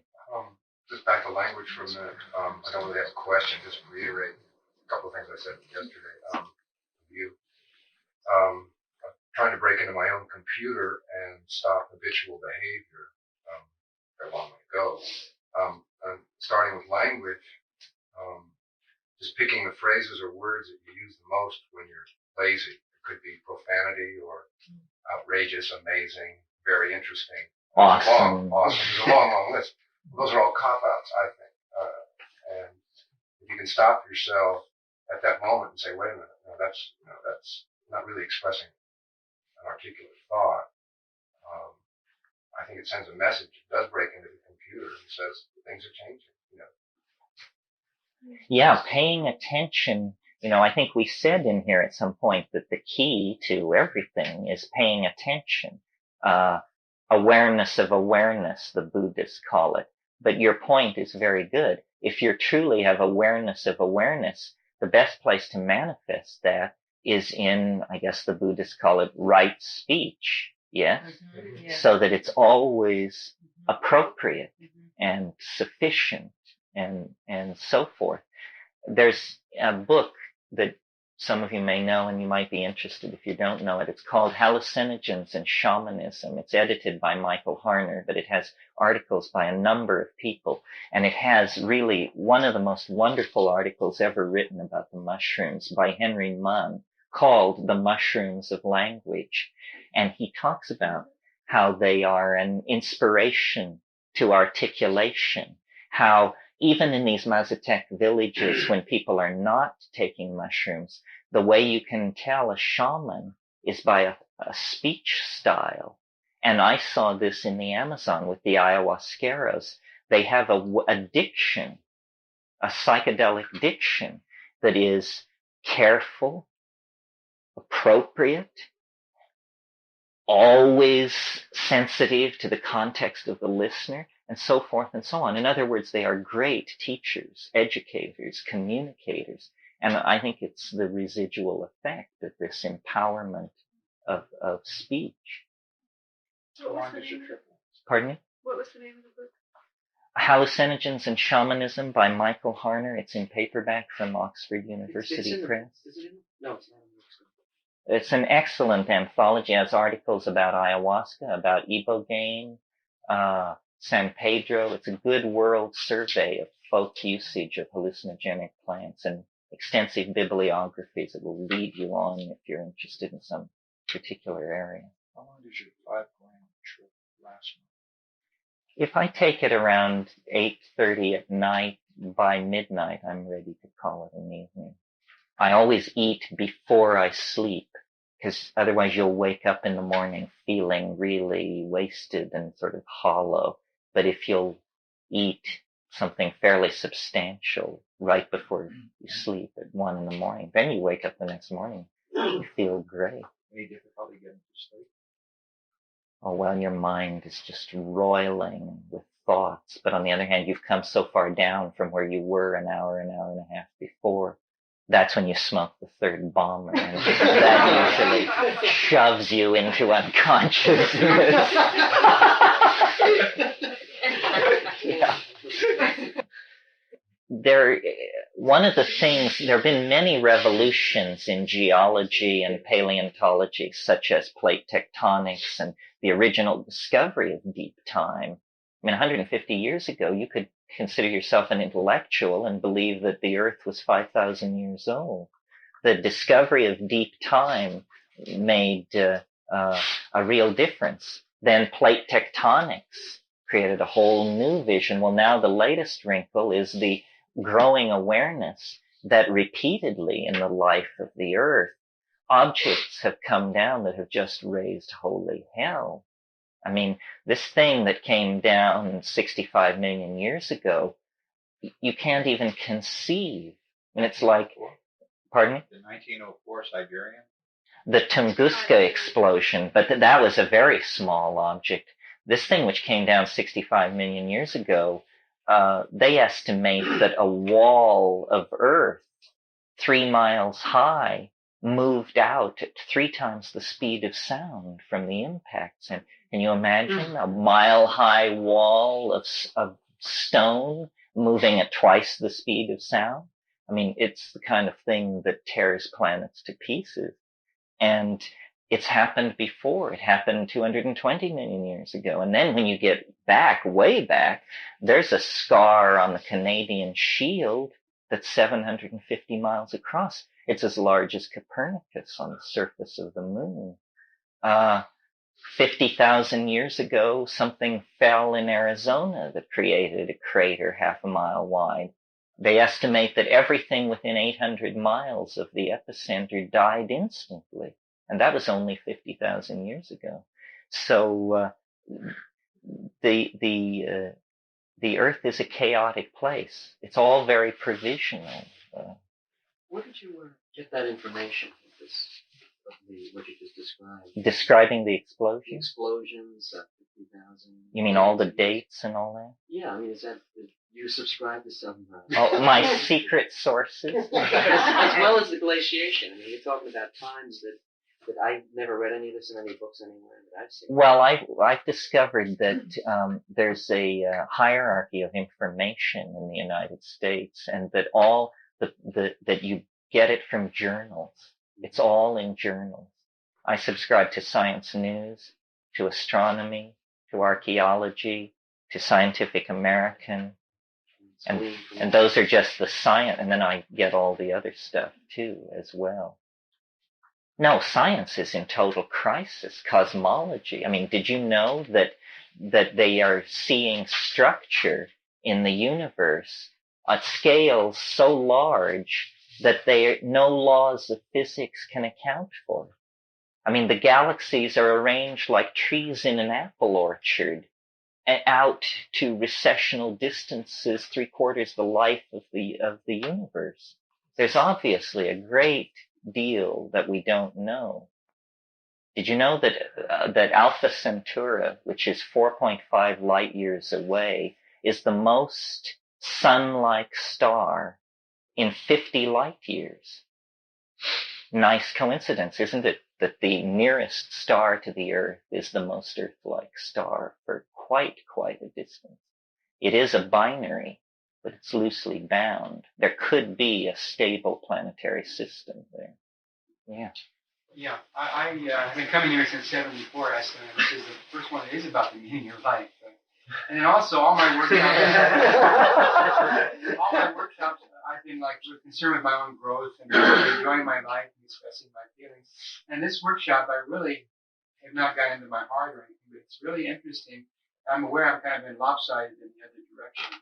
So this has kind of been a big influence on me. It's really got my curiosity going. And then also I'm aware that I don't want to go to Harvard. I want to go to University of Ayahuasca. I have two questions. One, how do you apply? Better yet, how do I get some ayahuasca to partake of? And then the second question is, I've taken ecstasy a number of times and it's been wonderful. What's bad about ecstasy for the body as a whole and so forth? I don't know much about it, and I would like to know. Well, there's a lot of ecstasy. You all know is MDMA. There's a lot of MDMA. Is it speed? Is it kind of speed or what? Well, it was made out. It's in the same family as MDA, so it's a kind of cyclicized amphetamine. But it was used very successfully in directed psychotherapy to get people to talk about their feelings and that sort of thing. And then there was sort of a scare about it because it became known that you could physically see neural damage in the brains of rats that had taken it. And but then it was discovered that a drug called fenfluramine, which is a diet drug that has existed for 25 years and is freely prescribed by physicians, causes exactly the same kind of signature of neurodamage as the MDMA. Well, fenfluramine, nobody's ever suggested it should be banned. So the decision has been made to just keep looking at this. There's no doubt that it shows gross structural deformation of synaptic tissue, but on the other hand, no behavioral sequelae have been demonstrated for this. In other words, the rat doesn't stagger or isn't aggressive or anything, but it has this. So my advice on MDMA would be basically to go slow and wait. They are working on it. This is my brother's, well, he's left Stanford now, but this is what he was doing at Steve Perutka's lab. And Hi. Last fall when I was here, I had the opportunity to watch some of the videotapes of your residents last year, and that excited me a lot. So I did some inquiring and found a person who would guide me through a McKenna-style mushroom experience. And I did that once. It was the first time in my life I'd ever done anything like that. And it was a major experience for me. And I'm curious now and frightened by that experience, my recollection of that experience. And I suspect that's part of the reason why I'm back this weekend, is because it's coming up for me again.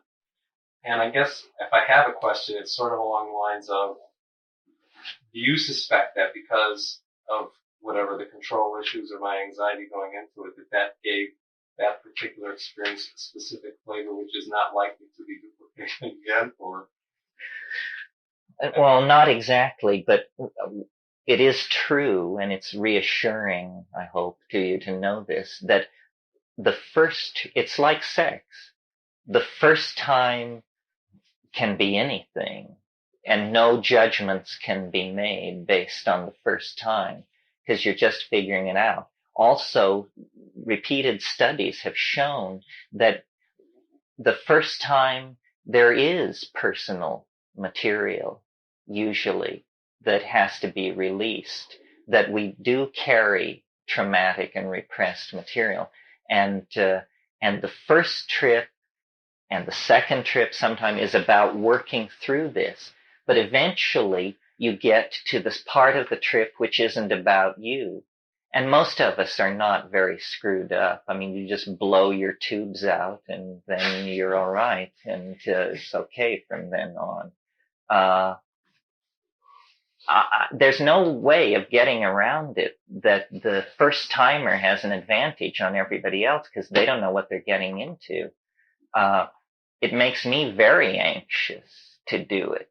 And I say in my talks, if it doesn't make you anxious to do it, increase the dose until it does, because it's the ego that needs to be dissolved. And,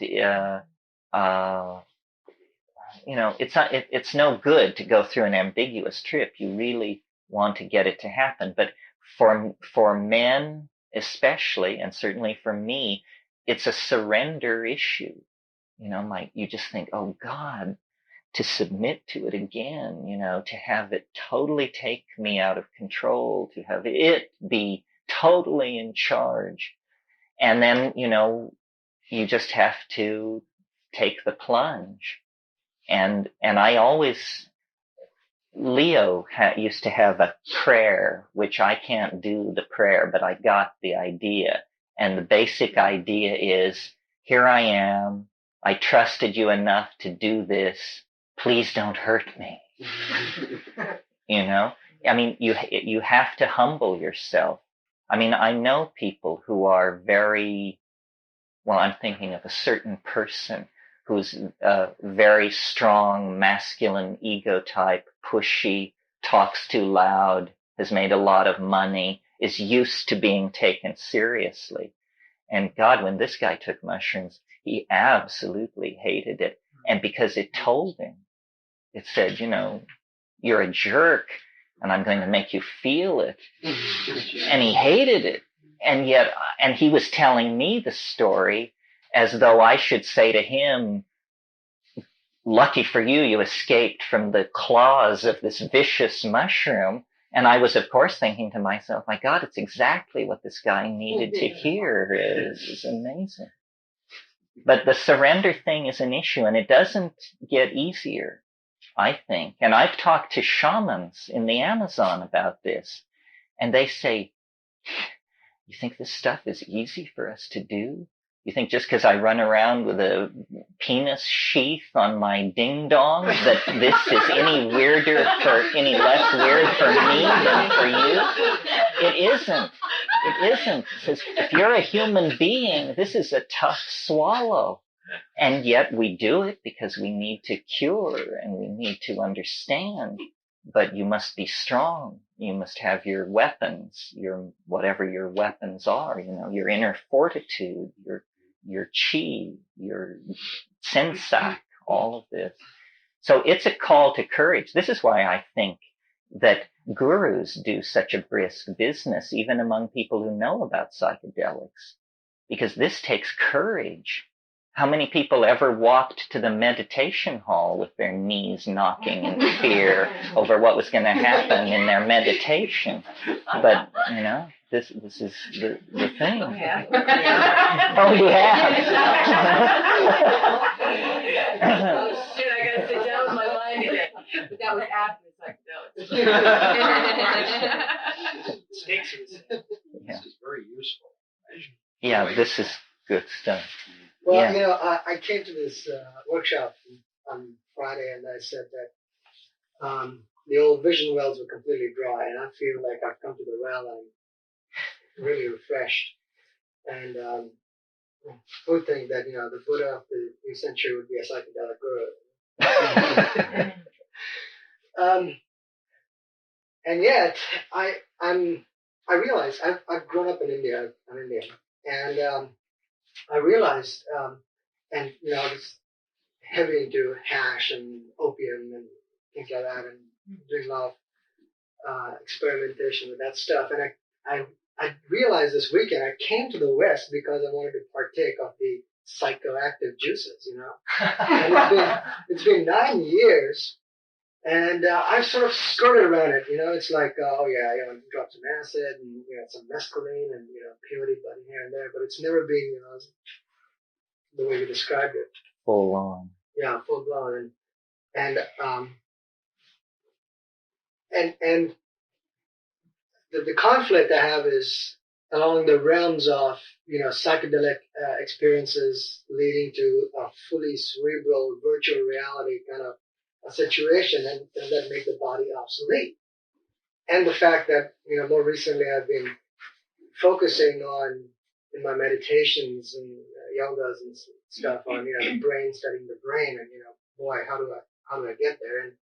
And I have this intuition that I need to be put into a situation of danger, just like you were talking a couple of minutes ago, of being, faced with the stark, whatever it is, and sort of like just coolly, casually hoping to stumble onto it is not the goods. So it's the conflict of, where does the body come into this? This is this choice that I talked about, we can't be both high tech and nature children. Are we going to download half of us into a black box that will be kept on the moon? This kind of thing. Is the body becoming obsolete? Does living in the imagination mean the obsolescence of the body? And how much of what we are is in the body? I mean, we know that theories have ranged from all to none, but it would be a good idea to get this a little nailed down before we go much further with this. You know that mushrooms are forbidden to Brahmins by the Mahabharata, but these Santali people have hundreds of words for mushrooms in their language, and there's some suggestion that they may have connections back to rituals and traditions that are pretty much unchanged from Vedic times. And they have a mushroom that they're very big on. It isn't a psychoactive mushroom, but they venerate it and they hold a festival for it, and nobody knows quite why. And I've always been interested in going to India and looking into this, because the question of soma in India relates very much to the presence or absence of the Stropharia cubensis. How can you describe at all your own settling in, or how is this progressing? What's the ongoing learning or seeing or whatever, however you want to put this into words, with the continuation of this study? Well, it's interesting to me that the ayahuasca has begun to appear from many sources. It's not just one group. There are several groups who are bringing ayahuasca to this country and holding sessions with it. Now, for some reason, the Amazon is becoming the focus of both our problems and our potential solutions to our problems. The Amazon is where all the cocaine is coming from. The Amazon is where the ayahuasca is coming from. And the Amazon is the place where the issue of the clearing of the rainforest and the destruction of the vegetation cover is most intense. So it's almost as though the rainforest itself is sending the ayahuasca. And the message of the ayahuasca is different from the mushrooms. The mushrooms have this science fiction, let's depart for the stars kind of thing. And the ayahuasca has its feet in the mud and says, life, children, balance, affirmation. So I don't know if this addresses your question. I'm amazed at what's happening to me and to this issue. The mushroom said many years ago, just keep saying what you're saying and I will clear the way. And it seems to be clearing the way, and I just keep saying what I'm saying. But what this is all for, I haven't gotten any new orders for a while. I assume that it's a struggle for the soul of this species, and then maybe everything is tied up in that. But these chemicals, these plant hallucinogens, are pheromones laden with messages for humanity. But you have to pick up the telephone. It's telling us how to do it. And I don't mean some airy-fairy trip like love one another. I mean it's supplying technical data on how to manage ourselves out of this mess with things like the time wave. And, I don't want to name names because they prefer their privacy, but I know of a number of major ideas moving around on the intellectual landscape whose inventors entirely credit them to psychedelics. These ideas are there because the planetary soul is seeding them. And it's up to us to cultivate our intuition, our social relationships, our sensitivity, and our sense of decency, so that nobody puts anything over on us. And I think the world is growing more psychedelic every day. I'm completely hopeful. The trends I look for, the indicators I watch, are all moving in the right direction. This is how it should be. This is what it's like when a species prepares to depart for hyperspace. Nothing's wrong.